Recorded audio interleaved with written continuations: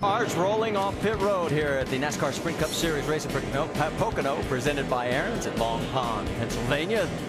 And a little bit earlier, Kenyatta Houston, remember he did double duty, waving to Delana Harvick, and she's going, "What's that?" "Oh, you're the over-the-wall reporter." That's right. Today they're on different teams. Last night they were together. First of our 3 pace laps as we're getting ready to go racing here, and that's our in-race reporter. We'll talk to Jamie McMurray in just a moment, but we also have onboard cameras with Kurt Busch, Mark Martin, Denny Hamlin, Jeff Gordon, Kevin Harvick, Dale Earnhardt Jr., and David Rudiman. We mentioned the fact Jamie McMurray is our in-race reporter. Let's talk to him, DJ. Hey, Jamie, Dale Jarrett, the ESPN. You have a copy? Hey, Jamie, Dale Jarrett, the ESPN. You have a copy? Yeah, loud and clear. You got me? Yeah, I got you, Jamie. Hey, let me say, first off, congratulations. Welcome to the club, buddy. And our first question comes from Heather in Taylor, Arizona. She says, after winning the 2 biggest races of the Sprint Cup season, Daytona 500 and Brickyard 400, how does it affect your preparation for today's race at Pocono?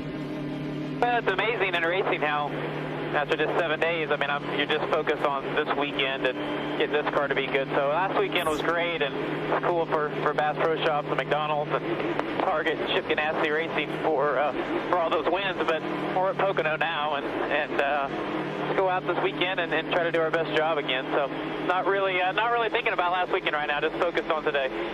All right, as you focused on today and getting ready yesterday's practice sessions, we know this is a tricky racetrack. Is there one spot or 2 spots that you focus on more than others in getting your car good for this racetrack? Well, you just got to be good everywhere, and this has been a tough place for me. I've run here good a few times, and this has been a hard place. But you know, it's just about getting a good balance everywhere. We've got our car set up where it drives pretty good. It didn't seem to have a lot of speed, but it handled well. So I'm hoping that that's going to pay off. But with the rain coming last night, I don't know what we're going to have today. It'll be interesting these first few laps. All right, man. Thanks for talking with us. Hey, I figure anytime we got our name in the record book besides Jimmy Johnson, it's a pretty good deal, right? Yeah, absolutely. Hey, have a good day. Now, Andy's going to talk to your crew chief, Kevin Mannion. Hey, Bono, Andy Petrie up here in the booth. You got us? It's loud and clear, Andy. Hey, Kevin, you know, these 2 tracks, Pocono and Indy, are a lot alike. People compare them a lot of times, but they're obviously different shapes. How different is the setup between the 2 tracks? That's a great question, Andy. It's quite a bit different here, down in turn 1 in the tunnel turn. Even turn 3, a little bit of bumpy. Turn 1, very extremely bumpy. You know, the ride is completely different. Here we got at Indy, you can be a little bit lower to the ground and let the suspension just kind of ride on them springs and on them bump stops. Here you got to have a little give and take. You got to let the splitter work up and down to get through the bumps. That's probably the biggest change we got. Okay, Kevin, good luck today. Thanks for talking to us, and hope you have as good a strategy this week as you did last week, buddy. Hey, guys, thanks a lot. Oh, what a great view down the stretch there as they head towards the tunnel turn. Obviously, the man who's going to be leading him to the green flag is going to be Tony Stewart. His average finish when he starts first, 7.5. Across the top of the screen, you'll notice your favorite drivers, the 43 that are going to take the green flag, 2 that did not qualify, Max Pappas and David Stremme. We do have 2 going to the rear, Scott Speed and P.J. Jones. They are both in backup cars. Now, quickly, we want to send a shout-out to Vince Welch, his son Dylan, and a member of our IndyCar crew, Tom Hayes. They were involved in a car accident earlier this week. All are going to be okay. They're fine. Vince is home. Sending you our best. Vinny, we'll see you back here soon. Let's get the latest from pit road. First up, Jamie Little. Well, Marty, with 4 wins, including the last 2, you can never count Denny Hamlin out here at Pocono. But as the team has described all weekend, they have been struggling. All 3 practice sessions, they adjusted and adjusted more, only to go back to the way they unloaded. But they are optimistic at this point. In fact, Joe Gibbs, the owner of this team, came up to me just moments ago and reminded me what a great weekend they've had already. Friday night at X Games, they went and they got the gold and the silver. They brought that home. And of course, last night, Kyle Busch won the nationwide race. So they have a lot of momentum on their side. Mike? Jamie, for the 2nd straight year, Juan Pablo Montoya dominated at Indianapolis, leading the most laps, but did not come away with the victory. Just hours after that race, I spoke with his car owner, Chip Ganassi, asking him how that might affect Juan.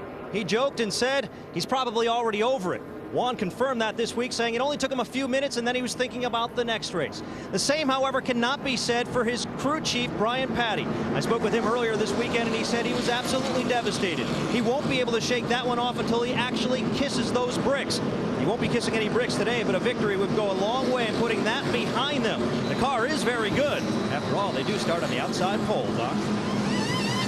Well, Mike, with all due respect to Denny Hamlin, most people in the garage area will tell you don't have to have the fastest car to win here at Pocono, because this unique triangular racetrack lends itself to some strange pit strategies. For example, number one, if you're within 15 seconds of the leader, you can pit under green and not lose a lap. How good is that? Number two, well, two tires are pretty much the way to go here, because track position is much more important than those new left side tires. And if that doesn't work, you can always, number three, depend on fuel mileage and roll the dice. You get some caution flags, these long straightaways, you just flip the engine off and let it coast. And here's the best part, folks. All three of those can come to bear in the final 10 laps of this race and totally change the complexion of the race. So stay tuned. That is great info, Doc, and we'll be keeping our eyes on all those elements. Our leader bringing them to the green flag is going to be Tony Stewart. Let's listen in on the radio. All right, buddy, the weather looks pretty good for right now. We'll keep you updated if that changes. These new fire suits, they got a funky new smell in them. I think we need to get a little beer and champagne on them. What do you think? Yeah, that normally fixes them right away. Great conversation as Tony is looking like he's going to take the outside here as we get ready to go green. Our race analysis, we're going to go around this 2.5-mile track 200 times for a total of 500 miles. Don't go over 55 miles an hour or you get busted for speeding. Our pit window, as you see there, and the uniqueness of this track, the 3 different corners with 3 different sets of banking. Leading the way to the green flag, of course, is the Chevy pace car. What a great view out the back as they are making their way towards turn number 3. Any final thoughts before we go green, gentlemen? I think you're just going to have to take it easy here in this first little bit. You know, you don't want to get yourself in trouble. We have a competition yellow coming up soon, lap 15. Yeah, and the one thing, too, is I see Tony Stewart took that outside lane. I'm thinking he wants to put Montoya down in those bumps down in turn 1 and can get a little tricky down there on the low side of turn 1. Well, for Stewart Montoya, here's the good news. 6 of the last 10 Pocono races have been won from the front row. And as the pace car pulls into pit road, the 21st race of the NASCAR Sprint Cup Series is green.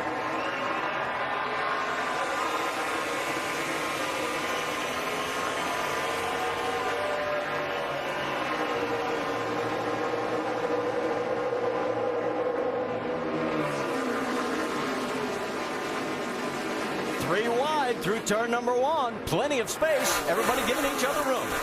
Yeah, I thought about taking it easy. Jeff Gordon was pushing Tony Stewart the entire way down the front straightaway when they got to green. Worked out pretty good for Tony. He got the lead there by that little push. Kurt Busch, and getting word that Greg Biffle may have scraped the wall. Well, what a great run Greg had last week at Indy. I'm sure he was hoping that was going to carry over to today. I hope he didn't hurt his car too much there. Yeah, we've seen these cars be pretty durable, so hopefully it's not much damage there. Biffle finished 3rd last week at Indy as they come through turn number 3. Down the front straight in front of this big crowd. They stuck it out through the 35-minute delay, and leading lap number 1 is Tony Stewart with Montoya. Now 3rd with Jeff Gordon officially in 2nd. Jimmy Johnson 4th. Denny Hamlin rounds out your top 5. Zero in on the 43 and the 29. How about A.J. Allmendinger and Kevin Harvick side by side? And whoa, look at Sam Hornish trying to stick his nose underneath. Yeah, just what Andy was talking about, those bumps down the bottom got Allmendinger a little bit loose right there. He wasn't able to stay in the throttle, and Harvick takes that spot. Yeah, for the same reason, you can see there that Sam Hornish couldn't take advantage of it because he was down there in that rough part of the racetrack as well and couldn't get the run. Harvick right now shown in the 11th position, and you saw the view out the back, and here they come down the Long Pond Straight. Jimmy Johnson had a momentary run on the 42. He's got the low line. Now you can see Jimmy Johnson working part of that racetrack that's not new. That advantage has gone away a little bit, although it's still slick down on the bottom. Yeah, and when I talked to these guys, I was asking them, can you make a pass down on the bottom of turn 3? They said, you really have to have a good race car because you just lose so much grip by the time you get the exit of the corner. Stewart and Gordon trying to open up some distance between Johnson and Montoya, who are running 3rd and 4th. And my question always, when we know we have a competition caution coming up to check tires, Why is everybody racing so hard? Well, just because it's a race, Marty. Look at that green out. Everybody's going to go hard. Look at Gordon now. He's really got to run on Stewart, and Stewart lets him go. Yeah, and there's no better way to judge your tires and everything than running hard, seeing what your car's going to do. What direction is it going to go in? That's the only way you can expose any weakness in your chassis setup or anything. You've got to push it to the limit. If you don't, you won't know what you have to have later. So we've had our first lead change. Let's check back a little bit further and check in with Denny Hamlin as Jeff Burton has gone around him. So bump Hamlin back to 6th, Burton up to 5th. Well, Jeff Burton way down on the bottom of the racetrack, and I haven't seen a car work that well on the bottom here in a while. Yeah, and when I spoke with Jeff yesterday during the practice sessions, he was saying if he could just get a little bit more rear grip with his race car, he thought that he had the piece to win this race today. He's had a winning race car so many races this year that he's due anyway, and he's having a great run so far. Well, how about our race leader? We could say the same thing about Jeff Gordon. As you can see there, a little bit further back, there is Dale Earnhardt Jr., got Kyle Busch right behind him, and now Sam Hornish. You see Hornish is sort of falling back. He is in the clutches there. That is 16th, 17th, and 18th. Yeah, both the 88 and 18 are making their way forward from their starting position, so that's good to see. They've got good handling cars here to start this race. David Reagan also in the mix going around Hornish, so Sam going in the wrong direction. Here comes Rudeman and the 12 of Brad Keselowski. That's another car going in the wrong direction. Keselowski, he started up there in about the 11th spot. Now he's moved back about 10 places since the start. Yeah, we've seen the last couple of weeks, Indy and here, that he had a good starting position as we see teammates here racing. A.J. Allmendinger on the right side of your screen, Casey Kane on the high side. These were teammates that created that huge crash at the end of the first race. I don't think they want to be reminded of that.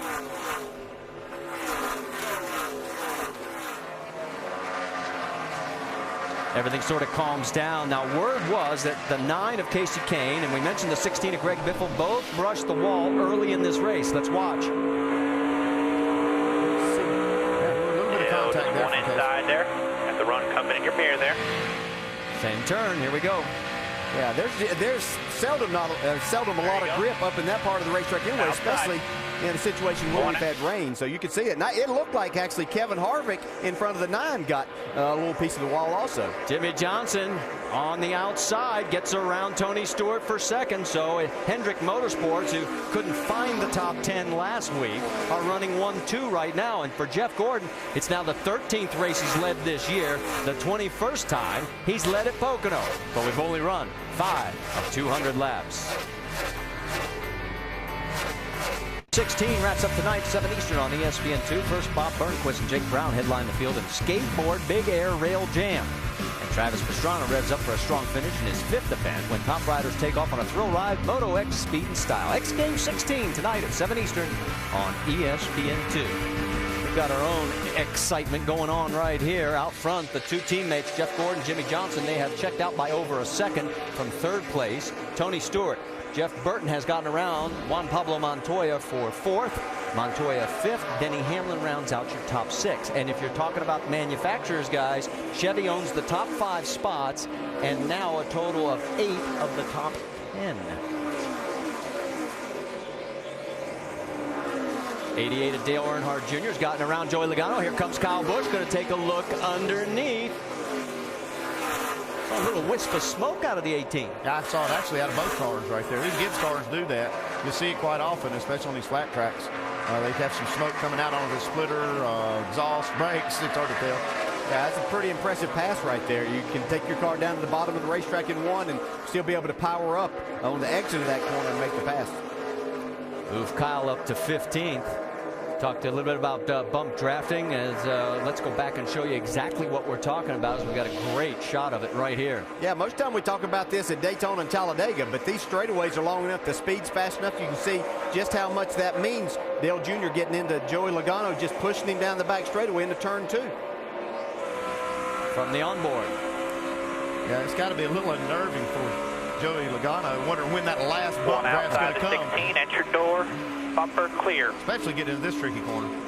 Yeah, you're loving it as it's helping you make that pass, but you're ready for that end as you start turning left. If memory serves me right, the last time somebody got into Joey in a corner was last time here, and it was Mr. Harvick. I don't think that's a memory he wants to relive.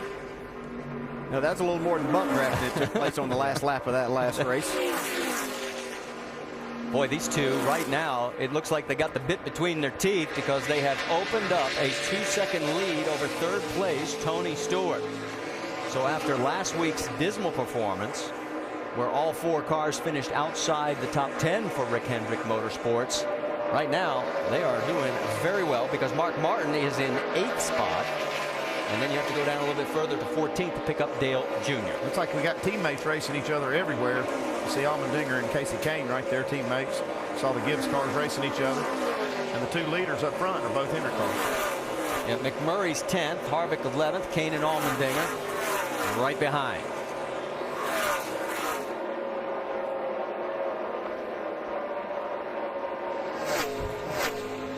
That gives you an idea just how big a gap they have picked up now. Where is the next Hendrick Motorsports car as we get down a little bit deeper in the field? We mentioned it was Mark Martin in 8th. He is 7 seconds behind the race leaders. You see a good shot here at Mark Martin. Really how difficult this track is and how hard he has to work in the cockpit. And the other thing you notice is just how many bumps there really are out there. Just watch how much his head moves around. He's getting down the front straightaway now. You'll see get down in turn 1. This is the roughest part of the track. See Mark running on the bottom. That is the roughest part. And especially on the exit right there. You see also some more of these bumps. Mark doing a good job here. Actually shifting right there coming off the corner. That's Ryan Newman right behind him. And that is for position. Turning laps right now in the 55.5-second range. Go around this 2.5-mile oval. And again, Mark checks the mirror. Back up front, Jeff Gordon starting to open up a little ground on Jimmy Johnson. It's up to 0.6 of a second. Tony Stewart still 3rd. Burton 4th. Just a few laps away from a caution that NASCAR's going to throw, just to take a look at everything.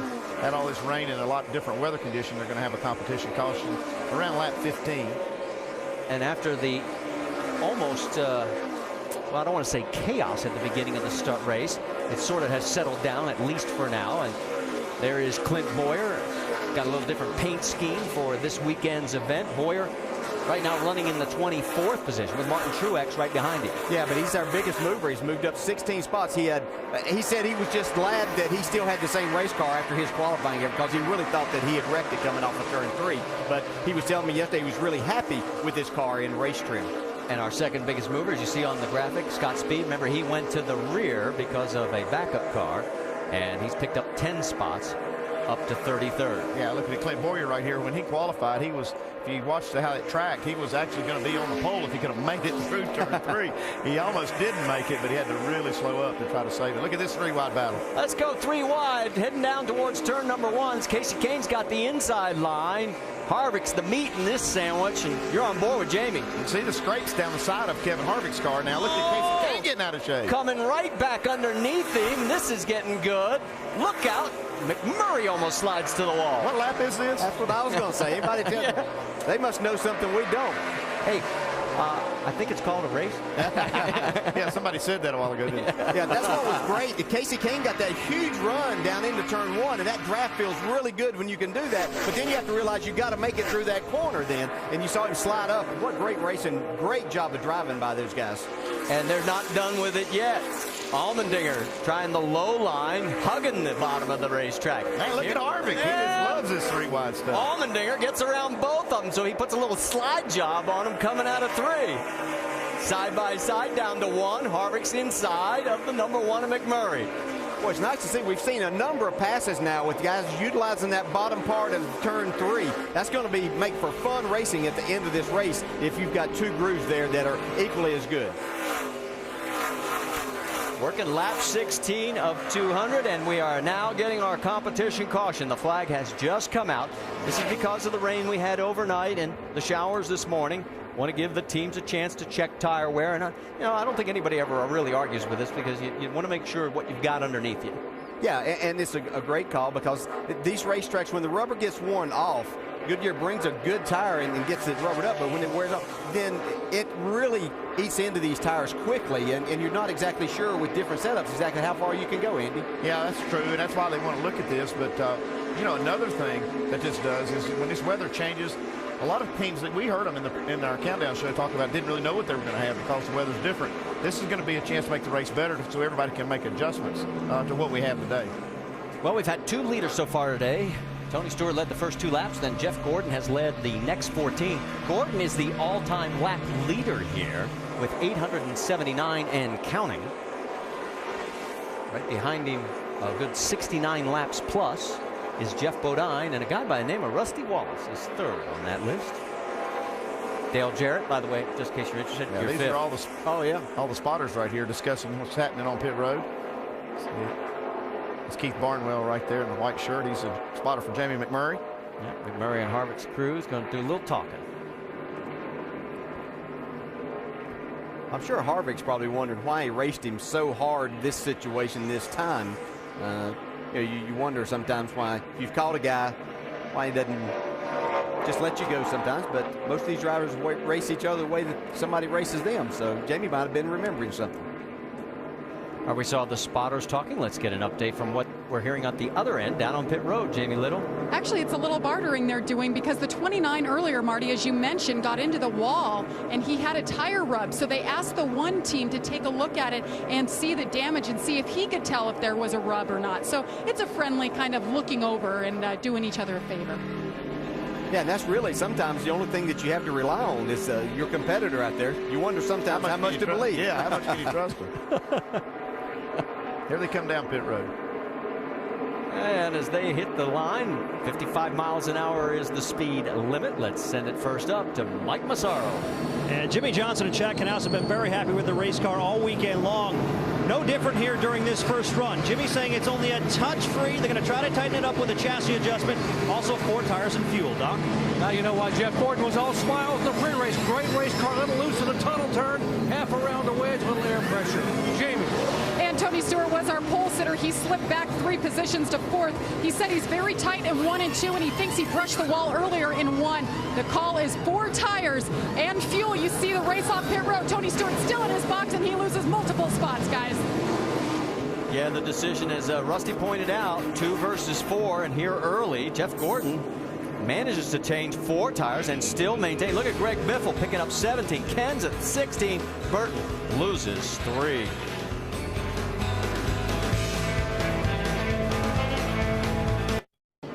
Back here at the NASCAR Sprint Cup Series at Pocono, presented by Aaron's. We talk so much about track position. Let's go back and show you, Andy. Yeah, you can see visually just how much track position can be gained or lost on pit road just from a decision or a bad pit stop. Tony Stewart down here in that number 1 stall, he's getting 4 tires. Greg Biffle, he's making up 17 spots on pit road by getting 2 tires. You can see right here how he tries to race Gordon out for the lead. Gordon just nips him there at the line, but you can see how Greg Biffle in that 16 car gained so many spots. And look at all the cars going by Tony Stewart. Let's reset it for you. 2 cars have gone behind the wall. They've parked at Casey Mears in the 36, the 64, Todd Bodine. It's going to be Jeff Gordon leading Greg Biffle to the green, and we're back racing. Right behind him, it's Johnson, Kenseth, Montoya, Burton, Mark Martin. That's your top 7.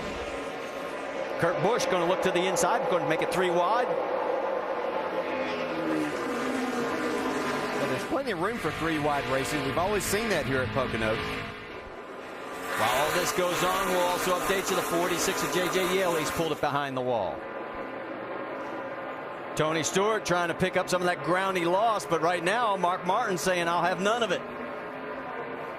Tony says, well, maybe I'll come back. Yeah, he's going to be on the right side, right place going through the tunnel turn. And we talk about the outside working in turn 1 and turn 3. Well, tunnel turn, you want to be on the very bottom. Greg Biffle says, I'll take that clean air over those 4 tires. He remembers what he did last week at Indy. At that last stop, he got 2 tires and how much benefit it was. Yeah, 4 tires for Gordon. So got him back to 3rd right now. Kenseth was looking like he was going to be able to slide under him. Couldn't do it. Biffle right in front of Jimmy Johnson now as those 2 trying to pull away from Jeff. Yeah, and I think these couple guys that got 2 tires there, it was a little bit of, yeah, we want some clean air, but it's a little bit of an experiment for later on, too, to see exactly how that's going to work. It's obviously the best time to do it, but, man, he's got a car he's banged the wall with. He's only got 2 tires, and he's jumped out in front of all these other cars and got the lead. Who said this was difficult? Kurt Busch going down that backstretch. It's Mark Martin. Mark right there with the 14 of Tony Stewart. Let's look at the battle for the lead because that's getting better. Here comes Jimmy looking for the inside. Can't find the opening. Biffle. And now 3 wide further back. You've got Hamlin on the inside, Kurt Busch, and then Mark Martin. Woof. That is all for position, 9th, 10th, and 11th. You see Greg Biffle racing Jimmy Johnson pretty hard for this spot. And I think it's a good decision by Biffle to race hard, at least right for a few laps, to see how these 2 tires might work later when you do have to really run them hard to try to hold off these guys. And let me correct it. It was for 8th position, and you can see right there, it's right now up to Denny Hamlin. He has got it with Busch right behind him. Meanwhile, look at Jimmy Johnson as that battle continues up front, and it's allowed those guys in 3rd and 4th to suck right back in. Yeah, the draft plays such a big part. These 2 cars running side by side, making a bigger hole, and they're able to suck up there. But Greg Biffle doing really well on these 2 tires, Mike. Yeah, and he is, and considering the car he has, just before that round of pit stops, complaining about the car being extremely tight. Guys, don't turn with the front of this at all. Nothing. This is embarrassing. We cannot miss it this bad. Well, the drivers can get heated sometimes when they don't like what they've got. All right. Hey guys, I spoke with Greg Irwin this morning about the car, and they were extremely optimistic coming into the weekend. After all, this is the car they had at Indianapolis a week ago and drove to a 3rd place finish. But Irwin was very candid, saying, we did miss it. We've been off. We don't know why. During that last pit stop, they tried to fix the problem. They took, as you mentioned, only 2 tires, but they also took a pretty big swing at it. They went up 2.5 rounds on the track bar, trying to free that car up a little bit. But Greg came over the radio not too long ago saying, guys, it's still pretty tight. Yeah, I'd be a little bit careful right now and not make too many big adjustments just because this racetrack's going to continue to change as we get some more rubber down. We had hard rains and washed a lot of that away, so if they had a good car yesterday, I wouldn't be getting too far away from that right yet. Well, Greg's got his hands full with Juan Pablo Montoya right now. You saw Burton give Gordon the shove down the stretch, and here comes Montoya, so Biffle going in the wrong direction. As you can see, Jimmy Johnson, who has now led in his 14th race out of 21 this year. That's more than any of the other drivers in the series. As he has opened up a 1.5-second lead, and Montoya clears Biffle. Yeah, and I think we're seeing a combination right now. Greg's car's not exactly like he wants it, and the 2 tires getting passed by the guys that got 4 tires here. How about the U.S. Army? We had 4 generals given the command right now. Ryan Newman trying to march his way forward. The 43 A.J. Allmendinger gave him a little help. Yeah, there's another 2-tire car right there in Matt Kenseth sliding backwards also. That is 10th position for Ryan Newman, 11th for A.J. Allmendinger. And speaking of the Army, how about make sure you go to Goodyear.com, check out Goodyear Support Our Troops program. There you can send a thank you message from a NASCAR driver, enter for a chance to win a 2011 Ford Taurus and other great prizes. Side by side, Denny Hamlin, I don't think it's going to be there for long as Biffle's been going backwards in that 16 car, and he does get past. I don't know if it's his race car that's not to his liking or how much of this is these 2 tires. But right now, the experiment is not going that well for Greg. It looked great there for the first lap or 2 when he got the lead. Now he's paying the price. Let me give you a couple of updates as Casey Mears has come back out onto the track in the 36. J.J. Yeley is back out with 4 laps down. Bodine still behind the wall, and Michael McDowell is behind the wall as well. Check in on the 5 of Mark Martin, 2 of Kurt Busch. That is an interesting little battle shaping up. That is for 9th on the racetrack. Let's go on board with Kurt. Boy, look, we're really working the throttle off the corn, Bill. Yeah, that's just, you're still losing more of that grip that these guys are talking about in that patch, and you have to have a really good car, and if it's not all under you right there, then you have a hard time. You're just going to have to work the throttle. You see Dale Jr. trying to make a move on the 20 car, Joe Logano. That's for 17th, and Junior Nation's going to be happy because Junior did get the spot. He's able to drive it down low, heading through the corner, and Joey, has to give way. Well, that's where you put the slide job, and here comes Mark Martin to the inside of Kyle Busch. Mark's got this thing headed in the right direction. That is for 8th on the track, so move Mark up 1. And you can see a little different driving skills right there, or strategies, really. Mark Martin backed out of the throttle a little bit to get a good run off. Kyle drove it in a little bit further. that seems to be working really well for Mark right now. Not necessarily charging the corner, but utilizing the throttle a lot from the center of the corner on out. See, they're still working the middle of the racetrack off turn 3, and there still is that newer, and I use that term. Wow, look at that Rudiman getting sideways off the corner. That newer asphalt does have a little bit more grip, but it has lost a lot of that advantage since they've paved that. In the beginning, you had to be there. Absolutely didn't have any grip unless you were in that patch. But now you can see it's almost the same color as the rest of the track. That's a battle for 18th on the screen right there, and Rudiman finally clears Logano, and boy, Clint Boyer had a head of steam, but he had to check up coming down that front stretch. He just had nowhere to go. I say he's got a head of steam. He's gained 20 spots since the start of this race. He's going to be up there in the top 10 before long. And Logano's going in the wrong direction. Remember, he started 17th in this race, and right now has dropped back 3 positions to 20th. Meanwhile, Jimmy Johnson's lead is 1.5 seconds as he is trying to open up a lot of breathing space. There you see the top 3. In fact, there's all 4 of the top 5 cars after 27 of 200 laps here in Long Pond, Pennsylvania at Pocono International Raceway. For Jeff Burton, he's been oh so close this year. Jeff Gordon like to pick up win number 1 on the season. And how about Jimmy Johnson? Drive and your chance to win. Enter for a chance to meet a Team Chevy driver and win your favorite Chevrolet at winyourchevy.com.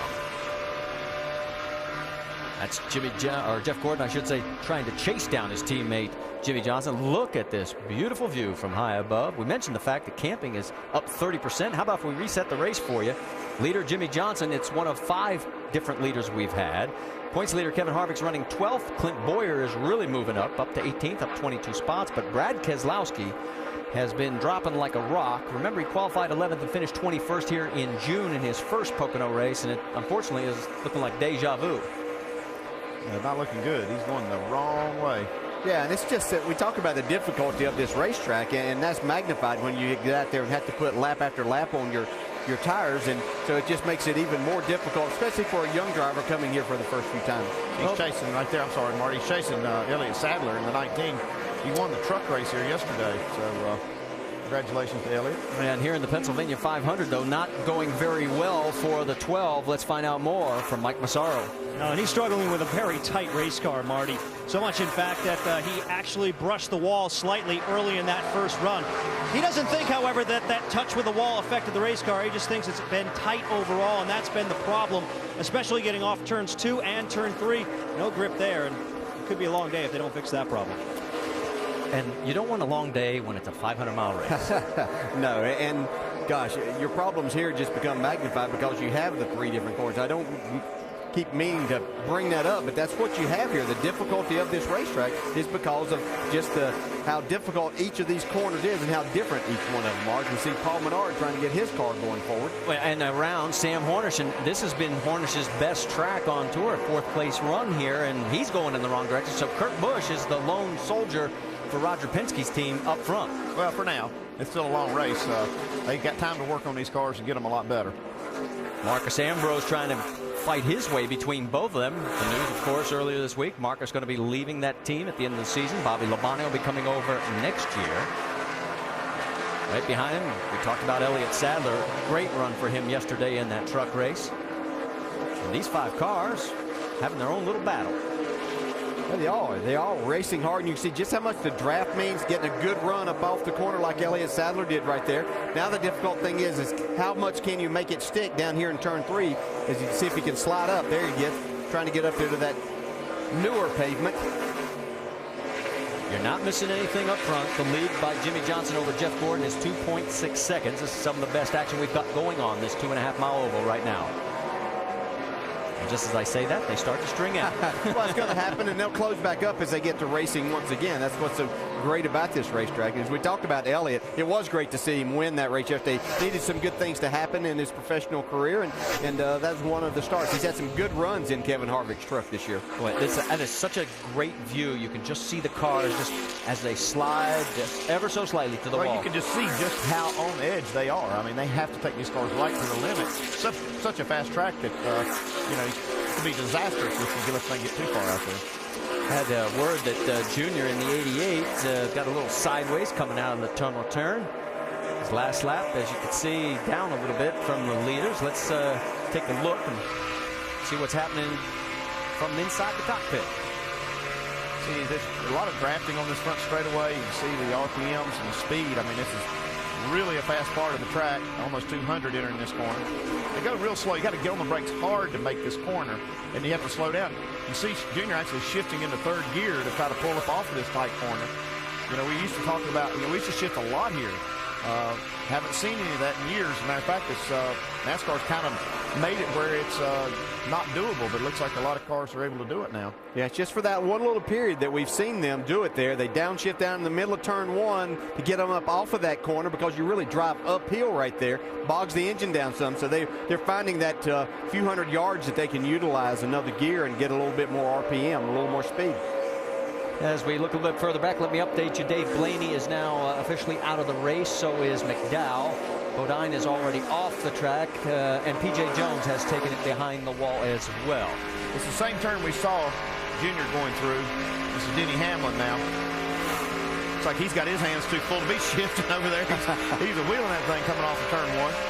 Well, and if you missed the pre-race and countdown, Denny was saying his secret is he doesn't compromise. He wants to get all three corners right, and he looked very good there. Carl Edwards, first time we've really talked about Carl today. In the 99, he gets around A.J. Allmendinger as he's starting to move forward. He's up to 12th. Yeah, we've definitely seen some improvement by the Roush Fenway cars, and the Fords in particular. I know a lot has to do with the new Ford engine. Doug Yates and his team working extremely hard with that, but they also had some handling issues they needed to look at, some aero issues they had to look at. So I think they're putting all that combination together, and we're seeing much better performances out of this group. There's the view from high above, and he is starting to stretch that gap over the 43 of A.J. Allmendinger. Doc, what do you have?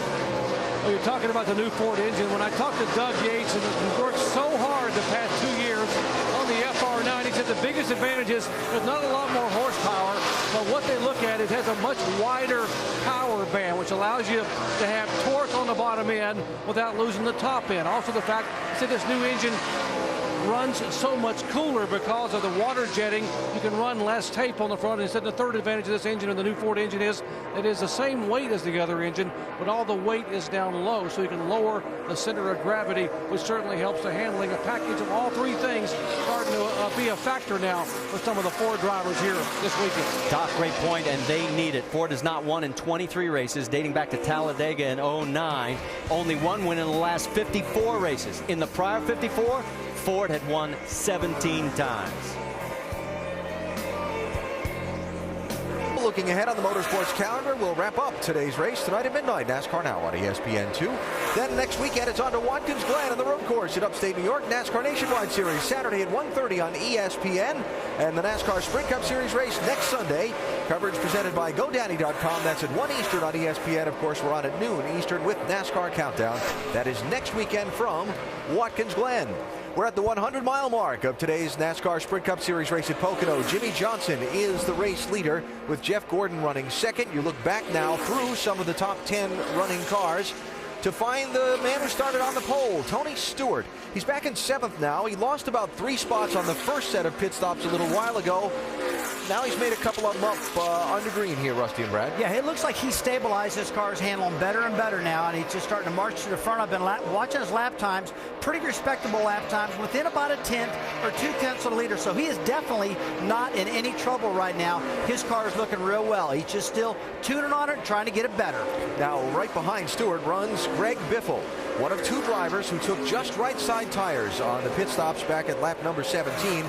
Biffle was the race leader shortly after the restart, but now he's back a little ways. Yeah, it's obvious that those 2 tires are going to go, they're going to give to the 4-tire guys, and he has really struggled. The handling's gone away a little bit on this race car. He's still running decent times, just buying some times. If he can maintain that position without losing it, because obviously on the earlier stop, he picked up 17 positions, got himself good track position, so he's got to maintain this 8th place or top 10 positioning until they get another chance to stop. Here's what the Biff is saying from that Ford. What do you think of that track bar adjustment? I don't know. It seemed like it helps us some, I guess. I'm pretty loose off of 1 and 4. I just don't have any turn with the front tires, Erwin, okay? That's what we need to think about. All right, so the thoughts of Greg Biffle there as they get ready for another set of pit stops. Now, the other guy who took just the right side tires on the first set of visits to pit road is Matt Kenseth. And Matt gained 16 spots on the stop, but now he finds himself back in 19th position after restarting 4th. Yeah, he's completely failed. This did not work out for Matt. His car's not handling good. His lap times are off right now in 19th position, as you said, Alan. But what I'm looking at is how are these two tires working for both of these guys? And right now, they're not working too good. Now, look. This might really pay off for a car that's handling really well. If a Jimmy Johnson or a Jeff Gordon comes down and pits and does two tires, a lot of the times if you got a really good handling car, they can handle two tires. But obviously these guys are off right now. As you see, Matt Kenseth's come off the corner with the back end slung out right there. Good indication that car's not handling. But this guy right here, Clint Bowyer, he's picked up 22 positions since he started. This thing is flat flying. He's got good lap times. He's in good position right now. DJ mentioned earlier that Bowyer starting way back in the 40th position after having a lot of trouble on his qualifying lap. On NASCAR Countdown, we talked about the Hendrick Motorsports team and the troubles they had at Indianapolis a week ago. Well, right now, Jimmy Johnson's the leader. Jeff Gordon is second. Mark Martin is running 6th. And Dale Earnhardt Jr. is in the 18th position. So that's where the Hendrick group's run. We are just past 100 miles and coming up on another round of pit stops again here at Pocono. Johnson leading Gordon by 4.8 seconds. Sprint Cup Series at Pocono presented by Aaron's. Matt Kenseth is in the pits. He's going for a 4-tire change, Mike. And the car's been a little bit loose, Marty. They're going to try to tighten that car up a little bit as they make a chassis adjustment and a 4-tire change in the 17. 47 of Marcus Ambrose also going for 4. The 77 also coming in with Sam Hornish. They're working on the right side. Around a wedge. Making a few adjustments on Sam's car. We talked about how he wasn't as good this race as he was the last race here. During break, we could tell you Jamie McMurray was the first to come in under the green flag scenario. And let's send it to Dr. Jerry Punch. And Mark Martin said he loves his car, although he apologized for bouncing it off the wall about 4 laps ago. So I don't think I hit it real hard, but I still hit it a little bit. They're going to come in. He comes to a halt. They're going to take make an adjustment here. Air out of the right rear, right front 1 round, out of the left rear. He said the car is slightly tight, 4 tires, and Sunoco fuel. Jamie. And Tony Stewart was slipping back. He was having his hands full. His car was tight through the center, loose off on both ends. They're going to adjust it there. Looked like a chassis adjustment just a few moments ago. 4 tires, filled it up with Sunoco fuel for Tony Stewart. And while you guys were finishing up, Marcus Ambrose took his car behind the wall after making the stop. So don't know exactly what happened there. But Marcus, as we said, behind the wall. Jimmy Johnson's still out there right now, but Jeff Gordon has pulled in, Doc. And 4-time Pocono winner and early leader today. Jeff Gordon coming in. Said the car was loose when he began his run. The car got very good, and it got really loose again. So they make a major chassis adjustment, 4 tires. Mike.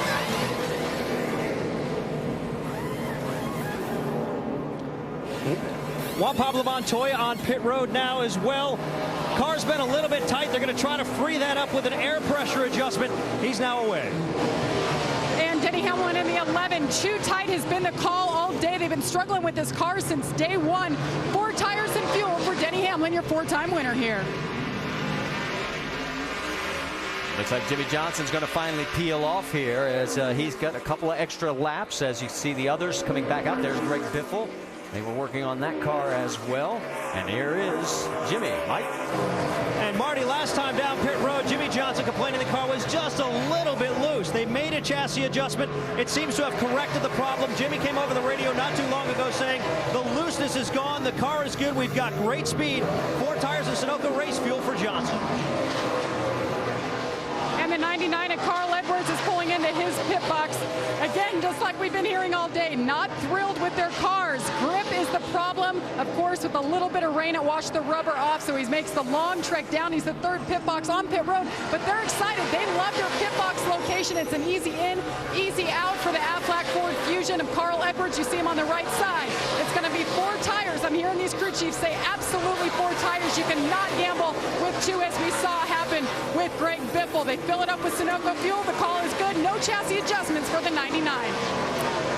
Pretty clean round of pit stops by all the top contenders on this green flag section as we're just working lap 50 of 200, the quarter mark. And Jimmy Johnson will cycle through as our race leader. We've had a total of 5 different leaders with 5 lead changes up to now. Yeah, you see all these pit stops all being 4 tires. And the reason that is it takes about 14 or 12 to 14 seconds to fill them up with fuel. So they take that advantage to go ahead and change the tires. There wouldn't be any advantage to just taking 2 under green. You can see him coming up on the 37 of David Gilliland as he is the last car on the lead lap. 33 cars, in fact, as he's about to go a lap down. Time for the AT&T Fastest Pit Crew of the Year award. Jeff Gordon's currently in the lead, but you help determine the standings. Vote from your AT&T phone by texting the car number to 2258 for the pit crew you think is the fastest and most valuable. So we've passed the quarter mark here at Pocono. Jimmy Johnson up front. Welcome back to the Pennsylvania 500, and make sure to go to NASCAR.com for all your latest NASCAR information.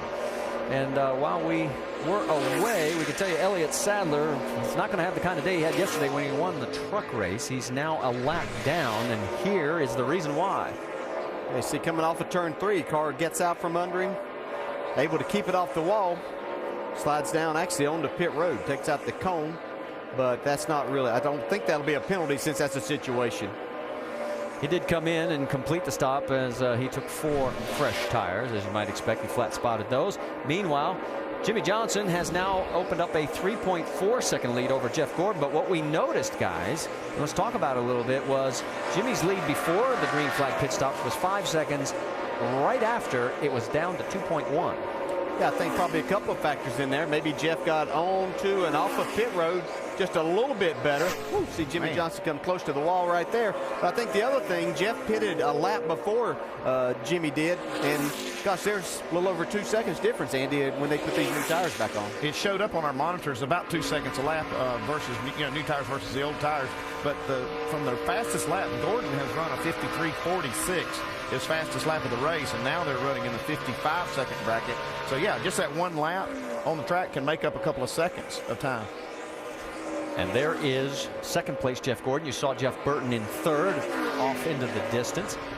And let's talk about pit time comparisons. This shows the whole total. You see that 37.9 for Johnson, 36.9 for Gordon, and you see it in the driver time down pit road. That's probably Gordon pushing the pit road speed a little bit closer than Jimmy. Jimmy probably leaving a little margin there. The crews are really close there, just a tenth of a second apart.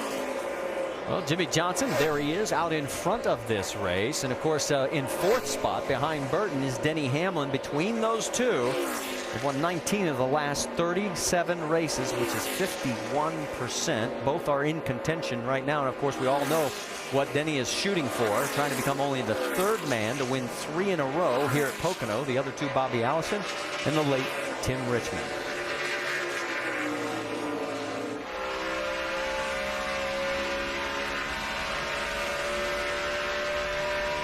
And we've heard a couple of guys shifting down into 1. I guess we won't find out on that lap.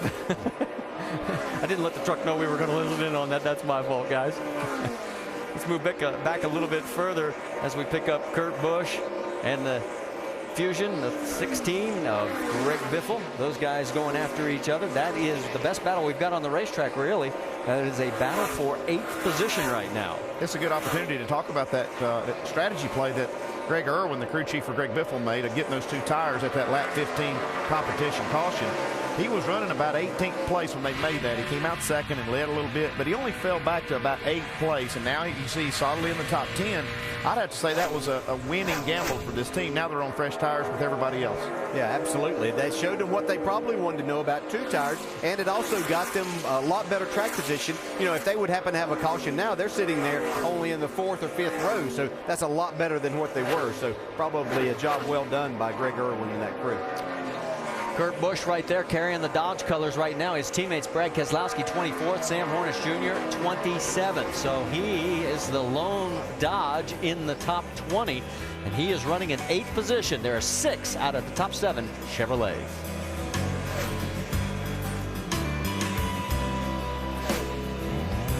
It brings you an inside look at the chase for the NASCAR Sprint Cup on the Now Network. Of course, our points leader, Kevin Harvick, doing what he's been doing a lot lately, hanging around 11th spot right now, 139 points behind. In second place is Jeff Gordon. And then in third position, 196 back, our race leader at the moment, Jimmy Johnson. How about top speed of today's race so far? Well, another nod to Kevin Harvick as he's topped out at 200 miles an hour. And our biggest mover in the race, well, that honor is going to go to Clint Bowyer as he has picked up 24 spots. And right now, Mr. Bowyer is 12th in that final position for the Sprint Cup Chase Championship. So big day for him right now if he can keep it up. So for more NASCAR stats, in-car audio, and live race radio, check out NASCAR Sprint Cup Mobile at sprint.com/speed. You heard us a little bit earlier talking about Marcus Ambrose. There he is back in the garage area, and the initial word we're getting is that it is a potential engine problem. We're trying to get more details for everybody. Let's get some more on what could be going on from the Craftsman Tech Garage with Tim Brewer. Thanks, Marty. This is our Earnhardt Childress racing engine. It's not a Toyota engine, but what's going on with the engine, as you're seeing the pistons work right here in this area, as this piston's coming back up, we have the exhaust piston, the exhaust valve right here, and then you have very little piston to valve clearance right here. So if you over rev that engine and that valve makes contact with a piston, you actually bend the valve and it comes back up to meet with a seat right here. It's not going to set down properly, and what it's going to do is going to pop the head off that valve, go down, and it's going to totally devastate the engine. Marty? Thank you, Tim, and let's take a little deeper, Andy. This is just a really hard racetrack on engine. Wow, look at Jimmy Johnson got shut. But it's a hard track on engines, and if you over it, just like Tim said, you lose control. That spring is controlling that valve, and if it gets too many RPMs, it can kind of lose control of it, and they make contact, and then that's what happens to the, ruins the engine, puts you in the garage like Marcus Ambrose did. And beside Ambrose now, J.J. Yeley's back behind the wall. Nemechek is out. Castle is out. Blaney and Michael McDowell also out of this race. And Clint Bowyer has just picked up another position as we were updating on some of the other cars. And Clint right now in 15th and pulling away from A.J. Allmendinger. That's 25 spots and counting for Clint. Still on the mark. Yeah, he found those first 20 to be not too difficult, but these last 5 have been a little more, but he's taking his time. He knows this is a long race. He and I had this discussion the other day. He was talking about trying to come from 40th starting spot, and I said, that's a long 500 miles, and he said that's what the guys keep telling him. So you got plenty of time to get there with a good car. And as we mentioned, right now he is currently listed 12th in the Chase Championship point standing. Mark Martin 13th. In the 14th position held down by Dale Earnhardt Jr. Let's update you as we're working lap 64 of 200 while you watch this battle going on the track. Race lead up front is still 2.8 seconds. Here's one of the better battles we've got as far as closure, as Kevin Harvick is getting closer to Kyle Busch. Kyle running 10th, and just as I say that, it looks like Kyle starts opening up a little ground. Here comes Kevin in the corner. That's what we wanted to see. Yeah, it's just a matter of that exit speed that you can carry off. You can put a little distance if you can go off of these corners and keep the power down. It's whenever you have to lift a little bit and let that guy close on you. Well, you were mentioning this is how you always check yourself coming across, checking your tack at the stripe. And this long straightaway, if you don't come off 3, you're basically, as Alex Zanardi would always say, screwed at the other end.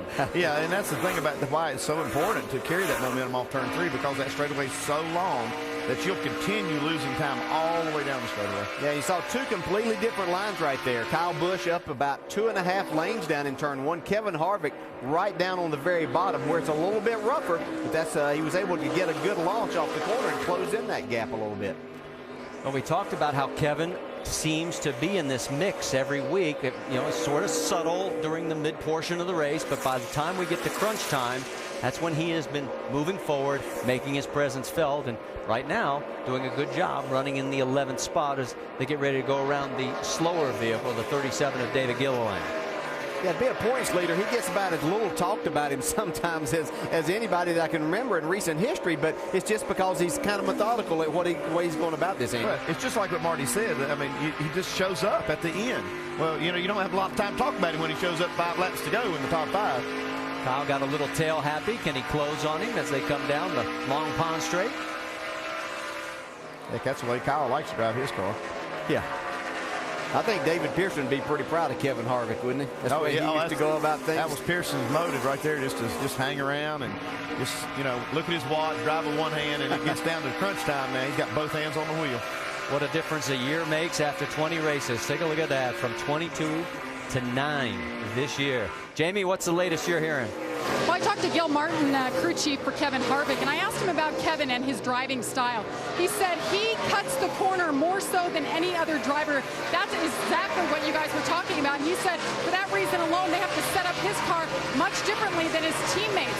So they have to rely solely on Kevin because they're kind of out by themselves. They're like, man, why don't you run up higher like the rest of them and arc the corner like Clint Boyer? And he just doesn't do it. He doesn't like to drive the car like that. But the good news for Kevin right now, he said the car is getting better. They're making improvements on their pit stops.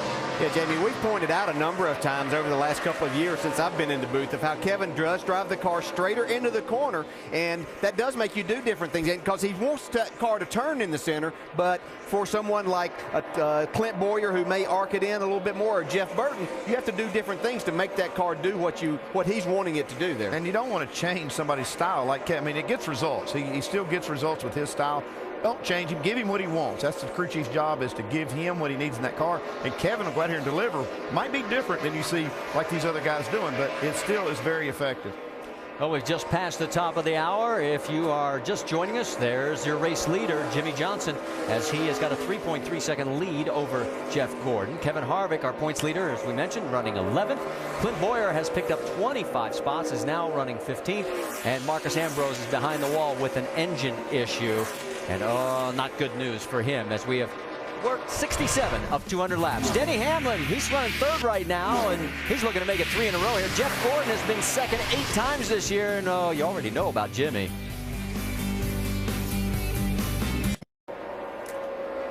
'70 of 200 laps complete here at Pocono, closing in on the 200-mile mark of today's 500-mile race. Jimmy Johnson has been out in front for some time now. He went out in front at lap 22 and has not given it up yet.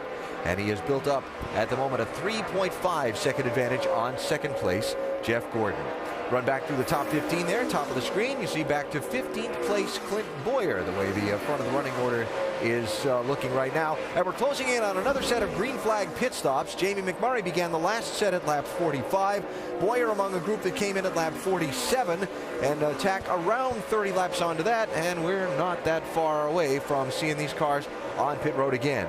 At this giant track, it takes a while to scan all the way back from the leader to the 15th place car, Mike. But let's go up to speed from 15th place Clint Boyer on back. Lead us off. Patience has been the key for Clint Boyer, Alan. All day long, he started very deep in the field, 40th, and has charged his way to the front. You know, it's interesting to note that at the beginning of the weekend, Boyer was asked about his transition at this racetrack, how he's come to grips with it. He said when he first came here a few years ago, he was terrible, just couldn't understand it, couldn't get comfortable. But suddenly, something clicked. And you can see that something clicked here today. He's been awfully good making his way through the field, showing that patience we alluded to, but still there's a long way to go, and he's got, well, a good bit of time to get there, I'd say, Jamie. And right behind him is the 43 of A.J. Allmendinger. The weekend started out really well for this team. They qualified 7th, their best effort here. And with finishing 10th 6 weeks ago, they were very optimistic that they could finish inside the top 10 and even better that result. That has not been the case since this race car took to the track. It has been evil. It won't turn. It doesn't have grip. AJ's been yelling on the radio the entire race. He said, next stop, we are taking a major swing at this car. Mike? Well, I haven't heard David Ruderman describe his car as evil yet, Jamie, but it might not be a bad word to use. The car's been awfully loose, so much, in fact, he's almost lost it a couple of times, especially in turn number 1. Very much a handful for Ruderman. Doc? And how about Dale Earnhardt Jr. behind him? He talked about a handful. Now, they have been making major changes on the car. They're going in the right direction, but Dale Jr. says the car is really, really tight into one and loose across the tunnel. In the last pit stop, they put a rubber in the right rear. That has helped it some. Whoa! He's got his hands full there, but they still have a way to go. Jamie. And Martin Truex Jr. has his hands full, too. Just behind him, he qualified 28th. This has not been a good racetrack for Martin Truex Jr. He's finished 18th or worse the last 3 outings. The car is just extremely loose off, which we've heard a lot today, but he said it's just not helping no matter what they've done to it. So next stop, look for them to make major adjustments, including pulling a spring rubber. Mike? Well, Matt Kenseth Maintenance Crew Chief Jimmy Fennig. I spoke with him this morning, and he said since Jack Roush is not here, this team has had to compensate here a little bit this weekend. All the Roush teams engaging help from Doug Yates when it comes to tuning the motor. But what Jimmy Fennig says he misses the most is Jack's hands-on approach. Because he's not here, he's been forced to ask himself some questions that Jack would normally ask. Those questions had to do with setup this morning when it came to choosing the right springs and the shock settings. He hopes he did, but he's not really sure. The car's been very loose throughout the course of this last run, Jamie. And behind him, surprisingly, is last weekend's popular winner, Jamie McMurray. Of course, they celebrated on Sunday, but it was back to work on Monday. They went and did some road course testing, and now they've had their work cut out for him here. The car just has not been good. It's been very loose. His crew chief, Kevin Bono Mannion, even joking with him after final practice where they were 20, is saying, man, you're driving like an old man. You need to get up on it. Jamie told me before the race he just wasn't comfortable. Mike? The day has been a bit of a struggle for Brad Keselowski, Jamie. The car started off extremely tight, so much in fact that he brushed the wall. They made a track bar adjustment. They went up 2 rounds on it. It did correct the problem. They may have gone too far, however. Keselowski said recently it's just a little bit loose. Doc? Basically the same report on the 78 car, former Rookie of the Year Regan Smith. There's Regan coming at you. He said the car's been very loose all around the racetrack, but more significantly in turn 1 than anywhere else. They have done track bar, wedge, air pressure, everything they can think of, and the car's still a handful in turn 1, but the power is good because, remember, they have Hendrick horsepower under the hood. Behind that 78 is the 20 car of Joey Logano. Remember the last time we left Pocono? Mild-mannered Joey Logano was standing on pit road screaming and pointing his finger at Kevin Harvick after an incident in the final laps. And now the 20 car, we saw a puff of smoke as he is slowing and coming down pit road. He had been complaining the car was having some handling issues. He said, I'm getting killed coming off turn 3. Got to believe he has a tire going down, or the car's getting so bad it just can't handle it. He is headed down to Zippy and the guy.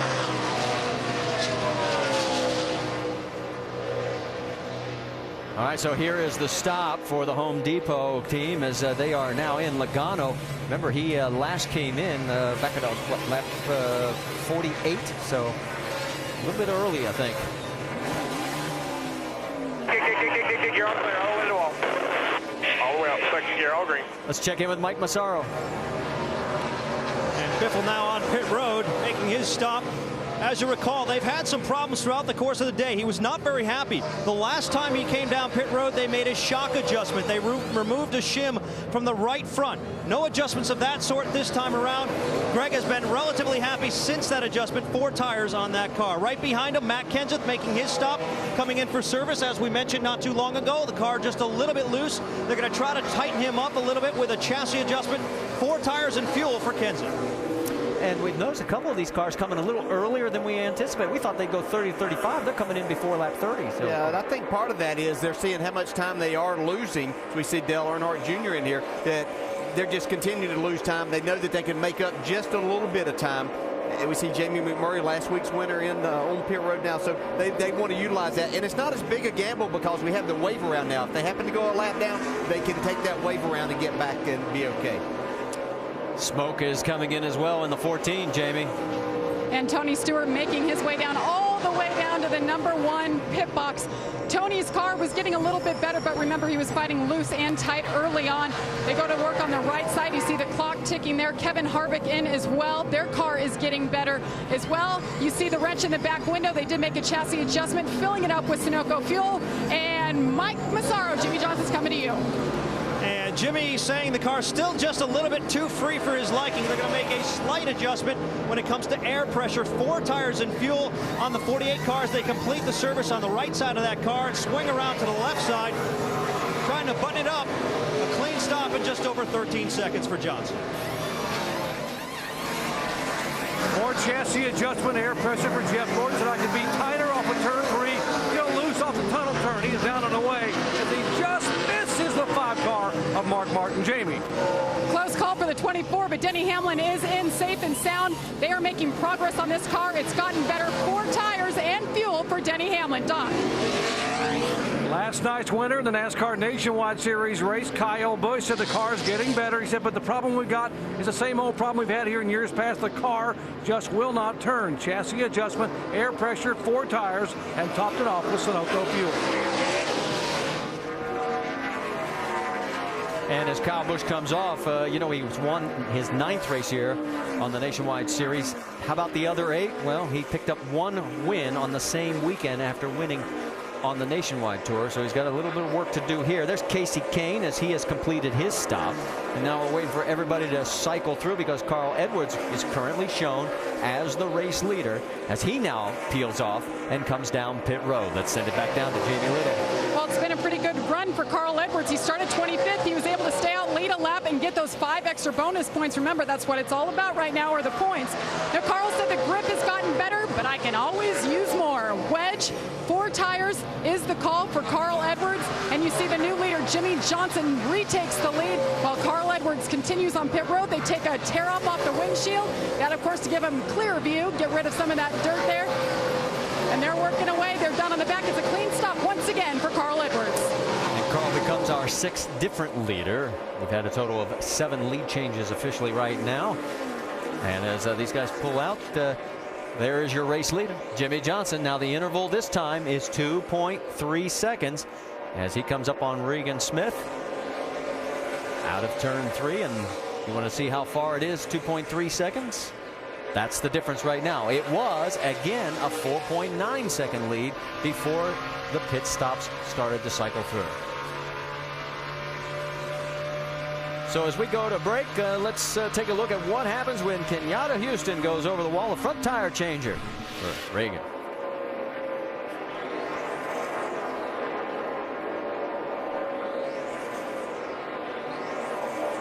Remember, he did double duty with the Nationwide Series last night with Kevin Harvick's team, finishing 2nd over in Iowa. Doesn't look like he's too fatigued there. He does his job, and they're back underway. We've completed 80 of 200 laps. Jimmy Johnson has led 57 of them so far. Stay with us, more to come. While we ride on board with Denny Hamlin, a reminder to visit the AT&T Fastest Pit Crew of the Year Award. Fastest Pit Crew determined by the winner of each race, the fastest pit time, and your vote. Text the car number to 2258 for your pit crew choice. Good candidates for that today here at Pocono Raceway, where we're just across 200 miles of the 500 scheduled distance. And you're riding with the man who is trying to win a 3rd straight race and 5th overall at this racetrack in just 10 tries. In his NASCAR Sprint Cup career, Denny Hamlin. From the pit studio, Bestwick with Rusty and Brad. We've been watching Denny's lap times since the pit stops and even before that in comparison to leader Jimmy Johnson's, and they're pretty good. Yeah, they've been real good. Almost about 0.2 of a second, Alan, better than Jimmy Johnson. But I've witnessed this a lot during this race with the 11 car of Denny Hamlin. He's been running real good, but through the sequence of pit stops, he just can't seem to get up there and catch him. We get a caution flag where it bunches them all back up. This could be definitely turn into a tighter race and a whole different deal. Yeah, I agree with you, Rusty. And I tell you, Jeff Gordon and Jimmy Johnson, though, have both been extremely strong. They've been on top of their pit stops. I think what we've seen over the past couple of weeks, especially with Jimmy Johnson having some stumbles, that they have put that behind them, and they're going to be the ones to beat at the end of this race today. Looking ahead, Jeff Gordon still running in 2nd place, as he has been for a long time now in this race, ever since, in fact, Jimmy Johnson went by him a little bit after a restart. And Carl Edwards now starting to make some progress as well up toward the front. That is Edwards racing Greg Biffle for the 11th spot. Guy's really racing hard. Greg Biffle's had a good run today. Got behind on that 2-tire stop, but yeah, he's having a good day. Carl Edwards has worked his way up towards that 11th spot, now going back to 12. Having a good race with his teammate. Hopefully both of those Roush cars will finish up front today. Brad, one thing I'm noticing out there right now, the sun's out, yeah, buddy. It's coming out. Here it comes. It's out bright, yep. And that's definitely going to change the track. I don't think it's going to make you run any faster. I think it's going to make you get a lot looser. Yep. This car's going to start slipping and sliding. In fact, Alan was just telling me, starting to hear in his scanner, drivers are complaining about no grip. And boy, when that sun starts beating on this 2.5-mile racetrack, it gets slippery out there. You stole my punchline. I was going to say one thing all the drivers are using, the one 4-letter word all these drivers are using to describe their cars. Go ahead. No, it's not that one. It's grip. Marty, DJ, and Andy, they're sliding all over the place right now. Yes, they are, Alan. As you guys pointed out, the temperature on the track is going to start going up here. And there are the 2 Fords, the 2 best running Fords in 11th and 12th, with Edwards and Biffle and Jack Roush, I'm sure, as he's on the mend. But the Mayo Clinic is enjoying the fact that his team is starting to move to the front because it was a rough day yesterday in Iowa. I think they scraped up about 4 cars total up there. Back to the leader as Jimmy Johnson's lead is now 4.4 seconds. And you mentioned the fact that Denny Hamlin is closing on Jimmy. He still is, guys. He is running consistently quicker lap times. I think that track temperature is having a lot to do with that. It's up 5 degrees plus since the start of the race, and that's going to change things. And Denny Hamlin, I believe, also runs this race fairly methodical. I think he was very confident going in. Listening to his crew chief Mike Ford talk about his car, they were very confident. I think they've just been very patient about how they're going about this race, kind of conserving their equipment. They know they'll have something at the end. And I'll tell you another thing that I think's playing into Denny Hamlin's favor. We talk about this sun and the temperature going up, especially the track temp, is that we heard Denny Hamlin earlier on talk about his car being tight. Jimmy Johnson has been talking about his car being loose, and so Denny Hamlin's car now with this Sunshine Slicker racetrack is a better fit for what we have with track conditions right now. He's a couple of seconds closer to Jimmy Johnson right now than he was before that round of pit stop. So they're making gains with the car on the track and in the pit. All right, I've got 2 thoughts for you here. How about we take a look at the top 3? You've got Jimmy Johnson, Jeff Gordon, Denny Hamlin. Between those 3, they have 10 wins here at this track. Hamlin and Gordon have 4. Jimmy's got 3. So the flip side of that coin is, remember how we said last week there were some similarities to Indianapolis and here, but only 5 of the current top 6 in the running order? Well, those 5 finished outside the top 10 last week. So where do we go with that one? Well, it's not over yet either. I mean, that's where they're running right now. So we'll see how it works out. They are similar, but we've talked about the differences. It's a very tough racetrack. Yeah, I think that the bumps make a big difference with this, trying to get your shock package right, and your driving style fits this a lot, and these guys do a terrific job here. See right here, Denny Hamlin just reeling Jeff Gordon in slowly. Gives you a great view from that long lens. And again, his lap time for Denny is quicker than the cars in front of him. Yeah, what was really good there is we watched Denny Hamlin come off. Even though it's a lap car, he's going underneath, he was able to get the grip and keep the momentum off of turn 3. That's going to pay huge dividends and benefits before this day is over. Speaking of lap cars, we'll tell you that there are 22 on the lead lap. Joey Logano in that 22nd spot. And Jamie McMurray has just gone a lap down. And a total, well, P.J. Jones has just pulled off the track. He's not been able to maintain minimum speed. And 7 other cars are out of this race, which we've already talked about. This car is running. This is a good time to kind of see really how you stack up. We'll watch here Jimmy Johnson. He's going to cross the line here in a minute. We're going to check the speeds at the line and see just who's actually coming to the front and who might be slipping back.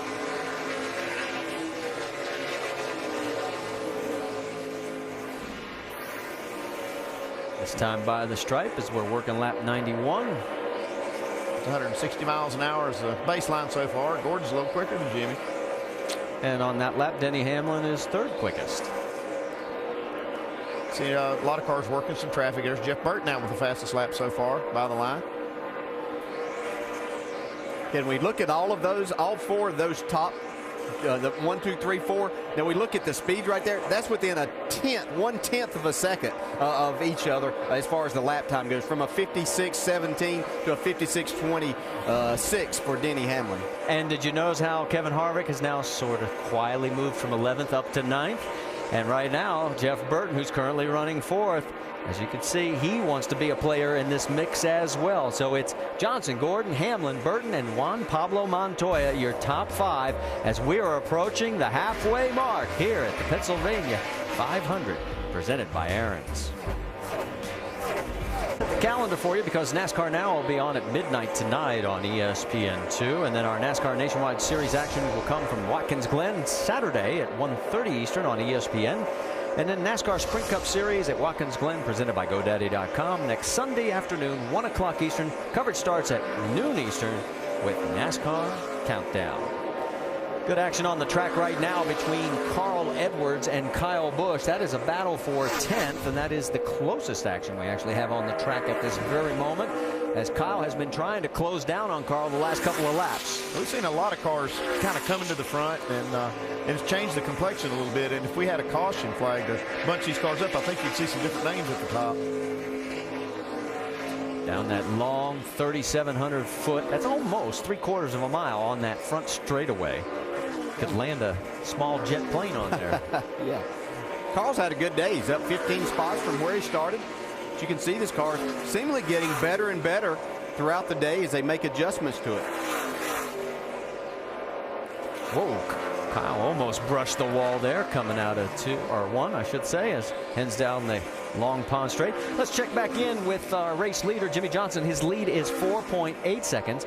Moving a little bit further back, Jeff Gordon is in second, then Denny Hamlin, and in fourth place, Jeff Burton, who's been clicking off some laps. And we haven't talked much lately about Juan Pablo Montoya. Remember last year, had the disaster at Indianapolis, came back to finish second here. We all know what happened to him last week, and right now, Mike, he's running consistent, although he is 5th place, 21 seconds back. Well, Marty, he has been running consistent, but he's not necessarily happy with what's going on with the race car. As you recall, at the beginning of our show, we documented the fact that these crew chiefs were going to have to be chasing the racetrack with the fluctuating weather conditions. That's been the case for the 42 team and crew chief Brian Patty. The car not exactly where it was about a half hour ago when this racetrack was covered with clouds. You made a lot of work for that change. You made it a lot looser, a lot snappier, a lot more predictable. Sun is out. And while the sun has had an ill effect on the 42 car, well, there's the opposite side of the spectrum too. There are some teams out here where the sun is actually helping them. You'll remember we talked about Brad Keselowski really struggling today. He came on the radio not too long ago saying the sun has really helped them, and then all of a sudden he feels pretty racy. Well, he better get racy because he's the next car to go a lap down, 21st place, 54 seconds behind the race leader. Joey Logano has just gone a lap down as we continue to watch Montoya here. Are you noticing anything, guys, on the way he's handling the car? Well, I mean, the track's definitely changing, and that's kind of the responsibility of the crew chief there to, you know, he's out here, he can see the track conditions are changing and tries to remind him of that and keep that in mind so when they do call for changes, he knows that that's a factor. Yeah, and that sun comes out. He was talking about it. Made the changes made it snappy loose. I'm sure that those changes, along with the sunshine getting there in a slicker track, has helped to kind of accentuate that problem for him. And they'll be ready to make another adjustment. Earlier in countdown, Juan Pablo Montoya was quoted as saying, "Hey, last week was over," but Brian Patty said, "I'm going to be living with this for a long time." When you were a crew chief, Andy, how long did it take you to get over the big disappointment races? I'm still not over some of the losses. And the Daytona 500, which I never won as a crew chief. So, you know, if Brian Patty doesn't win that race as a crew chief, it'll haunt him for a long time, I promise. Yeah, and as a driver, you know, I know that we're all wired a little bit differently, and if Montoya can pass that off and put that behind him and move on, that's great. I'm telling you that 99% of the others out there can't do that. 9 cars as we continue to watch Montoya are officially out of the race now. Todd Bodine came out for a few more laps. He has now parked it. He'll finish in 37th position. Let's check in once again with David Rudeman. A couple of races ago at Chicago, he was the race winner. Whoa, the 83 getting a little tail happy right in front of him there. As you can see, there's his cycle right now as Rudeman is 16th. Of course, that 83 of Sorensen, we should tell you, is a lap down in 29th.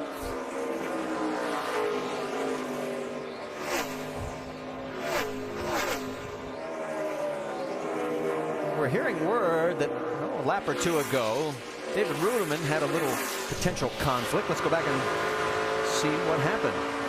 Whoa, it looks like Bobby Labonte had to get out of the gas there a little bit. Just about got tagged. Yeah, Rudeman had a good run. I think he thought he was going to get the outside, but Bobby got loose and had to jump out of the throttle, as you said. A little contact, but no harm. See how hard he gets on the brakes going into one. Now you can see the big speed difference. There was 200 miles an hour just about at the end of the straightaway, down to 125 miles an hour basically. So, wow, look at that thing get out of shape. Gassing it up. But a lot of speed difference, you know, between entering turn 1 and exiting.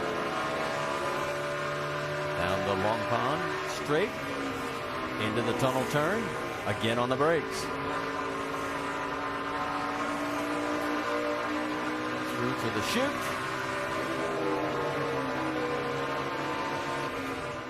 And as we switch back towards the front, the reason is for this is Jimmy Johnson, with now a 5.7 second lead, is about to be at the halfway mark of this race. We will be 250 miles down, 250 to go, this time by the stripe. And we talked about Denny Hamlin being able to close in some. Looked like he might have been quite a bit faster. Was Jimmy stretched it back out. Denny had cut that down to about 6 seconds. And actually less. I saw it at about 5.5 seconds at one point, and it's like it just flipped back over and started going the other way. I don't know if Jimmy found something or maybe Denny Hamlin's losing a little bit of speed. Well, we've just passed the bottom of the hour if you are tuning in. Jimmy Johnson is our race leader. He is one of 6 different leaders. We've had 8 lead changes. Jimmy's led for 77 laps. Kevin Harvick is the points leader, running in 9th right now. Clint Boyer is the biggest mover, plus 25, and Marcus Ambrose had engine problems and is out of this race, as is 8 other drivers.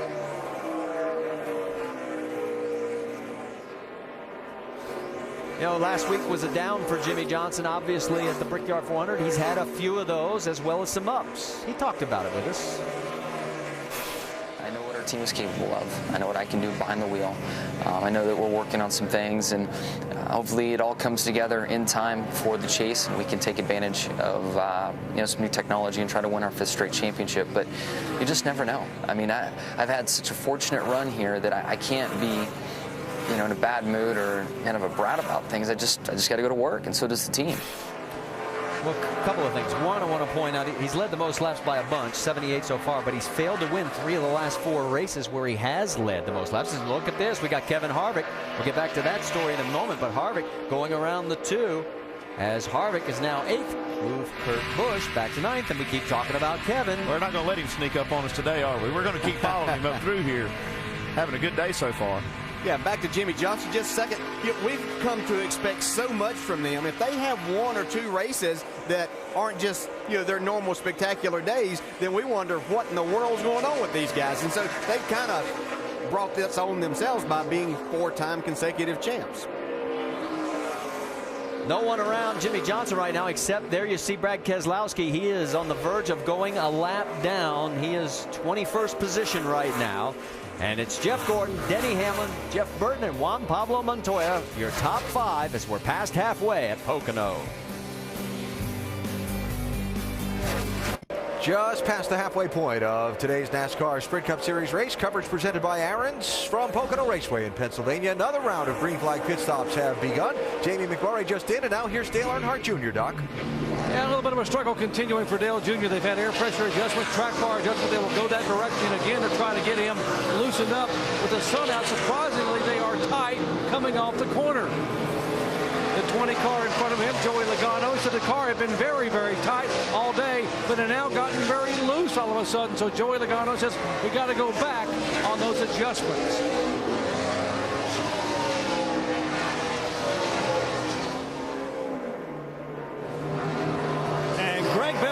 Run the gamut today. He started off awfully tight, and then the car got a little bit free, and he's back to being tight. They'll make yet another chassis adjustment, a 4-tire change on the 16 car, along with fuel.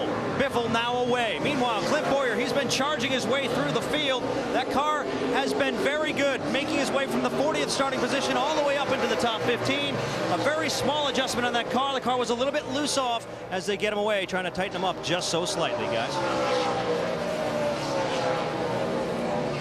A.J. Allmendinger is there going for a 4-tire change. While all this is happening, Jamie McMurray during the break came in for his stop. He got 1 penalty for speeding coming in. He just got another one exiting. Let's go back to Mike. And Juan Pablo Montoya, you heard him complaining about the last set of adjustments. This time down pit road, they're going to try to adjust to the changing track conditions. A chassis adjustment on the 42. Also 4 tires and fuel for Montoya, Doc. You can sum up Kurt Busch's day with one word: frustration. Again, they will adjust the track bar, air pressure adjustment. He said the car is just so tight it will not turn. 4 tires, top it off with Sunoco. He is down and away. The 18 car of Kyle Busch in. They're also making a track bar adjustment, changing air pressure, cleaning the grill, and he is away. These guys, surprisingly, guys complaining of being tight, despite the fact that the sun is coming out and the track is heating up. 17 of Matt Kenseth has completed his stop as well, as we've only had the 1 caution. There is Martin Truex Jr. as they're working on the left side on that car. And again, guys, while all this continues, the thing I've noticed, Jimmy Johnson, every single cycle has been able and has stayed out later. Whoa, look out, Doc. 5-car, Mark Martin. Wow, I mean, it was close down here. And Mark just said a moment ago, the car is the best it has been all race. He said, don't change a thing. Put 4 tires and fill it up with fuel. Whatever you guys have done before, the track is coming to us. Jamie. And the last round of stops, the right rear on Kevin Harvick's car was glazed, and he said the car was not turning as well. They're continuing to adjust to make this car better. They are going in the right direction. 4 tires, it was good, Mike. And Jimmy Johnson has been consistent about what he's been complaining about on this car, saying it's just a little bit free. But when he says a little bit, he really means it. A very, very slight bit of freeness. They're not going to make much of an adjustment, just 4 tires and fuel, Don. 24 car, Jeff Gordon, air pressure. They wanted to change some air pressure in both front tires. They're trying to get some front grip going off turn 1. He's down and away. Jamie. And Denny Hamlin has gone the extreme opposite. He started out tight most of the race. Now he said he's really loose off, so no adjustments are the call. 4 tires. 4 tires. It was a clean stop and very quick on the 11. And Tony Stewart pulls into the number 1 pit box. He's actually getting faster. His crew told him, hey, a .56, that was your lap time. He goes, you guys are lying. He's getting better as the day goes on for the 14. 4 tires and fuel is the call. 12.9 seconds, and your race leader is, guess who? Jimmy Johnson. And again, the margin has been cut significantly, but he's been able to maintain it even though he stayed out that extra lap. Well, that time you saw the top 3 cars fit on the same lap, so shouldn't see that game on this round of stop. The interval to Jeff Gordon, as we said, just a tick under 2 seconds, and then it's 9.8 seconds back to Denny Hamlin. A lot of that interval is while they're making those pit stops after this thing cycles another lap. I think you'll see it stabilize again. Have to check it as they come back by. There you can see the it's back to 3.8 seconds now.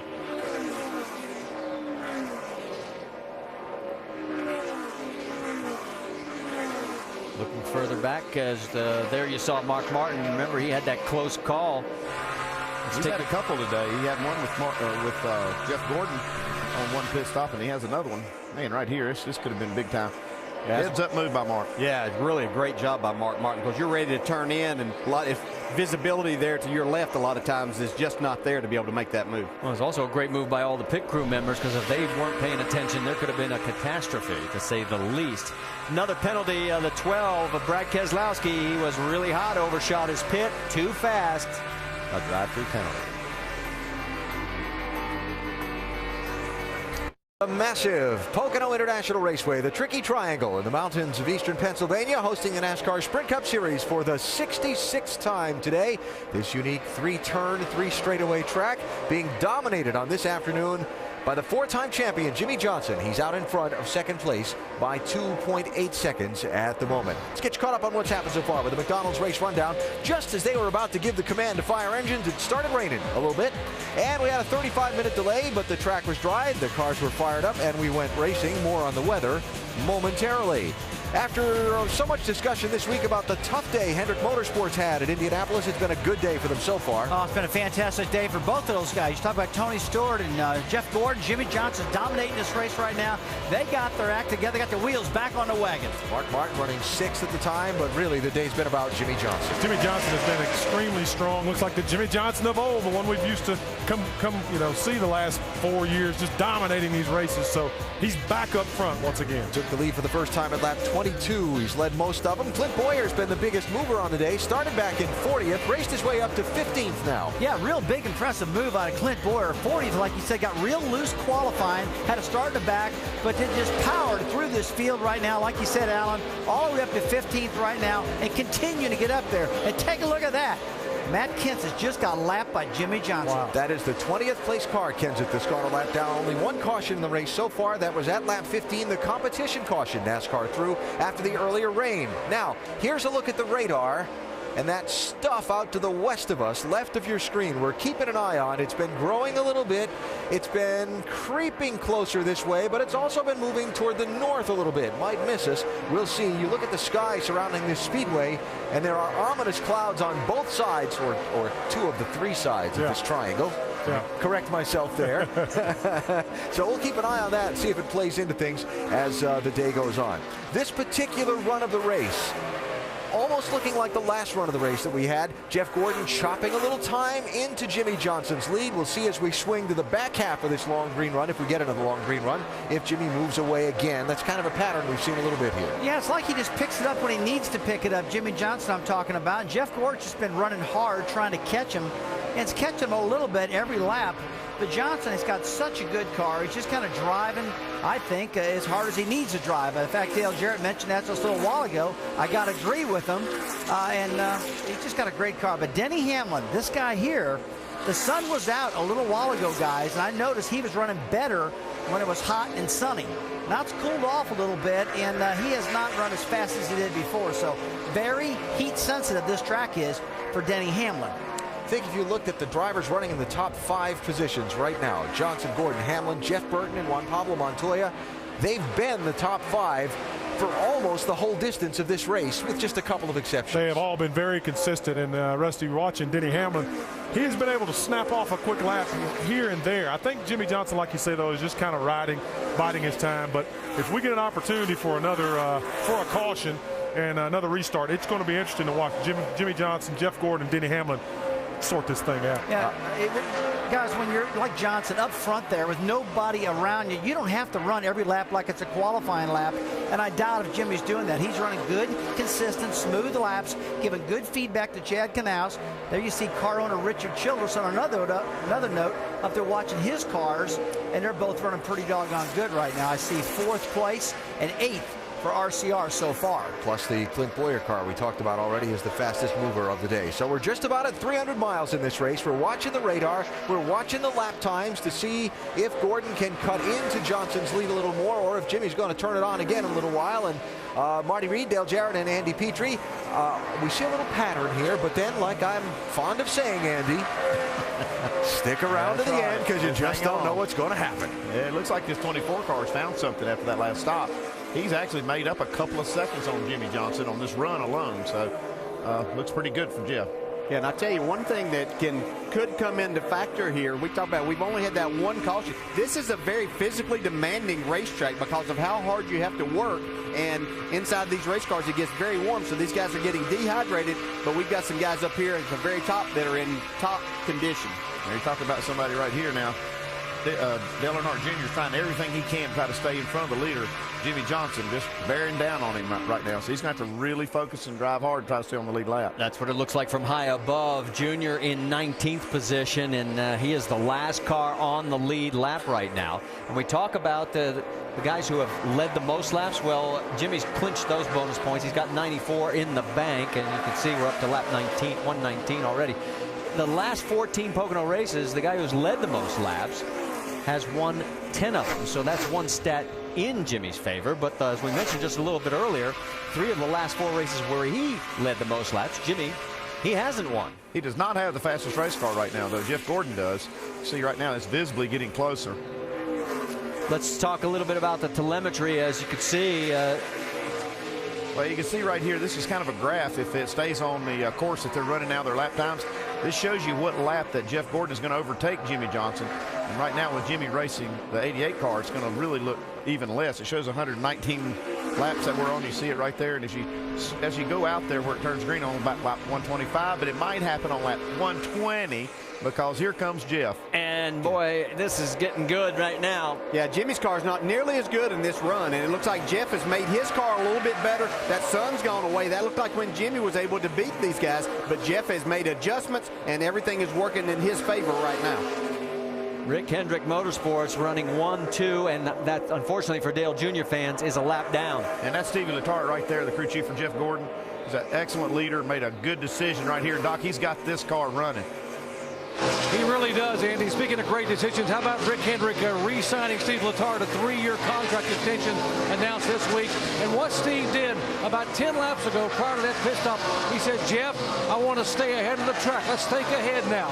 So he and Jeff talked back and forth, and Jeff said, let's don't touch the track bar. Let's go ahead and get more front grip. We're a little bit tight, so they went with air pressure changes in both front tires. And boy, it is really paying off. He's trying to move on the inside of his teammate Jimmy Johnson. He's got the quarter panel. He's up alongside, and we may have our 11th lead change, and we do because Jeff Gordon goes around him down the Long Pond straight. That's a lot of hard work Jeff Gordon's put into this, trying to chase him down, and now we've got a caution. Caution's up. Our second caution of the day. Word is we have debris on the racetrack. I still got to be satisfied for Jeff to be able to pass him under green before that caution. Yeah, I'm sure that he's glad he was able to make that run and show Jimmy, hey, I have the race car now that maybe is a little bit better than yours in this last half of the race. On board with Jeff. Remember, it's been 49 races since his last win, the longest streak in his career. And with Hendrick Motorsports running 1-2, with all the times we've run here at Pocono, how many times do you think a team has finished 1-2? I'd say a lot. It's happened once. One time. Wow. One time. Joe Gibbs Racing's 1-2 finish back in June. Well, one of these teammates is going to get a lap back right here. Yeah, Dale Jr.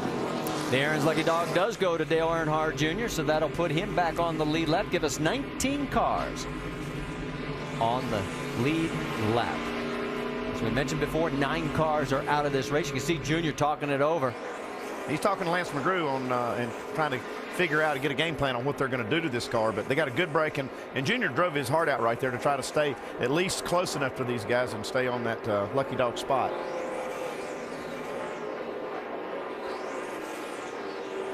Waiting to see who's going to come in for pit work. As remember, most everybody came in on lap 106 to lap 108. I'll tell you, we don't want to be standing at the entrance because you'll get run over. They're going to be coming. You don't think any of the guys that are a lap down might take the wave around, stay out? Some of those guys would probably have to try something, and a wave around here is probably a good move because, you know, if you get lucky enough, you can get, you can stay on the lead lap for a while. You're talking about guys like Kenseth, Menard, Reagan, they'll Smith, have to. Keselowski, Logano, and Scott Speed. They're all 1 lap down. But the leaders are definitely coming here. There's the 48 crew on the wall getting ready. And I think some are going to be making some extended or maybe a little extended time on pit road to be making some major adjustments because this is their one chance. They may not get another opportunity here in these next 79 laps. They'll be back on pit road, but maybe not time, maybe another green flag stop where you can't do that much. All right, they head towards pit road. Let's send it quickly to Mike Massaro. And Marty, as we took note, that last run toward the end of it, it didn't look like the 48 was running where they had been running earlier in the day as they got bypassed by their teammate Jeff Gordon. This time around, they're going to make a wedge adjustment, also an air pressure adjustment on this car. 4 tires and fuel for Johnson as they complete service on the right side, swing around to the left. Doc? Jeff Gordon said the car's starting to free up. Do we leave it alone or do we stay ahead? Steve said we're going to stay ahead. Let's make an adjustment. Air pressure and wedge. Jamie. Jeff Burton in the 31 car in the middle of your screen. He's been struggling with rear grip all day. That is the call again. More wedge and 4 tires. The bottom, Denny Hamlin, it was a clean stop. He said he snappy loose off 1, tight in the center at 2. Track bar, air pressure, and 4 tires was the call for the 11. And Biffle out plus 11 positions, going with the 2-tire stop again, Marty. Yeah, the first of all those 10 cars, with the only one being a 2-tire change for Biffle. It worked for him to a point, but it wasn't enough to keep him up front. We'll find out what happens. The biggest loser this time was Jeff Burton as he lost 3 spots. That's too bad for Jeff because he was one of the faster cars as we have been watching on the racetrack. So good news is he caught up and made up all the ground he had lost under green, but lost a couple spots on pit road. So let's reset it for you as they are out there on track. It will be Greg Biffle in front. And let's watch the race off pit road again.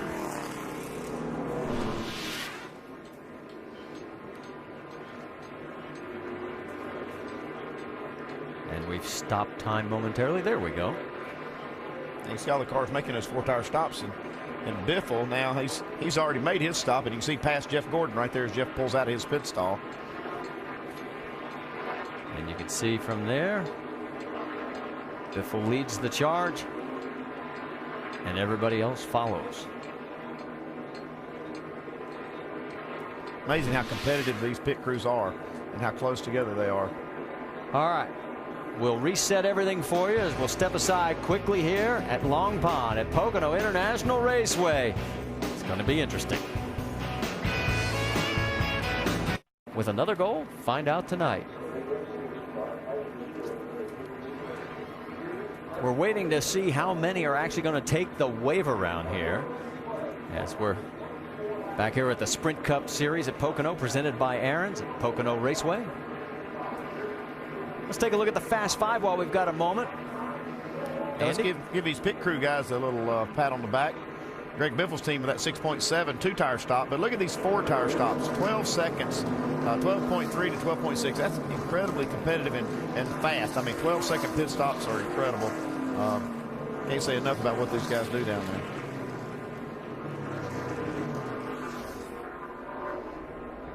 Tony Stewart's crew, of course, right now Stewart shown in the 5th position. And the wave around is just beginning now, and this is going to be long and lengthy, so hang in there with us. It'll be the 17 of Kenseth, the 38th of Travis Quabble. Jamie McMurray's going to get one of his 2 back. The 98, the 83, the 37, the 6, the 78. There's a bunch of them. 77, 20 of Logano, the 82, the 34, and the 19. So you can see them all going around. Now let's quickly send it down to Dr. Jerry Punch. As I get ready to restart, guys, a lot of people on pit road have pulled up the weather radar and are watching what's happening just west of the racetrack and conveying that information to their drivers, because some guys are saying we could have rain in as little as 5 to 10 minutes. Others think it's going to go around us, but it's getting dark behind the main grandstands and getting dark over the racetrack. And that means that in the 24 pits, where Jeff Gordon is being told rain is coming, so he's going to be very, very aggressive here when the green waves. 5 rain-shortened races here. The last was June of 2007, won by the guy in that 24 car, Jeff Gordon. Now, it could miss us, but let's go back and talk a little bit of strategy. This could play into Greg Biffle's hands very neatly. Well, Greg Biffle, that last time he did this was the first caution flag, the competition caution. He took 2 tires and he was running about 18th place, and he ended up only going back to about 8th. So it was a net gain for him then. I think that's what he's looking for here. He knows he's got the lead. He doesn't expect to hold it right here with these fast cars on 4 tires, but if it's a net gain like it was last time, it could still really help his cause here. All right, Greg's going to take the outside. Let's reset it for you. It's Biffle, Gordon on the front row, then Hamlin and Johnson. Row 3, Stewart, Montoya, then Burton, Mark Martin, Kevin Harvick, Kurt Busch. That's your top 10 as they head through turn number 3 here at Pocono Raceway, as we have completed what will be lap number 126 of 200 as they come down that long front straightaway. Green flag flies and we're racing again.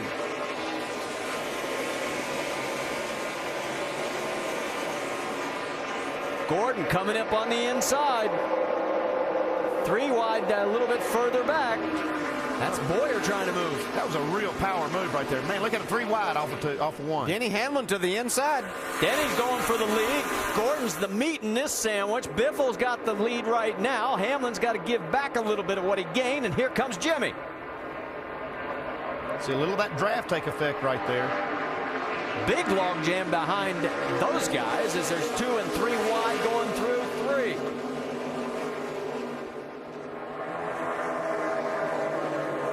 See Kyle Busch dive to the inside here under Jeff Burton as they enter turn 3.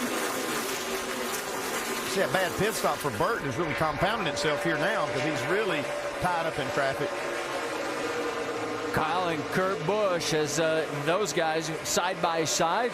Let's just let you listen in. Go full throttle for a bit. 11 still in line, peeking on you. 20 back. Yep. 16 right on top. When you see the 16. Outside. 11 trying to get outside. You know, outside. Danny's clear. Use your shover. Watch him in your mirror. There you go, driving away. That's good. Comes your big run on the bottom. Danny pushes 16's outside. Danny's with him. Corner. Still outside. Little run coming now, corner door. Now 1.5 to the 48.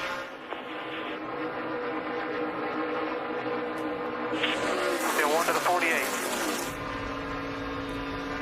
48 looking inside, very bottom, 5 Montoya. Looking inside, you're 2 wide. Still looking inside.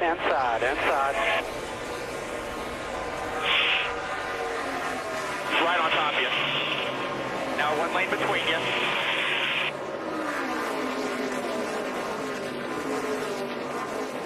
That is live telemetry of the race leader.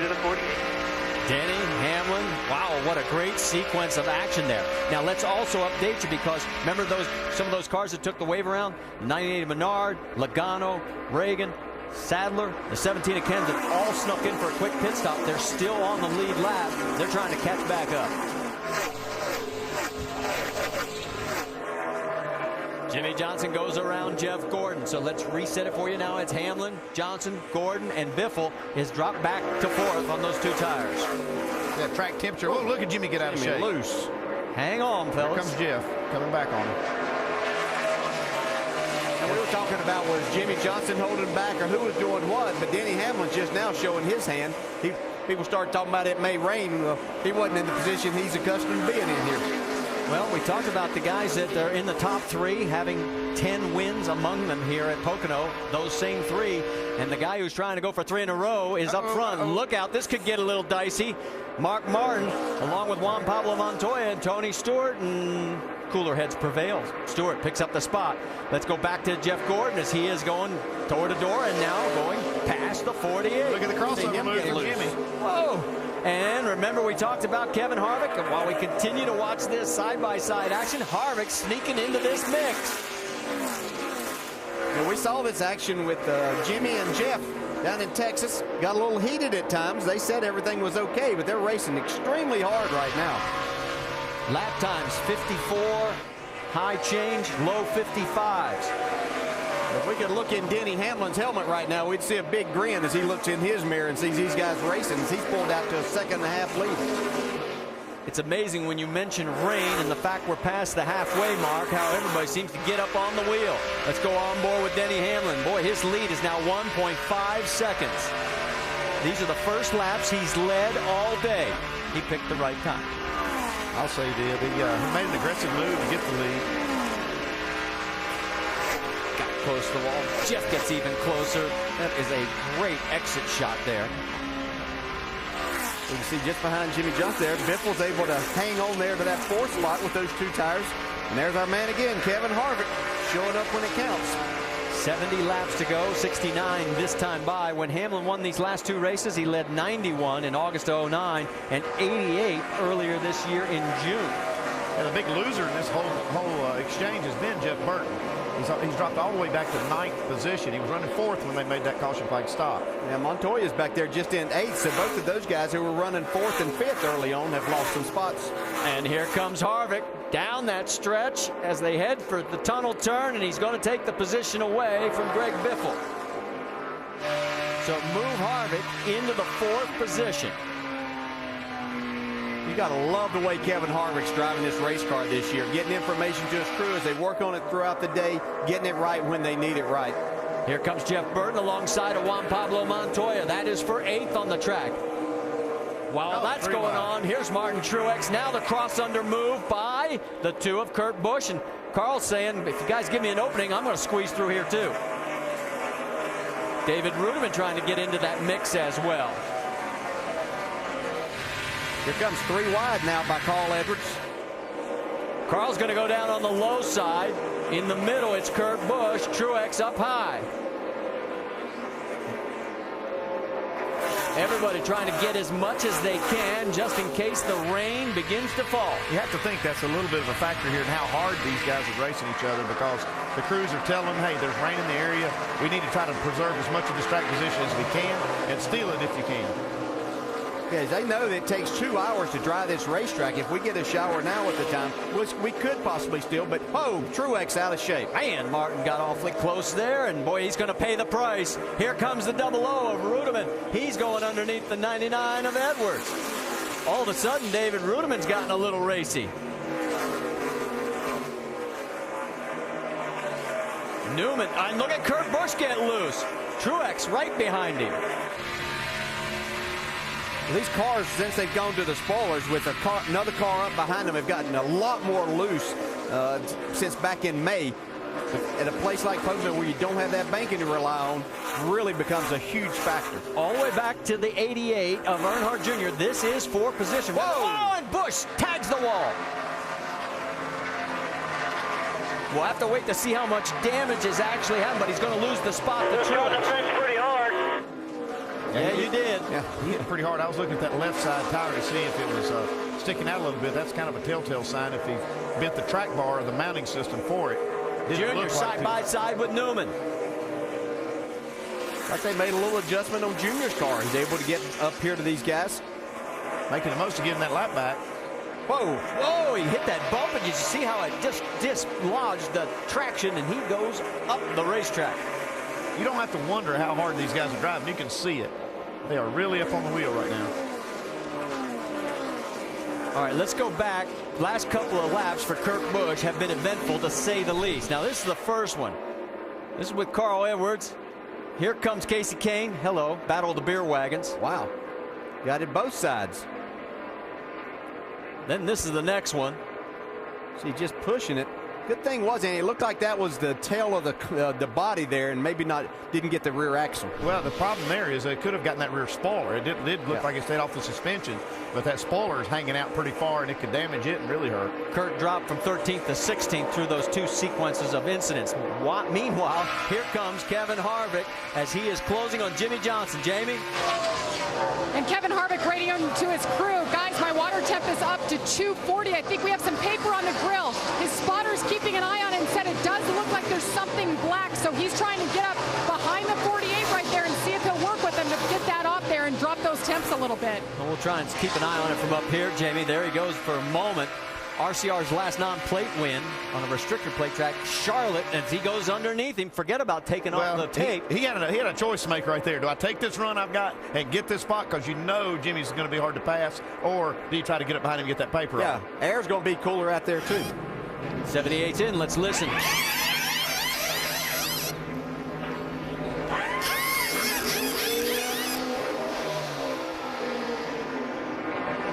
Stop. Let's go back out 3 wide because Martin Truex gets ahead of Kyle Busch and David Rudiman.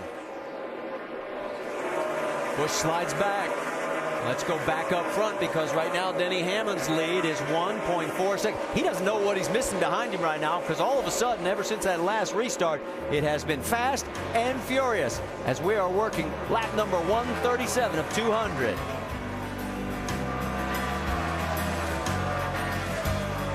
Basis with ESPN tonight and tomorrow night for more Major League Baseball coverage. It's the Dodgers taking on longtime rivals the Giants on ESPN Sunday Night Baseball at 8 Eastern. Then National League East rivalry on ESPN's Monday Night Baseball, 7 Eastern. We got David Wright and the Mets taking on Jason Hayward and the Braves. Both games available on ESPN3.com. Well, the tale of two stories for Jamie McMurray. He has 5 finishes this year in the top 2. He's won 2 of the biggest races you can ever imagine. And he's got 9 finishes, a 24th and worse, and here he is in 30th position, a lap down. How do you figure this out?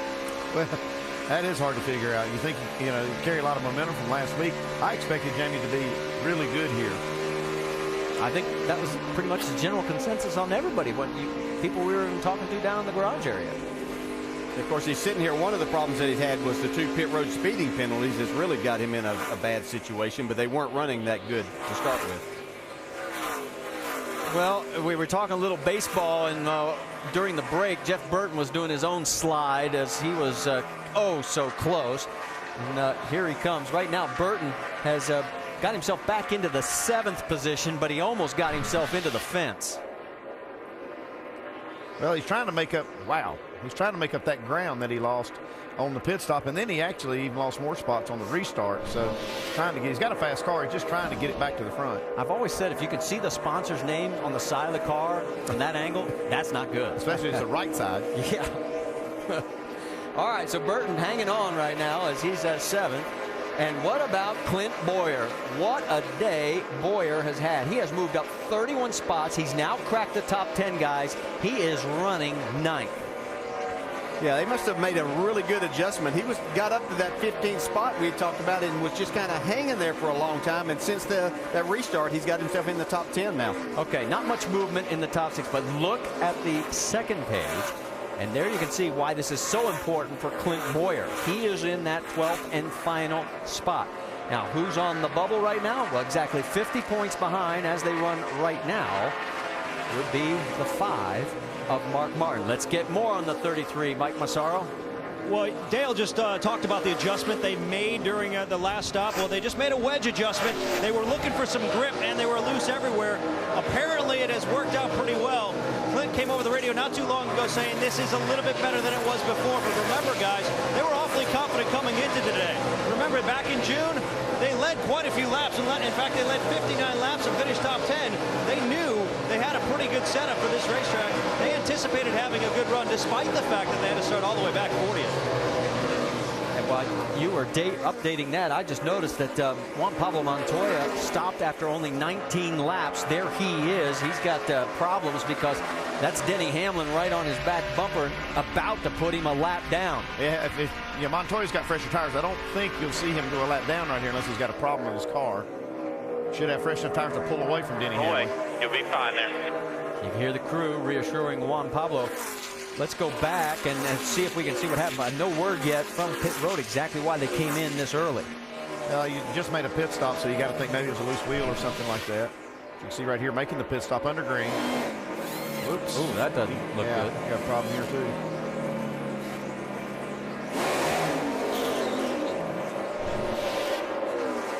So Juan Pablo Montoya right now, 24th position, the last car on the lead lap.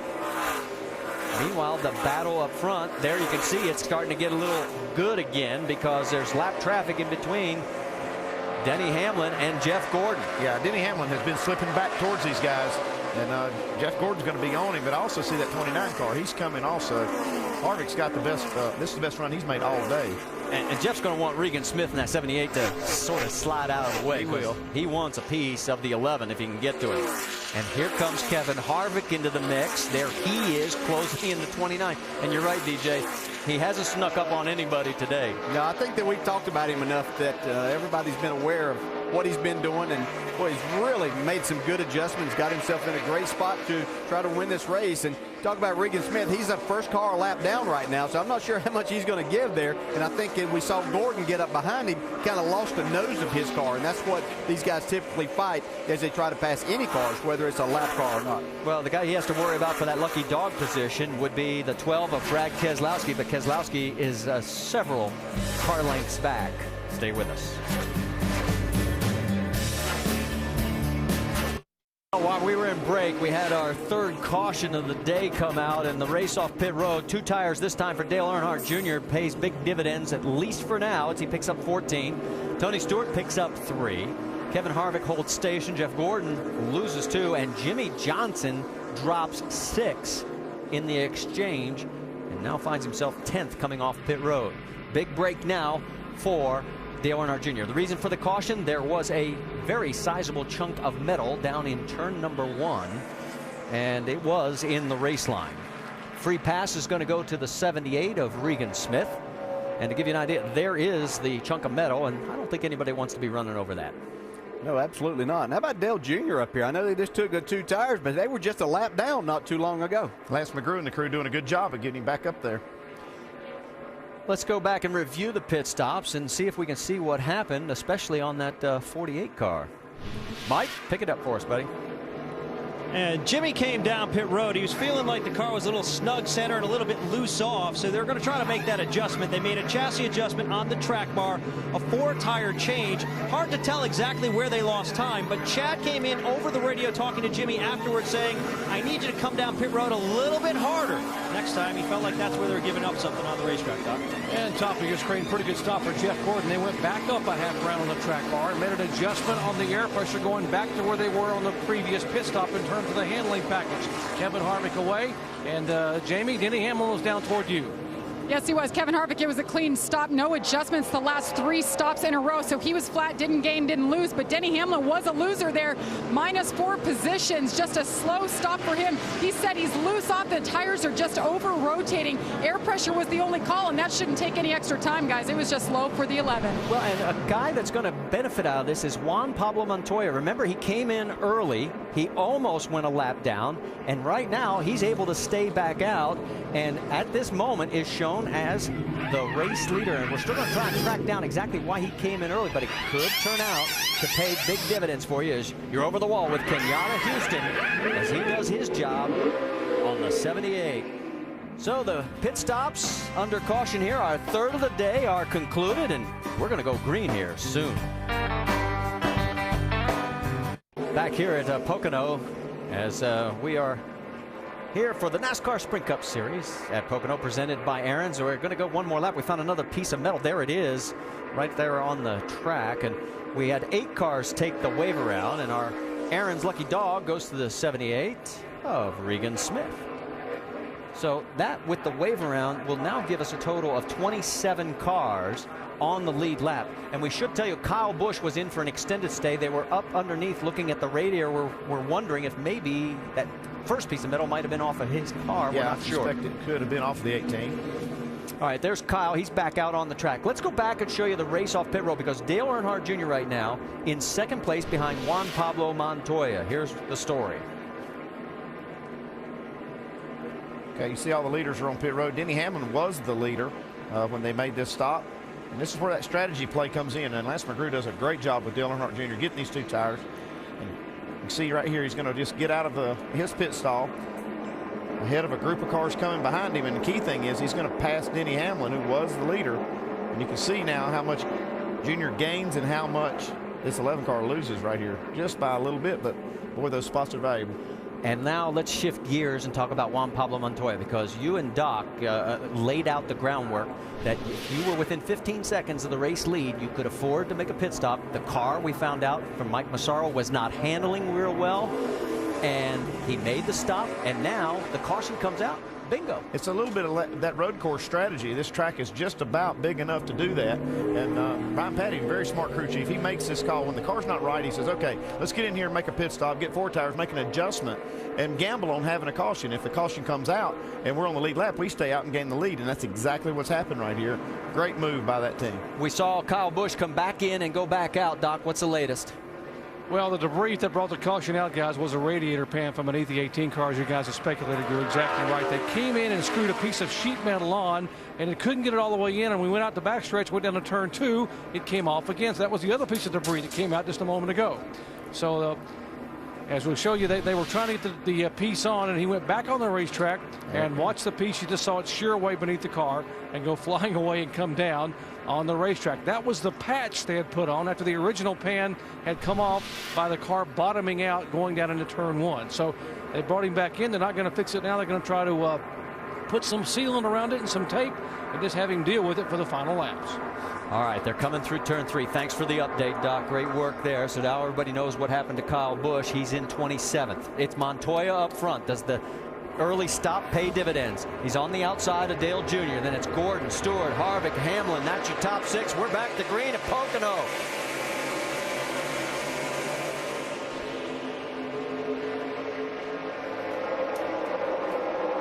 Great restart for Montoya. Jeff Gordon in second. Dale Jr., remember, he's on 2 fresh tires. He's got the low line. Here comes Denny Hamlin on the high side. Dale slides up. Hamlin goes to the inside now, trying to get underneath the 88. Yeah, we have 3 wide right behind that. Kevin Harvick. Whoa, that was a dicey bit of a move right there, and it was the 33 of Clint Boyer. You can see all 3 of the RCR cars there right in line on the bottom side. Denny Hamlin's car really goes the first lap or 2 after a restart. That's where he gained all that time on the last restart. Well, the 2 tires are not working too well for Junior at this moment. He's been passed now by the 14. Here comes Harvick. Battle for the race lead. Montoya with Jeff Gordon now going underneath him. They head down towards 1.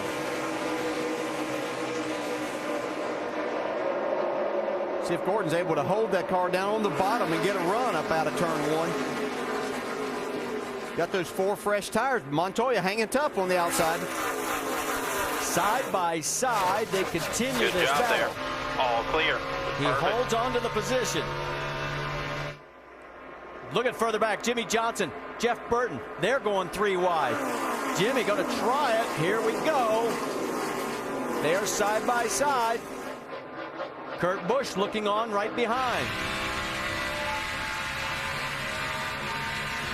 These cars just don't drive the same when you get back in traffic like this. And these guys are just fighting for everything they can get right now.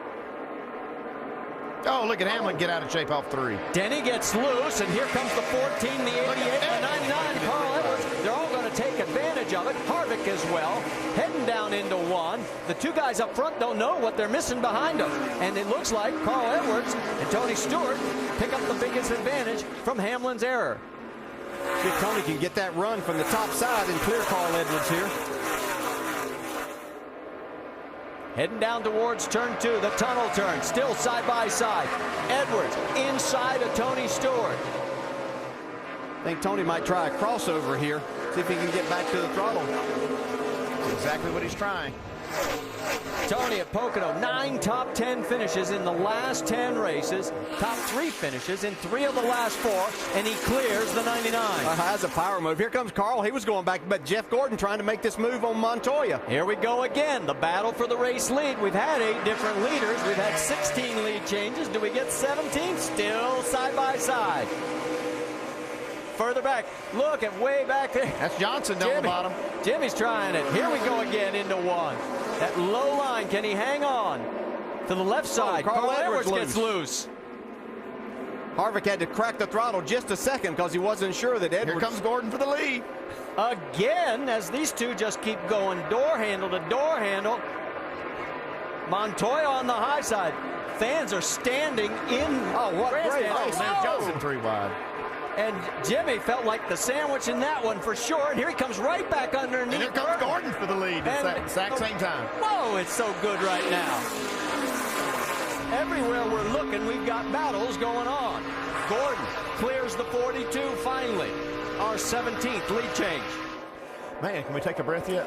No, not yet. Keep going, because here, a little bit further back, there was Ruderman trying to make a move. Further back, Kyle Busch, as he has been working his way back up. Remember, he was 27th. Well, he's up to 23rd right now. So action all throughout the lead lap cars. We have 27 on the lead lap. Carl Edwards takes a little peek at the 14. All right, we got a moment here. Let's go back and show you what happened to Denny Hamlin, because Denny right now is 6th, and this is how it all happened. Let's see if he get. Oh, yeah. See, Tony got a little bit loose and got into him there. That'll cause you to get loose. Then look at Carl Edwards make this move. And Harvick goes right with him. And that is why Denny is all of a sudden finding himself back in 6th. So his quest for 3 in a row and 5 wins in total here at Pocono, he's got a little work to do. Who has the most wins all time? Bill Elliott. He's got 5 here at Pocono.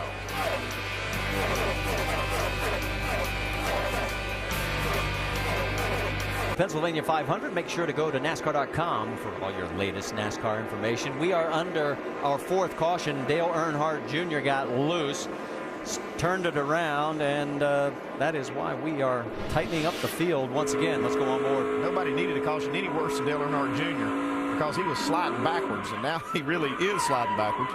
He gets the caution he's looking for. Yeah, go. That's that old saying. Straight up there. Caution is out. We needed a caution, and we are it. Yeah, I guess it's a gamble they had to take with the 2 tires. It looked like it may be pretty good there for a while, but Andy, I told you, I'd never really liked the idea of putting 2 tires on a race car that you're struggling with the handling to start with, but now maybe they can work on it a little bit. All right, what are we going to see on pit road? Let's check in with Dr. Jerry Punch. Well, just listening to Jeff Gordon and the guys here talking about what's going on. And obviously with the weather moving in, they just pitted 11 laps ago. They're going to stay out. Most of the leaders will stay out. And besides, if they pitted, they're not in their fuel window anyway to make it all the way to lap 200. So according to a discussion a moment ago on the radio, Steve Letarte said, we're going to stay out. The weather's coming. And if it gets here in time, we'll win the race. And if not, we'll pit and we'll win it that way. So a lot of positive vibes down here in the 24 pits. Jamie. And Denny Hamlin not sounding too excited right now. First of all, before the caution, he was having some brake issues. But now he's talking to his crew chief, Mike Ford. Mike said, what do you think? And Denny said, man, I just don't think we have the car to win it outright. So maybe we gamble, maybe we come in, and that's what they're talking about doing right now. They're leaning on the side of coming in, guys. Well, we have 27 cars on the lead lap, soon to be 28 because Sam Hornish will get the free pass. And here we find out who's going to come and who's going to stay out. Talk about rain. Stay out. Stay out. Just missed. That was 99 of Carl Edwards. Now see Carl going back up to his spot. He can't do that. He'll have to fall back in line once you do that. Some of the takers are Ryan Newman, Casey Kane, A.J. Allmendinger, Martin Truex, Kyle Busch. And you see the work already going to the 39. Yeah, it's definitely an opportunity for these cars to try to make up a little ground here. Those cars staying out, and if things fall their way here, caution flags flies right, this can really pay off. like Doc said, they can't go all the way from here, but it does put them in a better position, tire-wise and fuel-wise, for this last pit stop. Still working on the 18. They've got that duct work. Looks like it had been hitting the ground and rubbing until it finally did fall off there, and they're trying to get it fixed back. All right, so as we said, we're under our 4th caution. Let's give you another view as how close it was when Carl Edwards decided at the last minute to say, I'm going to reconsider this move. There's the commitment cone. Thank you for not hitting it. Stay with us. Credit, all you need is errands. And in part by AT&T.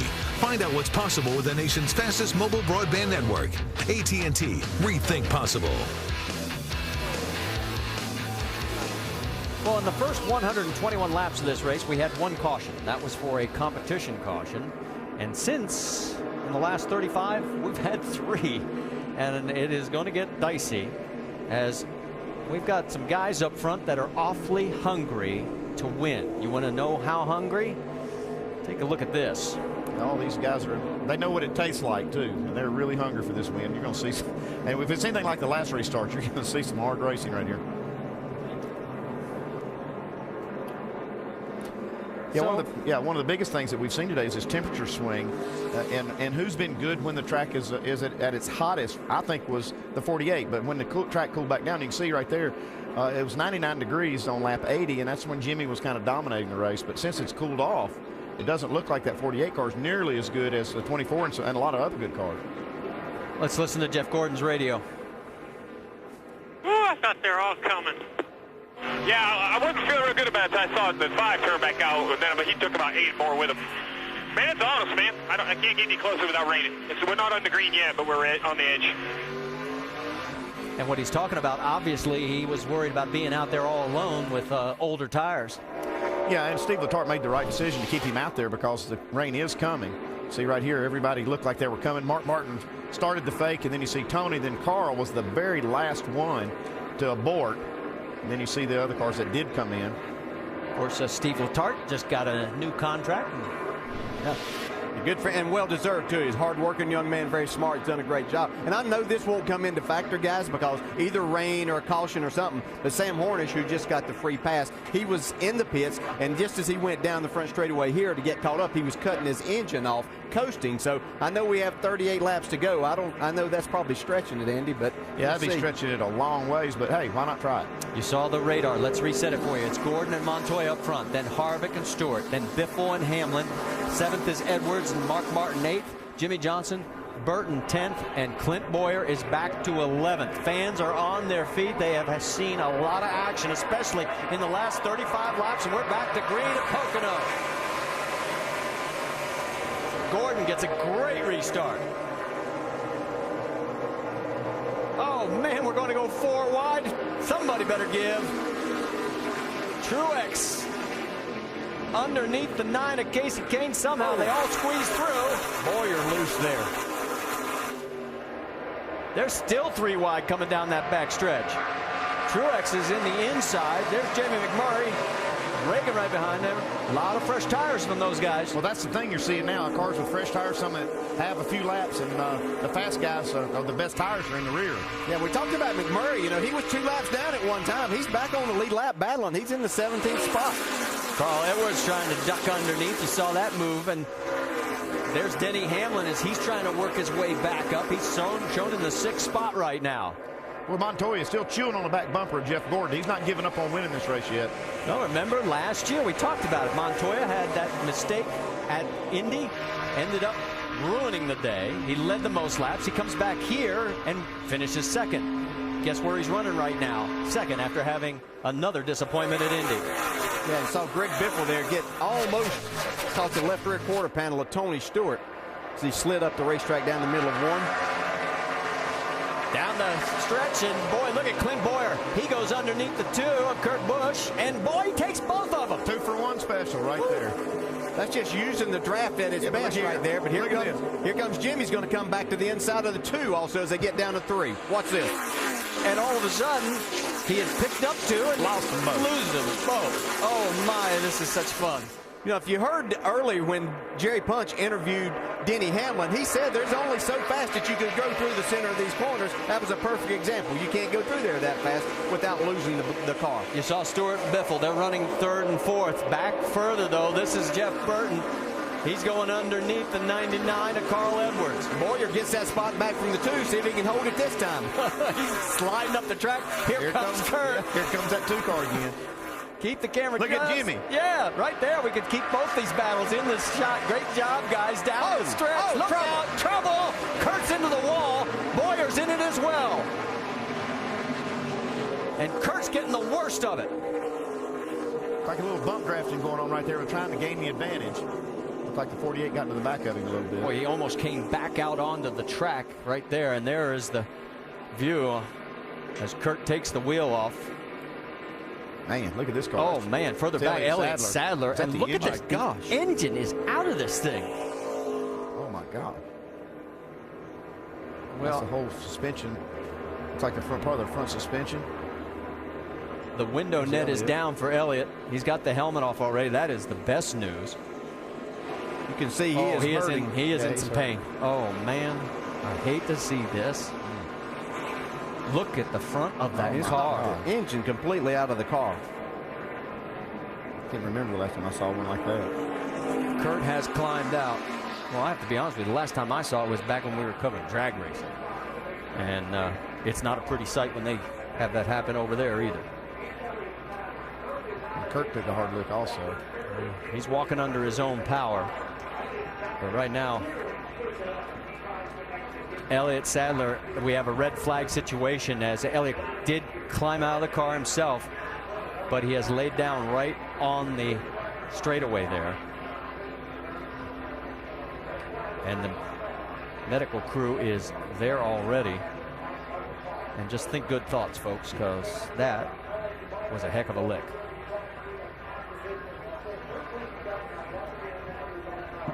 Has to be a situation of Elliott getting maybe clipped from behind as all of this was taking place in front of him.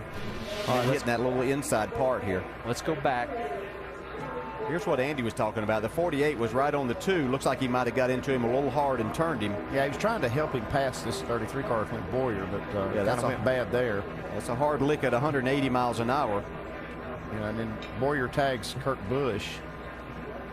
There's where the front wheel came from, maybe off of this 2 car. Yeah, there it comes loose. And then Kurt takes a pretty hard lick here on this inside wall. We've been talking about the safety, you know, or lack thereof, on this back straightaway at this track. I mean, it's, you know, the grass is kind of a situation that's really hard to deal with when you have these cars getting off into it. It was a situation that track officials were addressing this weekend. They're talking about putting catch fence along that straightaway. Let's take another look at it, and also putting safer barriers on the inside of this wall. You can see Boyer was trying to side draft a little bit at the same time, so there wasn't any room for any error there. I'm still trying to figure out, well, how Elliot Sadler got into all this. On board with David Ruderman. He gets a good view of Kurt Busch. He makes it through. There's the tap right there. Yeah, it wasn't intentional on Jimmy's part, but definitely that's what caused this, was that contact from Jimmy's front bumper. Kurt, talk to me. All right, buddy. Okay, let's. We think we've seen an angle. Check the lower right of your screen. Oh my gosh! Oh my gosh! Hey, look at that. Head on into that Armco. That's down. That's down in a 90-degree corner. See what we could see from up high. We talk about things that need to be addressed at certain tracks, and that's certainly an issue right there. Oh, that's a big-time issue. You know, just couldn't have been any worse, and that's what happens. I mean, these cars will find the absolute worst place to hit. See, Kurt just misses that.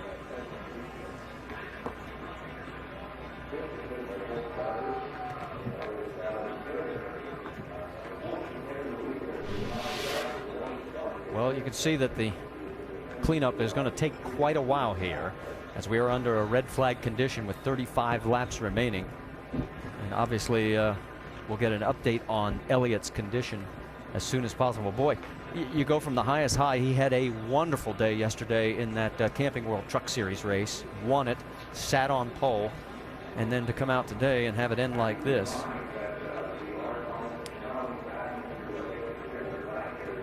All right, let's go back. We'll listen into Jimmy Johnson's radio this time, see what we can glean from this.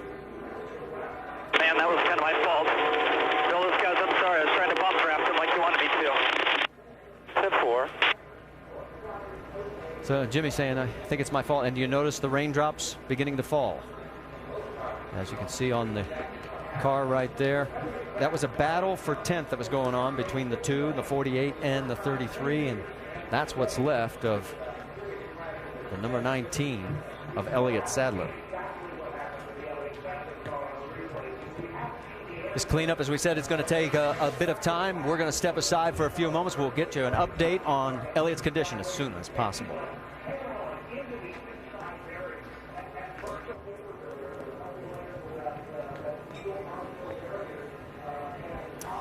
We are under a red flag situation here at the NASCAR Sprint Cup Series event at Pocono. It's presented by Aaron's. 35 laps remaining. And it all started with Jimmy Johnson trying to bump draft, and it just went wrong. Well, it's just, he's trying to get a little bit of a push. They had been battling here, the Clint Boyer and the 2 Kurt Busch. You can see he just gets in, but they're so close. You know, 33 was down trying to side draft the 2 a little bit, and then as Kurt Busch comes back across, he gets hit again. Pieces start flying off. And as bad as this is, we thought this was the worst, and there's another hard hit, but not bad. We saw Kurt get out and walk away, but a lot worse was happening even behind this with Elliot Sadler. Mike Massaro has caught up with Kurt. Let's talk to him. And Kurt has just walked out of the care center. First off, how are you? I feel pretty good. What happened? Got wrecked on the straightaway. How did it happen? Jimmy Johnson drove straight through us. Okay. Thank you, Kurt. Obviously, Kurt very upset with the situation, and pretty quick assertion of what happened. Well, and you heard Jimmy, I think a little earlier on the radio saying, I think I started all that, and he was trying to bump draft, and obviously Kurt doesn't want to hear that right now. No, it wasn't an intentional situation, certainly. It's hard racing, and, you know, the bad thing, Kurt and Jimmy have had their issues before, and so, you know, Kurt's going to look at it in that situation. I'm not saying he's wrong for doing that, but no, coming from his seat, I mean, he just got crashed from behind. Yes, exactly, and on the straightaway, as he said. All right, let's go back and show you one more time, and then we'll listen in on the radio. And here is the sequence as Jimmy was trying to bump draft, and it just got ugly from this moment. As Kurt hits the wall, then comes down and gets collected again by the 33 of Boyer. Man, that was kind of my fault. Bill, those guys, I'm sorry. I was trying to bump draft them like you wanted me to. Tip 4. And then Elliot Sadler, this is the only angle we really have of this, folks. Just watch on the right side of your screen. It will come into play here. And it is a wicked hit. This is ugly right here. You see, it comes just at the worst place you could hit at this track. Man. So much force that the motor was ripped off the mounts. The whole front portion of the car literally destroyed. And cleanup, continue the cleanup. We have just been informed that the 19 of Elliot Sadler, good news here, folks. He is going to be released from the medical center here momentarily. Mike Massaro is standing by, and we'll hopefully be able to talk to him. But man, look at that They're race fixing car. that car. That's one going in the trash can right there. Man. All right, we're going to take another break while we have the opportunity, and as we said, we're waiting for Elliot to be released from the infield care center. As soon as we can, we'll talk to him and bring it to you here at Pocono.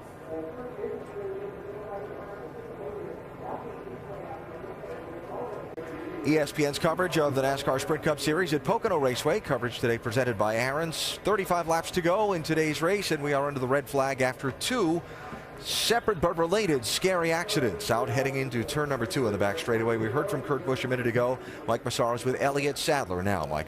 And Alan, Elliot Sadler took a very heavy lick, just walked out of the care center. How are you? Actually, I'm fine. I'm okay. I'm a little sore, I think, from where the belts grabbed me. It knocked the breath out of me pretty good, but definitely the hardest hit I've ever had in a race car. But, you know, these new cars are built to be safer, and, you know, if I can get out of that and walk through that, I think, you know, it did its job. So not sure what happened. I know some guys got spun out or moved around up in front of us, and I saw some smoke, and everybody started checking up. I checked them. Whoever was behind me did not run in the back of us and knock me down through the grass. So not the day we wanted to have with the U.S. Ford, but it's just a tough day. After the day you had yesterday, how do you put this in perspective? Yesterday was a great day, and it's still a great weekend, and it was so cool. All my guys on my 19 car and everybody from U.S. Air Force and Stanley and Coca-Cola and everybody called me and congratulated me yesterday, and that was a great win for us. So, you know, I messed up today, spun on the front stretch, and my team didn't give up, and we were fighting our way back to it and just didn't make it to the end. So I'm just glad I'm okay. I'm glad that my team at home do a good job building safe race cars. We're glad you're okay, too. I appreciate it. Thanks, Mike. Elliot Sadler walking away in good spirits after taking a very heavy lick. Alan? That is certainly wonderful to hear those words from his mouth after watching this hit. This is just, oh, my goodness. Let's take a look at this one more time. It's Unbelievable. Unbelievable. I mean, you talk about, Brad, how safe these cars are. That's amazing. These new seats are used now, and the belt systems.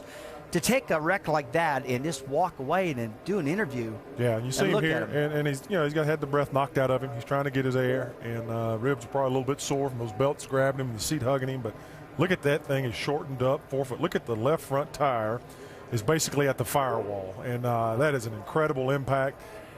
I'm looking at that area on the racetrack, and I'm trying to figure out why that wall juts out like that. It just doesn't make any sense as you sit there and look at it. You get off the racetrack and get into that sod, get into the grass, and that thing is just sticking out, waiting to be hit, Rusty. And well, I think that there's many racetracks that get updated, and this is one of them. Obviously, that'll happen to. But you know, Brad, going back to Elliot for a second.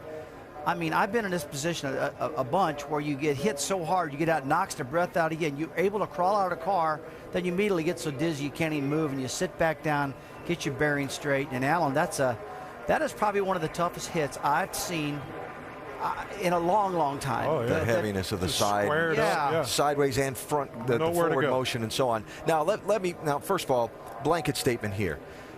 Through the history of auto racing, safety improvements have come when bad things have happened. Take a look at a race car. When you think everything's as good as it needs to be, somehow the speed and the inherent danger of this sport will show you that there's something that can be made better. Racetracks are the same way. Find a spot where you think a race car can't get. Oh, it's there. And somehow over the years, action will show you that a race car can get. Now, after the scary crash we had at the conclusion of the June race here in that same part of the racetrack, Pocono Raceway announced that they were going to initiate a series of safety improvements. With only 6 weeks between their two races, those improvements couldn't be done between the June race and now, but the plan had already been announced to install the safer barriers on that inside section of racetrack between turns 1 and 2 and between turns 3 and 4, as well as some other safety improvements already in the works. Fortunately, in a way, Elliot Sadler fine after that crash. Unfortunately, those changes to that area of the racetrack, one race too late to prevent that vicious crash we just saw a minute ago. But again, fortunately, Elliot, you heard from him just a minute ago, okay and able to speak with us and walk away after that vicious crash. That's a good part. It'll be water cooler talk tomorrow. There's no doubt about that. They'll talk about why was that wall like that. Then they'll listen to what you just explained, and it'll get fixed for next time. And this is a great racetrack and a great family, and they'll jump on this and they'll fix this issue. But this isn't the first time this has happened. There's many other tracks that have been updated along the way, and that'll continue to happen. But I will tell you, they're all getting better than they've ever been before. These new softwall, these safer barriers have been fantastic, Brad and Alan. As a driver and as a fan, you want to see that done as soon as possible to prevent something like that from happening in the future. Talked about safety advances, some of the things Elliot Sadler talked about that helped keep him safe and allowed him to walk away from that crash. Tim Brewer in our Craftsman Tech Garage can do a little show and tell for us. Tim? Thanks, AB. That was probably one of the most violent crashes I've seen in over 40 years of racing. But still yet, I'll show you how the engines are actually bolted into the car. This bulkhead right here is basically bolted to the front of the chassis. One on the left side, one on the right side. Back here, we've got another bulkhead right here that bolts to the bell housing. Even back under the transmission, there's a cross member. There's safety bars back in this area here that make this chassis really strong in front. You can see all this supporting bars back in this area right here. It's all to make the chassis stronger and safer for the driver. But once you come back to the driver's cockpit itself, the seat itself, the belt systems that we use in here, and the most important thing that's came around in a long time is the Hans device. The Hans device basically goes underneath the seat belts right here, and it keeps your head and your neck from going forward. How it does that? Right here. Through this harness system, it keeps your head from going forward on impact, and I guarantee you right now, Elliot Sadler's out walking around today because of this Hans device. Tim, that's an amazing explanation. But, you know, one other question I'd like to ask you is you see that engine laying out there. A lot of people think, how in the world can an engine actually get ripped out of a car like that? These engines have about 4 mounting points. Maybe you could point them out where they're located at and how that can possibly happen, because it's about, what is it, 3/8 bolts that actually hold the engine in. It can be sheared off pretty easy. Yeah, Rusty, you know, the engines are bolted in, but all the devices that are attached to the engine helps make it a structure of the car. It's really strong. But when that engine gets pitched out, I mean, I've seen Ricky Rudd hit the wall at Martinsville in a test, and the engine was literally setting back here at the windshield.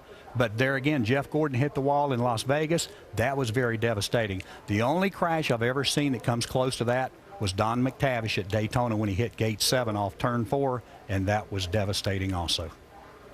All right, Tim, thank you. So a little look at some of the safety equipment and some thoughts of the past. You see NASCAR and some of the track officials back there looking at that inside guardrail.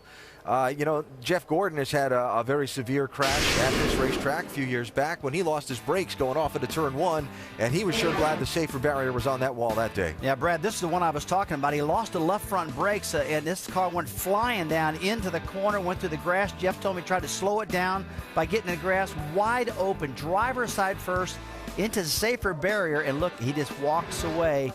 That's how safe these new carbon fiber seats that Jeff's sitting in right now really are. And this new car has really made this thing a lot safer, Alan. Let me turn the conversation from the accident to the race situation at the moment. It has rained while they've been sitting under this red flag, cleaning up the cars and cleaning up some of the accident debris out there in turn number 2. You can see, if you got a widescreen TV on the very right of the screen, you can see Jeff Gordon's windshield is dotted with some raindrops. So we've got 35 laps to go. If this race does or doesn't restart from here, Jeff Gordon has been very strong all day, and this could be maybe a little lost sight of in the more important safety issues of the moment, but this could be the day Jeff Gordon breaks the long winless streak right here. It very well could be, and he's been strong all day long, so if he does win it, it's not a fluke that he's won. He's been, I'm not going to say dominating, but he's been up in the top 3 all day long. But Alan, as you're saying that, I am looking behind us out the pit studio here, and I see everything dry. Yeah. So it's not raining right now. Yeah. Jeff Gordon is very strong. Montoya is hungry, but I think Tony Stewart is coming, and I think we're going to go back racing here soon. All right. Jeff Gordon's crew chief Steve Letarte is with Dr. Jerry Punch. And, Doc, if they roll him off here and we're going to go back racing, what do we see from this 24? Well, why don't we ask him? I've been listening and eavesdropping between he and Jeff Gordon a little bit ago, talking back and forth. Now, Steve, you're watching the sky, watching the radar, and checking the lap counts. The way I see it, you are 2 laps away from your window and 15 away from having to pit for the final time. What do you do? Well, it looks like we have 5 or 10 minutes here for NASCAR to repair that wall, so we should know whether we're going to be out of the rain or not. But we're going to be aggressive, that's for sure. We're going to go for the win any way we can, whether that's to come pit or to stay out. We haven't decided yet, but DuPont Charlotte's been good, real good all weekend long. It's real good today. Jeff's drove a great race, so hopefully we can get it to fall our way. You were chasing the track early on. I heard you kept telling Jeff, we're going to stay ahead of it. We're going to think ahead of the track. And when the sun came out, the car got a little bad, got a little tight. But then when it went back in, you guys got really, really good. Any changes here if you would make a final stop? I think we need to work on it a little bit. I mean, you can always be better. But Jeff's feedback's been great today. That's something we've worked on all year long. And I feel this is probably one of the better races we've had for it. All right, Steve Letarte up here, and boy, do these guys want a win. It has been 49 starts, Jamie, back to March 5th, 2009 at Texas since Jeff Gordon has gone to victory lane. Well, it's been quite a while for the 14 of Tony Stewart as well, and Darian Grubb, his crew chief, sitting here. You guys have a nice view down into turn 1 here. So what do? This thing goes green. Are you counting that we're going to get 35 laps in? It's still kind of a call right now. It's too hard to make. It's going to see how long it's going to take him to drive the track and also repair that wall back there. There's a little bit of a cell coming, but it looks like we should be able to get full race distance in, so just have to see how everything goes and how long it takes before we go back green. So just tell me a little secret between us. You guys pit? You'll know when I keep the radio up. Oh, there you go. He's playing coy with us. I just asked him, hey, Tony Stewart's been pretty quiet on the radio during this red flag, and he said, yeah, he's probably sleeping, just resting up for another 35 laps. Marty. All right, thank you, Jamie. And you can see the raindrops on Smokes number 14, Old Spice Chevrolet, as we are under this red flag situation. And it gives us a chance to check in with Mike Massaro. He's caught up with Brian Patty. And Brian assessing the situation right now. Assuming we go back green before the rain comes, what's the plan? Not sure yet. We'll have to see the weather. Obviously, it's going to play a big role. If we're going to complete the laps, we can't go many more laps, if it goes back green. So we'll see. This car's been really good. It's the best we've run here at Pocono in a long, long time. So it's good that we've had decent pace, and P2 right now is not too bad either. How do you feel you match up with Jeff Gordon and Tony Stewart right now? It seems like the 14 we can get away from a little bit, but the 24's got a really good car. So, if the leader takes the outside, getting through one's a struggle on the bottom, and that's why we just got single file and did the best we could, and it worked out so far. So, we'll see. We'll see on the next time. All right, thank you, Brian. Obviously, guys, this team looking for some redemption after last week. All right, thank you, Mike. And you can see there is the work on the barricade on the turn 2 area, and that is where I believe that's where Kurt Busch's contact was. So yes, there is the marks. So that work is going to take us a little bit more time, and as you can see at the top of your screen, our red flag is now 25 minutes, just shy of that. And it's going to take us a few more minutes before we go back to green flag racing, because we got to make sure this track is totally dry. It is not raining at this moment, so stay with us. Checkered flag in the air. The 52nd Daytona 500 to Jamie McMurray. That was so awesome. I told my wife today, she's like, if you win tonight, I'm gonna cry. It's unbelievable, really. I can't explain it. The question now is only about fuel. Frankitti's last lap at only 208 miles an hour. Take your time. Everyone in the grandstands are on their feet. Checker flag. Well done. Well done, boys. Chip has won the Daytona 500 and now the Indianapolis 500. Chip Ganassi, he knows he's this close to making history. Jamie McMurray is going to win Daytona and the Brickyard 400. Chip Ganassi saying, pinch me, is this real? Yes!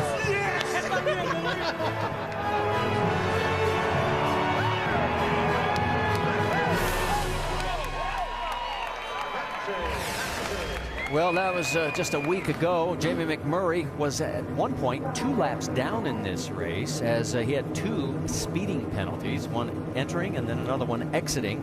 Right now, he is shown in 15th. And yes, if you hear the grumble of race engines, that's right, they have refired. Let's talk to him. DJ? Hey, Jamie, Dale Jarrett, you have a copy? Yeah, that's clear. All right, man. Been quite an adventuresome day for you. How's your car right now? It's the best it has been all day. Bono's done a really good job of making the right pit calls there and getting us back on the lead lap, and they've made the right adjustments, so it's a lot better than it was at the beginning of the race. So this is going to be a little bit crazy, I think, when we go back green. Some guys with tires, some with not, so it should be exciting for everybody. Hey, Jamie, have track conditions changed a lot as the sun went in and out and we've been under clouds here quite a bit lately? Yeah, definitely. The track seems to be really sensitive to the sun. Just amazing the amount of grip that the track will gain when the sun goes away. So yeah, absolutely. And it's I got a dark shield on. It's pretty dark out here right now, so it's gonna be wild here. All right, man. Have fun, and we'll watch you go to the front. Okay, 10-4, thanks. You know, he makes a good point. You can see the shield right there, DJ. You remember those moments, and how bad was it to see? Yeah, it gets very difficult, and a lot of times, depending on how much air you have coming in the car, you had to raise that shield at times. And a lot of guys don't like to do that. Well, especially right now, we've got so much debris and speedy dry on the track. If they raise that shield and try to race, they'll just get a face full of dirt. Mark's got the clear one on, because he'll be fine. Yeah, you see some guys probably noticed and thought that we were gonna have a day like that where it was gonna possibly have showers and be cloudy some of the time. See, Jeff's another one that looks like, and some guys will wear a cover over that actually a tear off that they might have started with something a little darker than that over that, but as the clouds rolled in, then they were able to adjust with the clear shield. I've also seen other drivers, Carl Edwards one of them, that will actually wear sunglasses under a clear shield. Gives them a lot of flexibility when this happens. Well, our red flag is over. We are now under a caution situation, our 5th. The red flag was 29 minutes in length, and we are going to get to, not maybe this lap, but not too shortly, pit lane is going to open. What's going to be the call there, crew chief? Well, you're going to be looking at the radar, and I don't have access to it right now, but I think you would think these guys do, and there'll probably be some gamblers that'll stay out, that'll try to make it another, maybe even 10 laps or so that they can run on fuel. And, if you think it's going to go all the way, this is the time to pit, because you can probably make it from here. Well, we heard Brian Patty say, remember, he stopped earlier with the 42. He only has 6 laps maximum that he was talking about before they'd have to stop. Yeah, you can see right now, this is Gil Martin with Kevin Harvick's team. He's trying to figure out what to do. And I don't think anybody's inside the window. We haven't seen anybody go 35 laps. Well, 35 laps might be just outside that window, but if they can save a little fuel, they might be able to make it. And we really haven't seen anybody push the fuel mileage. We've seen them pit for tires and short pit, but nobody's really pushed fuel. Andy, I was just listening to Steve Letarte and talking to Jeff Gordon this morning. They're second in points, and they said, if we want to, we can gamble. We can gamble because we really want to win a race. And in fact, Jeff said, I'd rather be 7th in the points and have 2 wins than second and have no wins. Now, if you're these guys and looking at the radar, notice there are patches of green all around the area. What do? Do you gamble and stay out? Because you can go 15 more laps currently on the fuel they've got in the car. If the rain comes, then you're the winner. Well, Doc, this is the perfect opportunity to gamble if they're going to do that. The problem with Jeff is they've got a good enough car to win it just about either way, and that's why this is a tough decision for them, because it's a gamble either way. They've got the best car out there, and it's probably going to be somebody else gambling against them that's going to beat them if they get beat. Yeah, I know if I'm a driver and have that good a race car, I'm wanting to come get some tires, and they couldn't come this time, so we're going to be really, really close to the win. This is a place you can save a little fuel as a driver too. So with that good a race car, I'd be wanting some tires and say, let's plan on this going to the end. You can see the jet drivers out there. They are finishing up the work on the Armco barrier. Let's talk about what's going to be coming up. Obviously, our race is going longer today, but we still will be followed by SportsCenter. And coming up after the race, Carl Edwards will give his take on what happened out there on the track in the pit studio. We'll obviously have more with the race winner and additional post-race interviews. So even though we're going a little long, that's what's coming up on ESPN SportsCenter. Well, Carl Edwards is going to have some good comments. He's been in the middle of a lot of hard racing today, so interesting to hear his take on it. To put a period on Elliot Sadler's day and how bad it was today versus how good it was yesterday, this will be the first time Elliot has DNF'd here in 24 races. He's always been around at the finish, but not today. He's just a victim of that last crash, but man, it was a hard lift. So now we're going to find out who comes and who stays out. As pit lane is still closed. And see the damage on Clint Boyer's car on the right front there. His right front's down. And they're still waving the flag, so it won't be open this lap. But see, Clint Boyer really needs to get down pit road regardless, because I think what they're probably trying to do is trying to stay out if it rains, try to keep this track position, because if you look where where he's running, he's 13th on the track. But if that thing shreds, it could rip up the whole fender. Yeah, they're going to go ahead and bite the bullet here and come in and get this fixed. So remember, he had fought his way as high as 8th. What an incredible comeback. Well, the only penalty here, the pit road is closed, but they can pit. They just have to take the penalty and start in the rear. But in this situation, they didn't have any choice. So a great day building for Clint Boyer had a setback now because of the incident that brought out our 5th caution and our first red flag. And more importantly, right now, because of this move, Mark Martin slides back into the 12th and final spot by 2 points. Yeah, 33 teams hoping this thing will go green to the end, scheduled distance, and they're going to fix this car and hopefully make up some of these spots and claw their way back into the top 12. I guarantee you Mark's not even thinking about that right now. No. He just wants to get as much out of this as he can. He's running in 7th position. There's Richard Childers. He's sending somebody a text message to say, somebody tell me what this weather's going to do. So we know what kind of strategy we need. Yeah, and we heard Jamie McMurray's, we were talking to him. These other drivers are thinking just how wild this restart's going to be, too, as we get down here trying to get time to win this race. All right, we're hearing from NASCAR. We're going to go one more time around before they open pit road. So that means we'll have 32 and 31 laps. That is right on the cusp they can make that. of being able to go. Most of the leaders can make that. So, you know, if they were looking at this radar and it looks clean, you got to make this pit stop and go to the end right here. All right, well, while we've got this moment, because they're going to go around this 2.5 mile oval one more time, we brought up the issue of safety. How does NASCAR go through its post-race analysis? And for that, let's check in at the Craftsman Tech Garage with Tim Brewer. Thanks, Marty. One of the things that NASCAR does right here in this area beside the driver, they've got a box right here. What's going to happen tomorrow at the Research and Development Center in Concord, North Carolina? They're going to take that box out of the car, and what they're going to do, they're going to measure the amount of G-force. How fast the car was running when it came off the racetrack, how fast the car was running when it hit the wall itself, and I guarantee you they're going to find out that the car went backwards at a high rate of speed also. But by doing that, they ensure themselves, as far as the monitoring the car, the structure itself, they have measuring points, but they can take that box out, measure the G-force, the amount of impact that was sustained when the car hit the wall, and they're going to learn more about the structure of the car and how it was moved around, the pickup points that they measure by all the information they gather from that black box. That's good information, Tim. That is what NASCAR uses to record these impacts, and that's one of the things that's helped make these cars safer. They know when they measure these things what they're dealing with, and then they can make all the other safety systems withstand that. All right, we were talking with the crew chiefs earlier down on pit road. Let's listen in on the radio between Steve Letarte and Jeff Gordon. Man, dude, I hate it for you. I know this is not putting you in the position to have a lot of fun making this decision. That's all right. When they open it, I'll make one. Sounds like they're still deciding.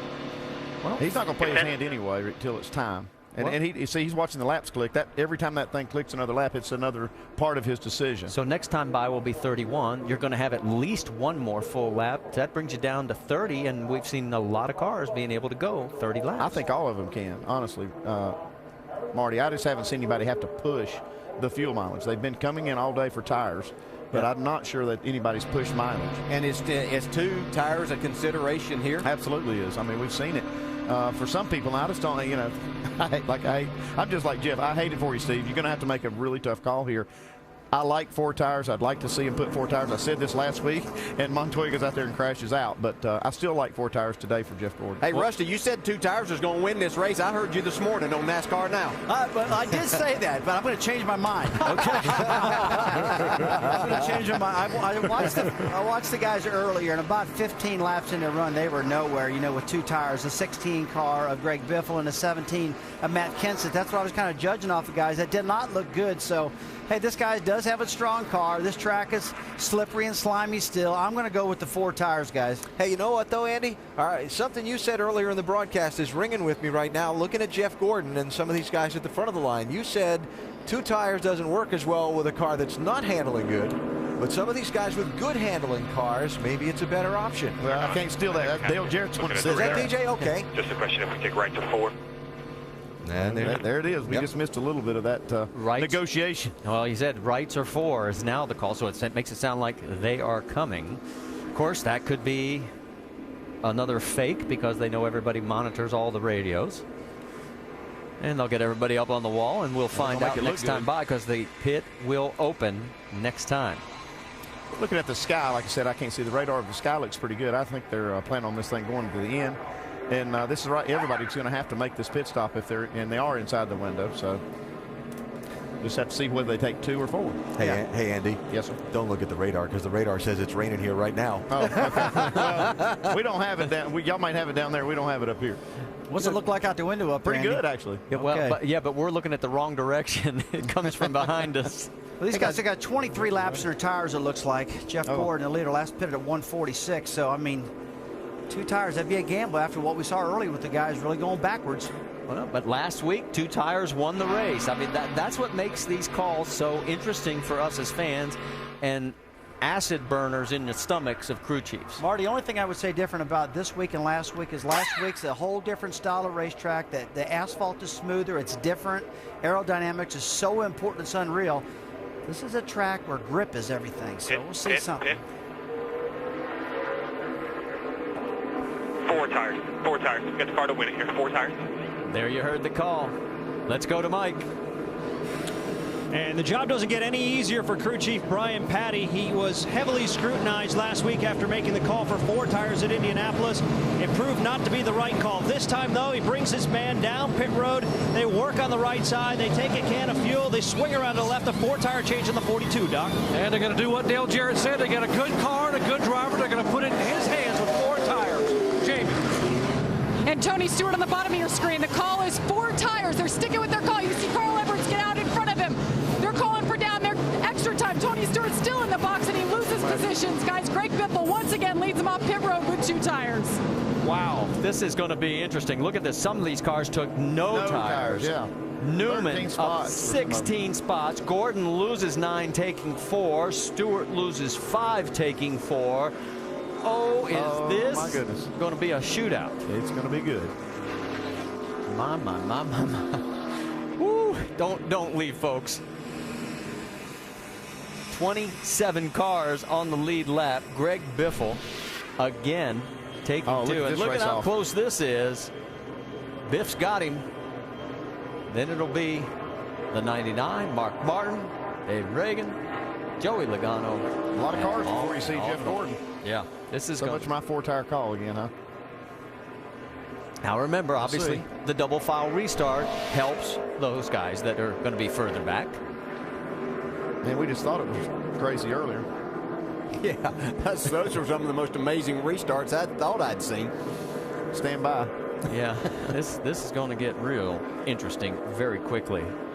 Steve Letarte, is he second guessing himself right here? No, I think he feels pretty good about it. Well, yeah, you can see right there. Feels pretty good. You heard him say, we got the race car to win. Let's go for 4. Yeah, his biggest thing right now is going to be dodging something that happens up in front of him, I think, you know. All right, let's go back and take a look at Jeff's pit stop. Yeah, the key thing is, you know, you're going to take 4. You're going to lose some spots, but you got to make a good 4-tire stop. Try to get you lose as little as possible because you know some guys are going to gamble. You want to make sure you don't lose any spots to guys that took 4. It's like a pretty clean stop for 24.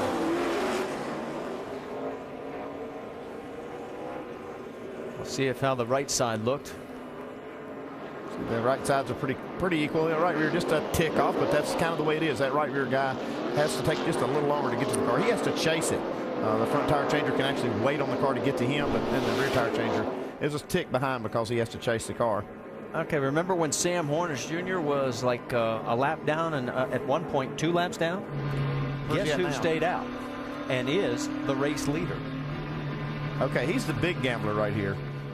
Yes, that was like with 38 laps to go. You know, remember I made that mention when they got the lucky dog that they were cutting their car off after they got theirs coming down the front straightaway before it went back to green. So yeah, their last pit stop was on lap 160. So that would be 40 laps for him to try to make on fuel. Not likely he can do that, but he's gambling on hey, get some rain. It started raining right now. Look who's the smartest guy in the house. Let's listen on Jeff Gordon's radio. That's going to work. That 16 and 17 couldn't even keep up, man. There's 30 to go. This isn't no half-mile track. That's a long way. That's saying it with authority. That's right. I mean, he's exactly right, too. Yeah, the only thing that can get them right here is either rain or an accident in front of them that gets them caught up. They made the right call. Steve talking to him right there. All right, let's take a look at this. Here's the pit crew comparisons. Yeah, you can see right there, a 13.4 second stop. He lost just a little time to Stewart. He didn't, you know, he lost those 9 positions. And but he, you know, the key thing is he's well, he did lose a spot to Stewart. So, you know, that's my point. You know, if you lose spots to 4-tire guys, that's not acceptable. You know you're going to lose a few to the 2-tire guys and the no-tire guys, but don't want to lose those to other cars taking 4. All right, let's talk a little bit about restart. Alan, what do you got down there? And Marty, I'm just thinking back to the last couple of races on these double file restarts. And something to watch for with Jeff Gordon when we get the green is if he gets boxed in. And some of the guys around him, like Kevin Harvick, who's going to be alongside him, and some of the guys not far behind him, like Denny Hamlin and Jimmy Johnson. Watch the first 2 laps after this restart. If some of those guys get by Gordon, he's done. Well, it could go the other way, too. What I was thinking, Alan, is there's some cars in front of them with no tires. I mean, they could sail down into turn 1. Those guys slip and slide a little bit. Gordon's on the bottom of the track already. Pick up the throttle, and it'd be a 4-wide race off of turn 1. But it can go either way. Yeah, just think about a pattern we've seen, though, in some of these late scrambles in some of these races, is if you can keep an eye on that 24 car in traffic in the first 2 laps, if some of these guys like Harvick and Hamlin get around him in the jam-up, then he's got a lot of work to do to get by those guys, Marty, DJ, and Andy, before he can deal with the guys who played this strategy in front of him. It's some great points. All right, let's reset this for you because it's going to be Sam Hornish, who could be a sitting duck. He's going to be the race leader with Biffle alongside. Then Edwards and Martin in row 2. Then Reagan and Logano. Truex, Ryan Newman. Then 9th and 10th are Stewart Menard. Gordon is back to 11th with Harvick right alongside. And 13th is Hamlin. 14th is Montoya. Let's listen in on the radio. You said we were coming in. There's 13 laps on the left tire, so I thought we were doing 2 tires. I said 4. We were on pit road. I said 4 tires of gas, guys. Then done. Talk about the left tires, this amount of times on the left tires, because I thought you were doing 2 tires. Did I confirm 4 tires or anything? No, I didn't. Did it make sense to take 4 tires? No, I didn't. And guys, it certainly seems like there may be some trust issues lingering from Indianapolis. I spoke with Brian Patty earlier this weekend. He said he didn't really have a significant conversation with his driver this week. He did admit he sent him a text, but other than that, they really didn't talk about what happened in Indy, and it certainly seems like things have lingered. Well, and what's also lingering is rain. We've just got the word NASCAR just put the yellow flag back out. And so we'll have to wait and see what happens. While we've got a moment, let's talk about what's going to be coming up as our ticket to the race. Our next stop, obviously, is Watkins Glen International next week. All you have to do if you want to join us at the track, log on to NASCAR.com/tickets. You can see the schedule from the Glen. We go to Michigan, on to Bristol for the night race. Oh, it's going to be fun, followed by Atlanta and Richmond, and on through New Hampshire, Dover, Kansas, Auto Club, into Charlotte. Don't forget also, we are going to have Sports Center coming up right after our race. We'll have our standard post-race coverage, plenty of interviews with drivers and get their take on exactly what happened, as well as the other sports news of the day. Well, we've seen Greg Biffle take 2 tires now 3 different occasions. And Mike, let's check in. Yeah, it's been a full day's work for crew chief Greg Irwin for sure. This car was not perfect from the get-go, but somehow with strategy, you're the leader here in the closing laps. How do you feel about things? Yeah, it's been a fight. We feel pretty good about it. Obviously, track position's big, and we learned our lesson last week. Track position's everything, and just making small changes to the car. I think the weather's played into our hands here just a little bit. 3M Fusion getting it done, and this pit crew did a great job there getting him out with that 2-tire stop. So it could come down to that. How is the car handling now? The last couple runs seem to be pretty good. Restarts well. He's able to run both grooves, gets through the tunnel okay, which has been a pretty big improvement from the start of the race. So we'll see what happens. This would be a big win for Greg Irwin. He grew up not too far from here. He's a Pennsylvania boy. Yeah, it would be a bigger win for Sam Hornish. Now, he's had 11 plus, soon to be 12 laps of caution since he pitted.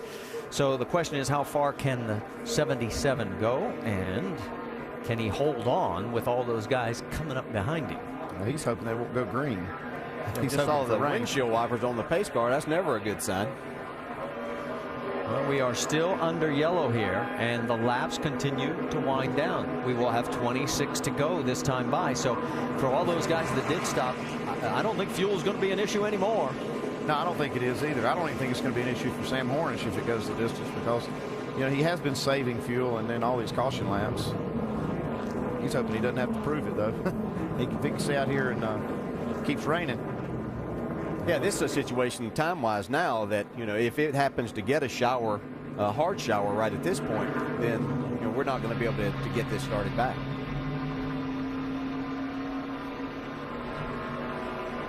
We talked about the visors already and the clear for Mark Martin and Boy, you look there at Kevin. I'm wondering how good his vision really is.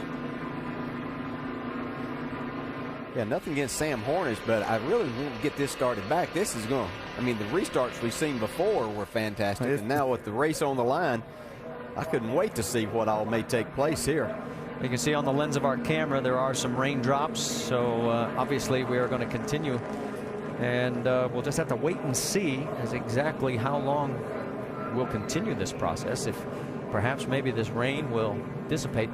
I'm telling you, folks, I'm not lying to you here. The clouds that are above us are very high in the sky. It's not like they're, you know, the low, heavy, rain-filled clouds that we sometimes see. If you're wondering about Sam Hornish, when was the last time he led? He actually led one lap last week at Indianapolis.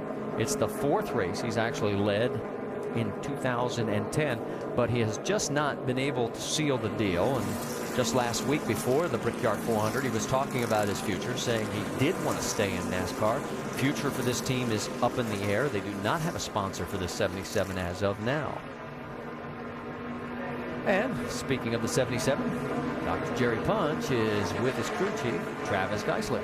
Marty, what a day it has been for this team. They got the lucky dog. They were able to get back on the lead lap, and then Travis called the driver in, called Sam in with, 39 laps to go, pitted and said, we're done. Now, you're gambling. Will it pay off? I think either way, this is the right call for us. You know, even if this goes green, we put ourselves in a really good position. We know with all these pace laps, we're going to be fine on fuel. So I think it was the right move for us. And, you know, the last 4 races here have been pretty good for us. Hopefully we can pull it off today with a PPD Dodge. Now, your radar shows more rain than others. Why is that? I got the motor tuner stopwatch on it, I guess. You know, it's raining pretty good in front of us right now, the way I look at it. But, you know, either way, this is a testament to how hard everybody on this team has fought today. No matter what happens, we put ourselves in position here, and Sam fought hard all day with a car that hasn't been very good. So hopefully we'll get ourselves what we need here. Do you have some local Pennsylvania knowledge advantage here on the weather? I'm from the other side of the state, so our weather pattern's totally different. But I'm hoping that being from my hometown here a little bit from the state-wise, it'll help me out. All right, Travis Geisler trying to be able to roll the dice and maybe steal one here for Sam Hornish. Remember, we said, folks, not always the fastest car wins at Pocono. It comes down to strategy in the final laps. All right, Doc, thanks. Travis Geisler from Cranberry Township, Pennsylvania, which is over by Pittsburgh, second-generation racer. His father, a well-known racer on the Pennsylvania short tracks for many years. And as we watch, I can't help but have this running through my mind. Is Sam Hornish about to steal this win? Because I'm looking at the radar, and I'm not so sure we're going to see some more racing here. And in a way, I hope we do. In another way, if we don't, what a job by that team to put their guy in position if it works out that way. If it rains, hey, they outfox them. That happens a lot. I've won a bunch of races in rain problems and stuff like that. But you just told me a little while ago, Sam Hornish is going to win this thing. It's done. Hey, look, I don't want to see Sam Hornish win that way. I want to see him coming down, both guns blazing. This is going to be one heck of a restart if we get an opportunity for this, just because we've got cars with no tires. We got 2 tires. We got 4 tires. And the fast cars are all in the back. It'll be unbelievable restart. And that's the key right there, what you just said, Brad. No tires, 2 tires, 4 tires, because, man, when it gets deep into the run like this, it's really gangs them up on top of each other, and that's when we see more cautions, and then cautions breed cautions. I hope it doesn't happen, but really, with 24 laps to go, guys, we almost got a full run to go here, just like Steve Letarte said. It's clearing up, too. It's clearing up. Look, that's clearing up. We're going to get this in. It is going to be interesting to see what happens if we do or if we don't. Now, what I said to you before is just looking at some of the radar and that kind of thing and listening on the scanner to some of the team radios and reports from around the track.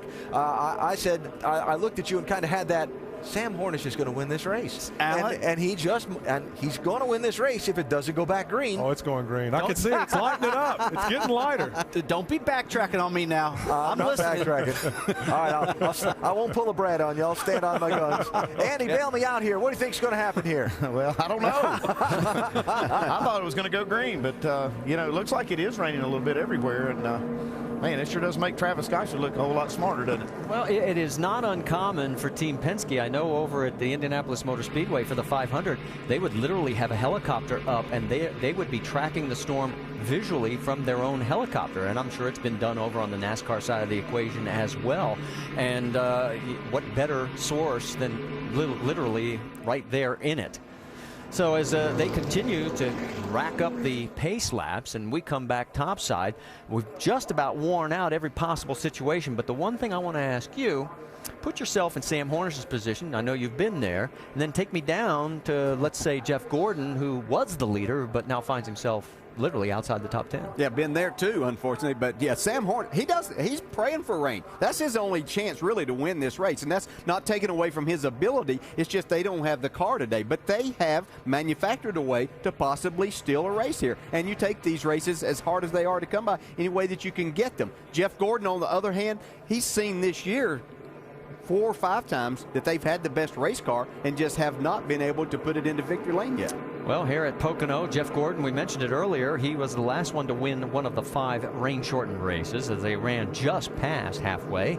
Bill Elliott, who has 5 wins, leads everybody in that category here at Pocono, ran 175. Rusty, you stole one also back there in 1991.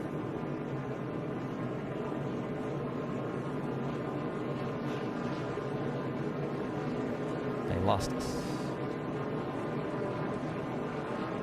Friends, 23 laps to go, and we were talking about rain-shortened races, and if you were in Sam Hornish's position as well as Jeff Gordon's, and during that conversation is when we disappeared, and you can now notice we are in our second red flag situation. They have pulled the cars but left the drivers inside the cars. Let's go back to this graphic because I don't think anybody at home got to see it. We've had 5 rain-shortened races, Jeff Gordon being the latest to pull that. Bill Elliott, who has the most wins here with 5 at Pocono. And Rusty, you're even in this mix back in July of 1991. How did you end up pulling this number off? What did you do? Stay out? Come in? How'd it work? Come on, Marty. Now, you know me. I had a good car. I had a good crew chief. I had 4 good tires. But that particular race, I think I had Dale Earnhardt Sr. pushing me around the track for about 6 or 8 laps trying to save some fuel. I'll never remember that. Earnhardt pulled up behind me. He pushed me and pushed me and pushed me. My motor wasn't running. And when we got ready to go back green, he let off, and I ended up winning the race. Pretty exciting way to do it. We had a good car all day long. Now, wait a minute. You said you'd never remember that. Didn't you mean to say you never would forget that? Because you did remember it. So you like that play-by-play, didn't you? I do remember that. It was pretty strange that day. I think Andy really remembers that one also. Yeah, that was kind of a strange little deal right there. But 91 was a good year for us. I was Harry Gant's crew chief, and you know we had some good runs. We didn't win a race here that year, but I mean, Rusty was incredible here. He's hard to beat. Well, and I want to go back to, I don't know if you all saw this. We were talking to DJ. You've been in both of these situations with Sam. You were in that position. And then let's talk about Jeff Gordon back in 11th right now. Yeah, and there's just nothing. I mean, Jeff Gordon was in a situation, and his crew, you can't sit here and say, okay, it's absolutely going to rain. We've all been at Pocono enough to know when you think it's going to rain, it does it. When you think everything's going to be good, then it pours down raining. So you've got the best race car out here at this particular time. You have to come in and put tires on this thing and plan on going back to racing. So, you know, Jeff's been in this situation too, so he won't let it bother him too much if we shouldn't go back to racing. But he's going to get tired of having the best car and not winning. And let me correct myself. It's 12th that he is in. Kevin Harvick is right ahead of him there in the 11th spot. We're sitting here waiting for word from NASCAR. Obviously, we have no idea which way this is going to go. Rain still continues to fall. The mental psyche of everybody involved here, I mean, is there anything else that you can do at this point, or is it just sit around and wait like the rest of us and say, well? Yeah, you can't control it. It is what it is. I mean, you're sitting there looking at your watch. It's 10 minutes till 6, so they're wondering, okay, how much daylight do we have? If it rains, this thing's probably over. And like I said, Sam Hornish just sitting there praying for rain. And Jeff Gordon and all the other guys that have better cars are just hoping that it'll dry out. And it's still, I don't see enough rain to take the track away from us where we couldn't get it back green. To answer that question, sunsets at 8:14 p.m. Okay. So I know how you know that. Yeah. There's Mark Martin. And Mark's refueling got himself. My power bar ready to go. Well, that's a good way to handle things. Just sit back and take a little tasty break there. There's Jamie McMurray. Looked like he went through a drive-through and got him a drink somewhere. Hey, there's nothing. You get in this situation, sitting with a red flag situation. You're in a hot race car. You've been sweating here. So it's not a lot of fun sitting there. You really want to get this started back, especially these guys that we're looking at here that want the opportunity to try to make up as many spots, or in Greg Biffle's case, have a chance at winning the race. Yeah, we went green. Actually, we had about a 35-minute delay getting started. We went green just before 2 o'clock. You mentioned it's just before 6 o'clock. So everybody has been doing this for about 4 hours, and we're still not to the finish line yet with 23 laps to go. You can see on the pit box there for Sam Hornish that the Penske guys have a lot of information in front of them. Had a couple of radars I was seeing, radar screens. They've got so much of this information to use to make good decisions, and he obviously had enough information to think that this was at least a good gamble. Well, and this is a tough position for NASCAR. Let's be realistic here. We know, after talking to the NASCAR officials, it takes at least about 2 hours to dry this track. So we haven't had that heavy rainfall yet. We haven't lost the racetrack. They think right now, look, if this stops, we can quickly get this dry. We can be back out there racing. Now, if we get the torrential downpour, then we're pretty much going to be toast, but we would obviously have to wait for the official word. And while we've got a moment, you see the jet dryer out there, because it looks like, and we'll get an update from pit road, it looks like maybe the rain has stopped again, at least on pit road. Gives us a chance. Let's talk to our in-race reporter. Hey, Jamie, Dale Jarrett, you have a copy? Yeah, loud and clear. Didn't wake you up yet, buddy? No, I'm ready to go. I just waiting on him to give us the go-ahead here. Well, I know we hadn't really raced any since the last time that I talked with you, but you were talking about the restarts and how exciting this one could be, but they've been pretty much like that all day, haven't they? Yeah, it's, you know, boy, when you get the different tire strategies is when they get really wild. They haven't been crazy today, but when it gets down to the end, everyone starts, you know, you push a lot more than you do early in the race. And man, with the spoiler, the cars suck up so good that you can really push the guy. The problem is you can't see what he has in front of him, so you know, it gets wild at that point. Hey, Jamie, I want to go back. I think we heard you say something after the green flag pit stop that maybe you couldn't see the pit road line because the cone was gone. Was that a determining factor of you getting into pit road a little hot? Yeah, my car wheel hopped a little bit, and I couldn't find the cone. And then I realized it was on the left, so I realized, you know, knew somebody had hit it. But you know, when you enter pit road, you're going too fast. You'll try to slow down and make up for the difference. And I really thought I did a good job of making up the difference. But my tack might be a little bit off today because I got caught speeding leaving also, and I was trying to be really conservative there. So, man, I've done a really good job of not getting busted on pit road, and I got caught twice today. All right, one more question. When you were riding around there, was it raining all the way around the racetrack or just certain spots here? Yeah, really, it was just raining off turn 3.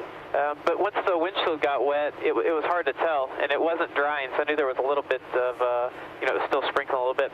I got a question for you. Is my hood, what color is it right now? Because it's been changing colors all day, if you've noticed. Been changing color all day? Yeah, it's the new Axe Twist. We got this cool decal on there that changes colors. Axe Twist changes scent throughout the day, so that was a cool way to promote the product. Yeah, it is pretty cool. We got you on the camera right now. That looks pretty good. I appreciate it. Thanks for talking to me today. It's been a long day today. Hey, we appreciate you talking to us, buddy. Good luck when it goes back green. Okay, thank you. Okay, word is from NASCAR officials we have still some light rain down in turn 1, but we have not lost this racetrack. So this race is not over yet, folks. And now let's talk about some of the guys who have really been moving up and have fought their way back into potentially some great finishes. And one of them is the 56 of Martin Truex. He is right now in that 7th position, and he's got a pit crew of, shall we say, some diverse individuals. We'll talk a little bit more about that. Take a look at the graphic that we have to show you first on how Martin's pit time comparison with Greg Biffle. Yeah, you want to see a good two-tire stop, 5.9. That's a great two-tire stop, you can see. And they also had to get enough fuel in this car to try to make it to the finish if it goes all the way. He gained 6 positions, and Greg Biffle's 7.4. It got him a good spot. He's in 2nd, but the most spots really on that two-tire stop was gained by Truex. And we mentioned that diverse crew. Let's take you behind the scenes with Martin Truex's gang. Keith Copenhagen, patch cam man, 39 years old. Shannon Myers, rear tire changer, 36 years old. Craig Curione, Frontera carrier, I'm 40 years old. Brian Chase, Jackman, 34 years old. I'm Corey Quick, the front tire changer. I'm 34 years old. Doug Newell, Gasman, and I am 52 years old. We've had other crews ask us if we need wheelchairs to get around. You can't get away with a lot of stuff you used to when you're younger. I know that. They make fun of our gray hair every once in a while, but you know, we can doctor that up just for men. If you look at our plane after the race, there's quite a few ice bags, quite a few ibuprofen being thrown down. First day of practice, first time that all 7 guys had been together. We decided, let's just do rolling stops today, dive in, see what we get. After our very first pit stop, and I just smiled, and I said, this is gonna be good. First lug they hit, the first index, the first plug in with the gas, the first jack stop, it felt the chemistry was there. The first time I stopped in the box and they got to going and they did their thing, they dropped the right side, I was like, wow, that was quick. It almost surprised me. Nice job, Napa know-how. One of the best compliments that these guys can have is every so often you turn around behind our pit stall on race day and you see coaches from other teams with stopwatches. This crew doesn't have big egos. We don't have anybody that has to be the man. And when we have problems, you don't have a bunch of guys finger pointing. One thing that younger generation lacks is experience. They've never changed rubbers. They've never had car damage. They've never been put in situations high stressful situations that a veteran guy has. Keep going, keep going. Day in and day out, we work out for 2 hours a day. We have a lot of pressure on us to stay in physical shape. NASCAR is 36 to 39 weeks, so it's a long, strenuous pace over a long term. And I think if you don't take care of your body, I believe you're going to fail either at the track, things are going to show up, and your performance is going to lag. 4 tires of gas. As a pit stop is starting to happen, we all know what each other's going to do before we do it. Really great stop for those guys. All I know is when I come in the pits, behind 5 or 6 cars, I'm going to come out behind 2 or 3 of them. And that's the greatest feeling in the world. So as the guys are looking at themselves, maybe we should name them instead of the over-the-wall gang, the over-the-hill gang. And they're not over the hill, though, as they're making all of us old guys feel real good right now. Good job, guys. And keep up the good work. You've got your man in 7th position. Let's go let's go to the flip side of this equation. Let's dig deeper. Down in 15th spot, Jimmy Johnson. His last 3 finishes have all been 22nd or worse. And this is a guy that was dominating this race today. Well, that's the thing that hits me. I mean, this is the guy halfway through the race. We were just wondering how much he was going to win by. And now he's sitting back there, you know, Dale, we've seen this, kind of a pattern of late with this team. Yeah, and the thing that's made them so good over the last 4 years, better than everyone else, was their ability to adjust on their race car. And when they made changes, you know, they were still good. When they were running good, they would make a change and make them even better. Now it just seems like that they're right there on a razor's edge, and some of the changes that they've been making have actually hampered their progress and moved them back. So, you know, I don't know if it's what it's a product of, if it's just some new things that they're trying, and now the changes that they're used to making aren't working anymore, but it's certainly something that's showing up now. Well, this is a 200-lap race. He's led 96 of them. He's clinched the 5 bonus points for that, but we've mentioned it before. He has failed to win 3 of the last 4 races where he led the most laps. So there's definitely a bit of a chink in the armor. I mean, this is not that dominant race team. And again, you pointed out, Andy, there are teams that would kill to have the results this team has had over this season. Yeah, but they're running good. I mean, last week they practiced like a winning race car all the way up to the race started, and the very first of the race they looked pretty good, but then after that they really nowhere. Here they made some progress with that. They did dominate the first half of the race. They just are not making, and we're talking about little things here. It's so competitive, and he's caught himself back in traffic and got into a couple situations just by a little bit. You know, you just be off a half a tick, it can really cost you. Yeah, you hit the nail on the head, Andy, when you said it's so competitive. I think that's a lot to do with it, because just losing a spot here or there on the racetrack and then making adjustments on pit road puts you behind, and then all of a sudden you've got 10, 12 cars in front of you, and these cars react totally different. As Rick Hendrick was quoted earlier in the week, everybody has caught up to us, and it's not just a line there, as we are going to send it over to Alan Beswick down in the pit studio. Top of the hour, Alan, get us all reset and ready to go for this finish. Marty, thank you. And for those just joining us, Sports Center coming up immediately following our coverage of NASCAR, including extensive post-race coverage from the NASCAR race here in Pocono. Carl Edwards, our in-race and post-race reporter for the remainder of our ESPN races this year, will join us in the pit studio to talk about what's been a wild day at Pocono. We'll have more with the race winner, the post-race interviews, and lots more. That's coming up on Sports Center right after the race.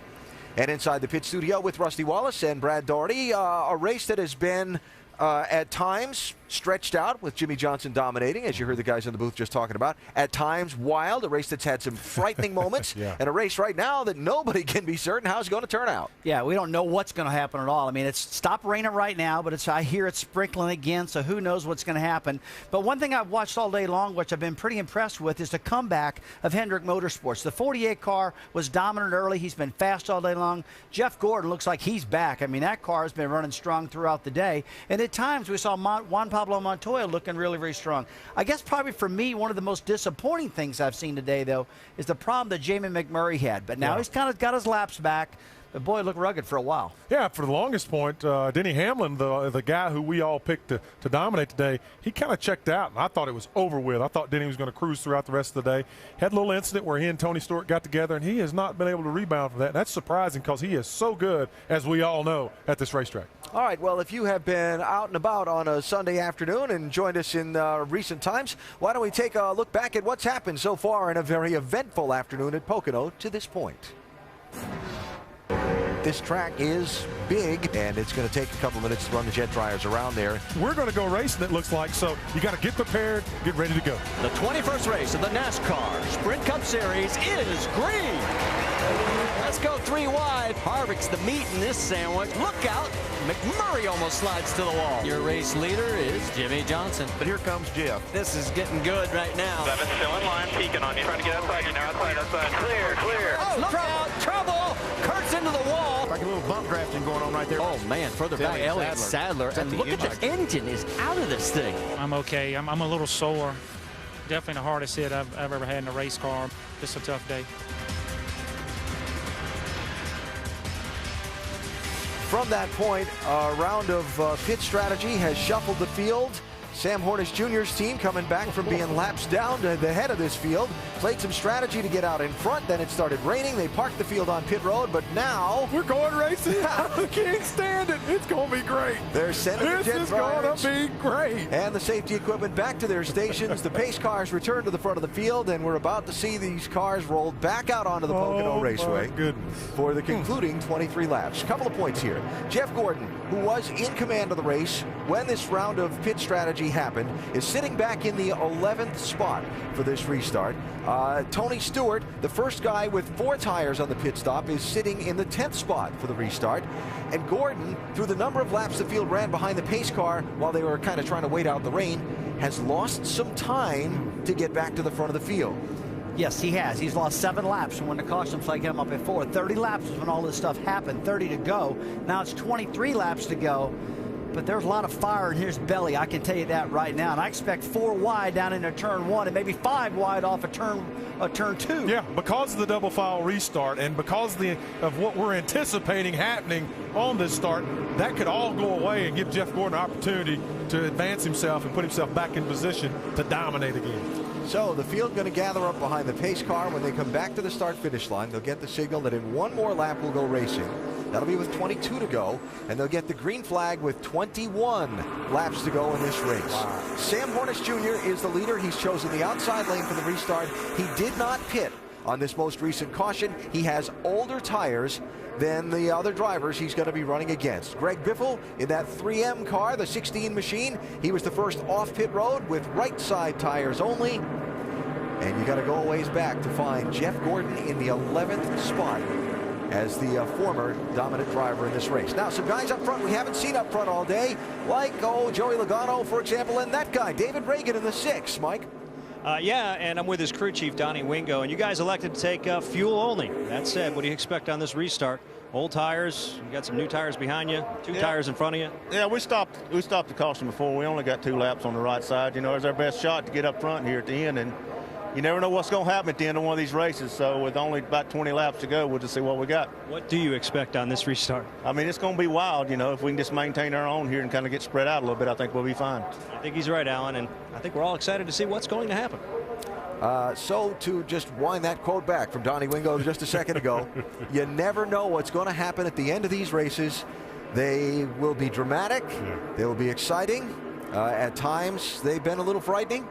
And we'll see how these final 21 laps will play out in this thing as the field comes to the start-finish line and gets the signal in one more lap. We go back racing at Pocono. Let's send it upstairs to Marty Reed, Dale Jarrett, and Andy Petrie. I don't know what's going to happen, but I'm anxious to find out. And I think everybody is, Alan, and the fans are on their feet, and they were cheering wildly as the cars rolled by. And now, obviously, we've gone well past our normal scheduled time. Everybody who's tuned in, maybe, perhaps, you haven't been with us for a while, but this is about as exciting as it is going to get, because the last few restarts after cautions have literally been knocked down dragouts. It's going to be Sam Hornish Jr. on point, then Greg Biffle, Mark Martin, Carl Edwards in row 2, Joey Logano, David Reagan in row 3, Ryan Newman, Martin Truex 7th and 8th, Paul Menard, Tony Stewart 9th and 10th, and rounding out the top 12 will be Harvick, Montoya, and now Jeff Gordon shown in 13th position. When that green flag comes out, it's going to be have at it, boys. Lights are out on the pace car, and next time by, 21 laps to go on this 2.5-mile triangle. We've talked how tricky it can be. I think it's just going to get downright nasty here for the last few laps. Oh, I tell you what, we had a great crowd here today, and all these restarts, they've been, treated to some really good excitement, but the ones that have stuck around are all on their feet right now, anticipating exactly what we are. A lot of fun right here. We have had it. It was a great crowd. In fact, the word from officials, the campground we mentioned at the very beginning of the broadcast, about, 4.5, 5 hours ago, 30% larger crowd in the infield camping area. There gives you an idea of just how many are still there.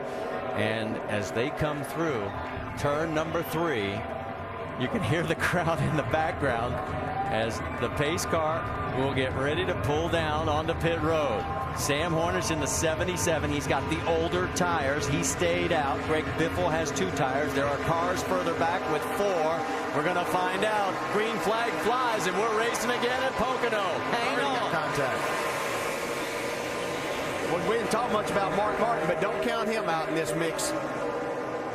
That long straightaway, it's almost 3/4 of a mile long into the corner. Biffle on the low side. He hits that bump, getting the run off the corner. Yeah, Carl Edwards really loose down on the inside. Martin Truex picked up a couple of spots. Look at him, he's right behind Edwards. Here we go. Jimmy Johnson going way low in the 48 on the right side there, almost into the mud. Right alongside the 11 of Denny Hamlin. Look at Tony Stewart for the lead. All this action going on all over the track, and Biffle's got the lead from Sam Hornish Jr. Harvick got around Gordon a little bit further back. There's a 3-wide action. Through turn 3 again. This time by 20 laps to go, and Hornish is hanging in there. Yeah, he's not ready to give this up quite yet. Let's go 3 wide. You've got Jeff Gordon on the inside. Look at the push. Montoya is giving the 20 of Logano. Yeah, this looks like a Talladega race. Yeah, the problem is we don't have that 33-degree bank. No, it's flat when they get there. Little smoke from the 11 of Denny Hamlin. Look at Johnson trying to go underneath Gordon. The teammates side by side. They've had their issues off and on this year. They're going to 3 wide. Make Joey Logano and say bye-bye. They split him. There's Jamie McMurray, Jeff Burton, who had a great car early in this race. He's trying to fight his way back into the mix. And Hamlin gets a good run off the tunnel turn. Montoya and Menard side by side. See Johnson trying to make that inside work. He's going to try to go to the inside of Paul Menard, who's beside Juan Pablo Montoya. 3 wide off of turn 3. Down the stretch. Look at the 48 on the inside there. Hamlin all the way to the inside. Hamlin's got just enough underneath the 48. Careful. No contact. He gets out of it. Boy, look at the run that Jimmy Johnson gets off of turn 1. Here comes Hamlin, too. He's got a nice run. Is he going to push or try to pass? Looks like he's going to try the pass. Down the inside. 48 tucks up underneath Jeff Gordon. Here comes Hamlin side by side, taking the position away from the 48. And Johnson's going to try to go back underneath, but that 11 car is too strong for that. And who is loving all of this? Greg Biffle up front. He's opened up an 0.8 of a second lead over Sam Horner. He's running the fastest laps of the race right now. These cool conditions, intensity level is high. Greg Biffle is getting it done, Mike. Oh, he absolutely is. And this reminds me of a conversation I had with his crew chief, Greg Irwin, this morning. I asked him, what did you learn here in June? And he said two things. We need to be better on fuel mileage, but most importantly, we need to be better on restarts. We need speed early in a run. We didn't have that in June. We made sure we built that into the setup of this race car so that we would not get bitten by that again. Obviously, from the looks of that restart, they've taken off pretty good. While you finished up, you saw Denny Hamlin on the left side get around Juan Pablo Montoya. Biffle trying to get Ford its first win of 2010. See David Reagan there in the 6 car. He's holding on nicely with that UPS Ford. Gordon's trying to dispose of him right now, though. Jeff dives underneath him and looks like he's going to clear him. So Gordon, remember, he restarted back in 13th. He's now moved up to the 9th position. Next time by, 17 laps to go. We got a lot of sorry, Marty. We got a lot of racing left. 18 laps, a long way to go here. Jeff Gordon's still got a lot of time left to make these passes and make his way up there. About 45 miles worth, thereabouts. Here goes Denny Hamlin under Reagan. So Reagan starting to slide backwards. There's Jimmy Johnson underneath the 42 of Montoya. That is 4 positions side by side. They are duking it out for 12th. While all this goes on, here comes Menard trying to get in the mix. You're not missing anything up front. Biffle has now opened up a 1.8 second lead over Sam Hornish Jr. And for the ailing Jack Roush at the Mayo Clinic, that's the best news. That's music to his ears. Oh, he's loving this. I guarantee he's watching. Let's check in with Carl Edwards, another one of his drivers. That is 2nd, 3rd, and 4th. You got Hornish, followed by Carl, followed by Tony Stewart. Hornish doing a great job staying out here in front of these guys and making the most of their strategy play. His career best finish was here last year, 4th. And here comes Mark Martin trying to get into the mix. And there comes Kevin Harvick. Remember, we always talk about how by the end of the race, he keeps creeping back into the mix. Down the Long Pond Straight. Let's check in on Jeff Gordon. He is now up to 9th, as we pointed out. He's got Ryan Newman in his sights. It's a good run up off the tunnel turn. Yeah, and where Jeff is, he can't waste any time in making these passes on these guys. He has to get himself in a position where each corner, when he catches them, he's got to go by him. See if he can get it run off of turn 3 here on Ryan Newman. He is 5.4 seconds behind the race leader, trying to get around the 39 of Ryan Newman. Down that long front straightaway. Looks like Denny Hamlin's going to try and go on the high side. Newman says, whoa, either side I look, I got cars all around me. Wow, look at power move Look there. at Hamlin go. Boy, Hamlin just takes both spots. Let's go back to the battle for 2nd because Hornish has got his mirrors full of Carl Edwards and Tony Stewart. Here comes Tony on the high side of the 99. Yeah, as Carl tried to make that pass on Sam Hornish, Tony took advantage of that, went to the outside, see if he can complete the pass, and he does down in turn 2. So move Tony Stewart up to 3rd. Biffle's lead now 2.7 seconds. The rocket ship up front belongs to that man right there, Greg Biffle. They have worked that 2-tire strategy all day long. It's the 3rd time they've done it. Here comes Harvick. Kevin, the points leader, right now in 6th, and he is running some great laps as he is watching what's going on in front of him. He's got this side-by-side battle of Mark Martin and Carl Edwards. He's going to try to catch a draft off of these two, and he's catching them. Mark taking the low line in the 5 underneath Carl Edwards. Can he get the job done? It's awfully rough down there. You can see the car just moving all over the place. And Biffle just continues to run the fastest laps of anybody out there. He's just setting sail. These guys all have to pass somebody, and Greg Biffle doesn't have to pass anybody. He's just got the clean air. To give you an idea, Biffle's last lap, 54.9 seconds. 2nd place Hornish, 55.7. That's huge. Yeah, the closest that we saw to that on that last lap was Denny Hamlin at 55.02, and that's still slower than what the leader's running. You saw Jeff Burton. There he is, taking a look underneath the 6 of David Reagan. He looks like he's going to be able to take that spot, and he does. So give Burton the 12th position on the racetrack. His next target will be Jimmy Johnson. There, this is unbelievable. Greg Biffle has got himself a race car, 3.8 seconds, and Stewart can do nothing with Hornish to get around him. Denny Hamlin's got Martin Truex right in front of him. That is for 7th. Here comes Harvick. Making that move on the outside of Mark Martin. Makes it look easy, too. So move Harvick up into the 5th spot.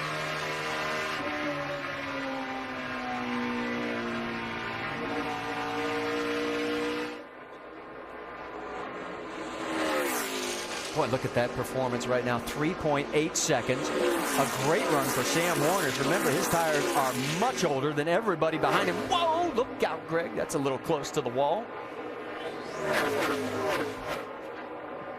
This freight train includes Hornish, Stewart, Edwards, Harvick, Mark Martin. Martin Truex back there. Truex has got his hands full with Denny Hamlin. There comes Jimmy Johnson. He's going underneath the 39. And it looks like he's going to be able to take the position from Newman, but Ryan says not so fast. Let's see what we can do at the end of this corner. And it looks like the Army car is going to hang on to it, at least for now. Yeah, he'll have the preferred line as they get down to turn 2, though. Should be able to complete the pass here. They're going to have some company, though. 31 car Jeff Burton is definitely catching them. How about if we check in on Juan Pablo Montoya and the 98 of Menard? That is for 14th on the racetrack. Well, that's the one thing that we've seen the last 2 weeks with this 42 car. When it gets back in traffic, it just doesn't work very well. And how about Kyle Busch? Remember, he had a piece of sheet metal underneath near the radiator come off earlier, brought out one of our cautions, and he is coming up through here. And here comes the 12 of Brad Keselowski. Keselowski found himself a lap down in this mix, fouled his way back onto the lead lap. He's now running in 17th. And there's Clint Boyer. Remember when Boyer got all the way up as high as 8th position and now has got himself back into at least a respectable finish, but he had that problem earlier with the contact. Yeah, he was just involved in that big crash that we had. He got some contact from Kurt Busch, and they fixed the car, and then he started to make his way back up slowly but surely. And with this move, he puts himself back into that 12th and final position in the chase, ahead of Mark Martin. Boy, I am so impressed with Sam Hornish right now. Me too. That's probably the surprise of this group is how well he's able to perform against these cars. These are good cars during the race that he really wasn't able to run with, and now he's outrunning all of them. 10 laps to go. 25 miles of racing in this 500-mile race, and the lead is now 5 seconds with Biffle ahead of that man right there, Sam Hornish Jr. Yeah, Sam's doing a terrific job there in second, but I'm impressed with Greg Biffle taking this car with these 2 tires. I mean, it's been most of the time somewhere 7th or 10th place car, and now he's just stretching his lead out. Well, he took 4 tires last week at Indianapolis and came up just a little bit short. But he learned something there, though. Yeah. He learned what 2 tires would do. Kevin Harvick has gotten up to the back bumper of Carl Edwards. This is the battle for 4th. Harvick's got a run on him. Yeah, literally to the back bumper. He's all over that bumper of Carl Edwards. He can read those Aflac decals really well. Loses a little bit. Tony trying to take second now. Yep. Sam Hornish may have to surrender here. Tony Stewart goes down on the inside as they head down to turn number 1 from high above. You can see all 4 cars. And here comes Carl Edwards. He's going to take a peek as well. And Harvick's going to probably follow. And all of a sudden, Sam Hornish has gone from second and what could be back to as far as 5th. Yeah, it just seemed like that last time he slipped a little bit, Tony was able to get underneath him, and that just breaks your momentum. That allowed those 3 cars to all get by him, but still a good run. Well, what was it? He had about 11 more laps on his tires. Look how many laps we have left. 9 to go. So maybe the tires just finally gave up on him. As there is Jeff Gordon trying to reel in the rest of this field. Now remember, Gordon restarted 13th. He is now shown in 8th position, but the laps are winding down, and it doesn't look like anybody has anything for Greg Biffle. What a story this could be for Ford. Not winning yet in 2010, and Biffle on a 65 race winless streak. Saw Dale Earnhardt Jr. out there slow. Sounds like he may be down a cylinder. Well, the last thing Greg Biffle wants to see right now is a caution. His lead is now 5.7 seconds. He is just destroying this field. Now, this is not a guy who dominated this race, folks. I mean, he's led all of 20 laps. He is one of our 9 different leaders. We've had 19 lead changes today, but boy, since we went back to green flag racing, nobody can touch it. Well, the racetrack went through a little bit of a transition there when we had that red flag. A little bit of rain. It definitely cooled it off, and it could have just really played into Greg Biffle's hands of the way his car was set up. See, now Hamlin makes the pass on Sam Hornish. And here comes Mark Martin as well. So Sam putting up the great fight, but just doesn't have the tires to hang on any further. And here comes Jimmy Johnson trying to fight his way back. And can't do it because Jeff Burton's got the spot. And Burton is now 10th. Bumped Jimmy back to 11th. Can't believe just how much that clean air is worth. Greg Biffle is outrunning Jeff Gordon. It was the best car by half a second to 3/4 of a second a lap. And he's got, Greg Biffle just took 2 tires on the last stop. Jeff Gordon took 4, which, you know, I was all for, but I think after a while we'll finally get it. We're going to get off of that, yeah. aren't we? 2 weeks in a row, we've seen 2 tires just really be an absolute, advantage, just having that clean air. Everything's calmed down, at least for the moment. As you can see, there's the battle for 2nd, 3rd, and 4th on the racetrack. But Kevin Harvick, our points leader, doing what he needs to do, just continues to put out good run after good run each week. Well, what a great story this would be for Jack Roush. A very difficult week for him personally, and he's got cars right now in 1st and 3rd. They've been on a long winless streak. Been criticized a lot about the performance of his race team. This would be some great medicine, and certainly let Jack know that we're all thinking about him and wishing him the best and hope to see him back soon. Yeah, we're talking about, Greg Biffle making a good decision strategy-wise, but these cars have been running better and better every week. I mean, they've definitely had better performance. This is just, when you have a car that'll run, you can take advantage of these kind of situations, and now their cars are really running a lot better. You saw the cycle there. We talked about Ford. They've really not won since 23 races ago in November at Talladega, and that only 1 win in the last 54 races. The prior 54 races, Ford had won 17 times. Take a look there, and you see that the 5 is getting underneath as Mark Martin pushes the 77 of Sam Hornish back 1 more spot. And here comes Jeff Gordon. That is for 7th, 8th, and 9th on the track. It looks like these tires on Gordon's car are starting to come around, but it's a little too late. Only 5 laps to go. And we should say Mark Martin now in 6th, Sam 7th, Jeff in 8th. And Jeff's got to be whoa, look out, getting a little loose there. I was getting ready to say Jeff's got to be wondering what he has to do to win, because before that last pit stop, he was in control of this race. And it's kind of been the way their year has been, coming down to making decisions and having things at the end of the race take these races away from them and the opportunity they had to win. Oh, and you can see Martin Truex getting underneath Sam Hornish as well. They're side by side. Jeff Gordon has cleared him. Jeff Burton wants to take advantage of this as well. And for Hornish, he keeps getting deeper and deeper after deciding not to come in on that last pit stop. If this race would have been about 11 laps shorter, and his whole team would be celebrating right now.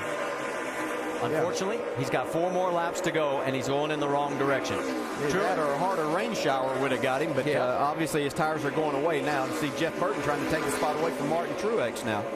And that battle is for 8th on the track. There's Jeff Gordon with Mark Martin, and the 2 Hendrick teammates are duking it out for 6th. And it looks like Gordon is going to get the position. Mark made it easy for him here, knowing that eventually this is going to happen. Might as well just tuck him behind and try not to lose any more time. There's Burton taking that spot away from Martin Truex. Burton's had a great car all day long. He was another, took 4 tires, got himself back there outside the top 12. Jeff got a little tail happy coming out of the corner, manages to keep it off the wall. After what we saw him earlier, that wasn't even sideways, though, was it? It was earlier in the race. No, earlier he was really hanging it out. All right, let's check in on the race lead. There it is. It's down to 5.2 seconds. I think really looking at the lap times, Biffle realizes all he's got to do is stay clean right now. Doesn't want to push the issue. Here comes 2nd place, Tony Stewart. Then followed by Carl Edwards, Kevin Harvick. Denny Hamlin, who was looking for his 3rd in a row here at Pocono, is running 5th. Greg Biffle's got to be thinking the only thing now that can beat me is a caution. I need to save the tires on this car and maybe even give up a little bit of that lead. They're not going to pass him if it goes green all the way, but he could maybe save his stuff it a little bit for maybe a late race restart. He can give up over a second and a lap and still win this thing by 2 seconds. Next time by, there will only be 2 laps remaining. Great battle. It looked like Harvick was going to be able to get up on Carl Edwards, maybe get him a little loose and get by him about 5 laps ago, but he's still sitting pretty much in the same place he was. The lead down to 4.5 seconds, still well in control. Harvick right now, this is the best battle we've got going on in the top 10, trying to get around the 99 of Carl Edwards.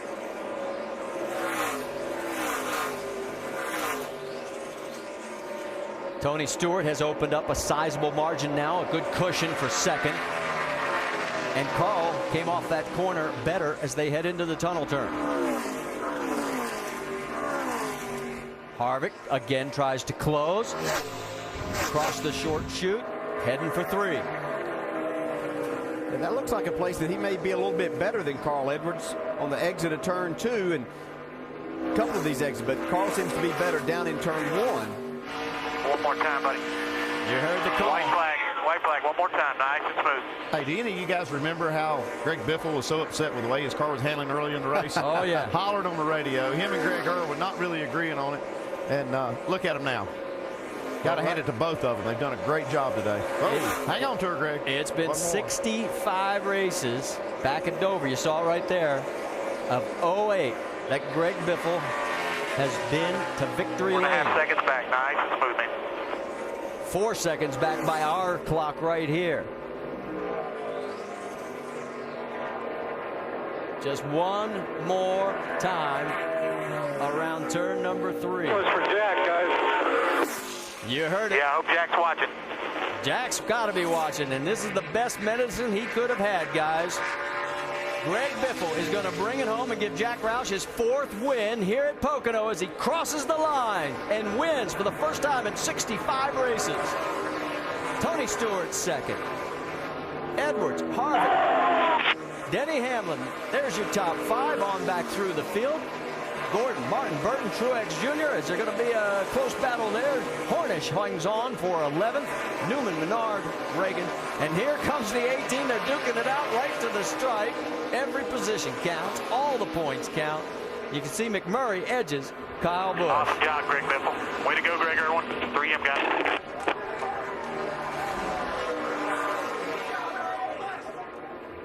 The celebration begins in the 16 pit. Let's check in with Mike Massaro. And I've got to climb into the scrum here. Greg Irwin congratulating his whole team. High fives all the way around. This morning you told me, point blank, we missed it. We're off a little bit. Yeah. You rallied today. How were you able to win this thing? I think really the work these guys did on pit road got us up front a couple times. We had a couple of really key 2-tire stops. Got us in clean air. Like I said, we got beat on it last week, and just trying to make sure we didn't get beat on it this week. And the track came to us. Thank you, Donnie. With all the circumstances, this being Ford's first victory this year, Jack Roush not being here, how big is this for this team? The whole company needed it, and I can't really explain what this means. Hopefully this helps Jack in his healing process. I know he's with us. I know we talked to Robbie Reiser quite a bit this morning, and honestly, what I got to do, this is that brand new car we had in Indianapolis, and we turned this thing around and bring it back here because we liked it so much. So this goes out to all the guys at Roush Fenway that put their hours in. So. Congratulations. A very happy team down here, guys. Greg Irwin and the entire Roush organization all celebrating this victory. Rightfully so. That's why you never give up. I mean, they weren't anywhere close to being able to win this race early in the thing, and now they pulled it off by just staying with it. This has to give them a lot of hope and momentum as they look towards the chase. Not that they're there yet. They have a lot of work to do. But the last 2 weeks, and even before that, they had Chicago, they had a really good car before they had an engine problem. So a lot of good things happening with this. Doug Yates and his people seem to have this engine figured out. So these guys could really be a factor when we get into September. And while the celebration continues, let's check in with Jamie Little. She's caught up with third place Carl Edwards. He leads one lap today, and it's your third consecutive top 10 finish. Carl, what a long day. How would you sum up today? You guys finally get in a victory lane. You have a solid finish. It's a long day, but man, that's a Ford in victory lane. Ford makes the best cars on the road, and here at Roush Fenway Racing, we've been working really hard on these Fords, and it's cool to see Greg get that victory. That's a good run for us. That's a great points run. Got to thank Aflac and Scott's and all these fans for sticking around. But you know, Aflac's always got me under their wing. It's cool they've been sticking behind us, and hopefully we can make a run for this chase, and maybe we can get the next win. But that's good for all of us. And get well, Jack. Well said. Let's go over to Doc. Okay, Tony Stewart walking up there to be able to congratulate the guy running behind him there, Carl Edwards, and give him a pat on the shoulder. Those guys raced pretty hard those final few laps. Tony began the day with a pole and finished the day with a second place finish as he and Carl talk about what happened these final laps here on the racetrack. Let them finish their conversation as got a little. Drivers want to be able to settle everything here verbally and just say hello. Tony, a big smile, patting Carl on the shoulder. And Tony, a pole to begin the day, a second place finish to finish the day. What a great effort for your team. Oh man, I'm really proud of Darian Greb and especially the pit crew on this Office Depot Old Spice Chevy. They did an awesome job that last stop of getting us out the first car on 4 tires and getting us a chance to fight our way up there. So really proud of this run. What a great day. What a great time of year for this team to start stepping up here as we're coming in on the chase. Yeah, I mean, this is what we need right now. This is what we've been looking for. We're just we got to keep plugging away. We're not all the way there, but we're gaining on it, and that's encouraging. So, this is the time of year where you want to be building momentum, not losing it. So I'm pretty happy with this weekend. Indeed, he should be. Tony Stewart finishing second today. Marty? And Tony's now got top 3 finishes here at Pocono in 4 of the last 5 races. As another great run as he comes across the stripe in second place, 3.5 seconds behind that man right there, Greg Biffle.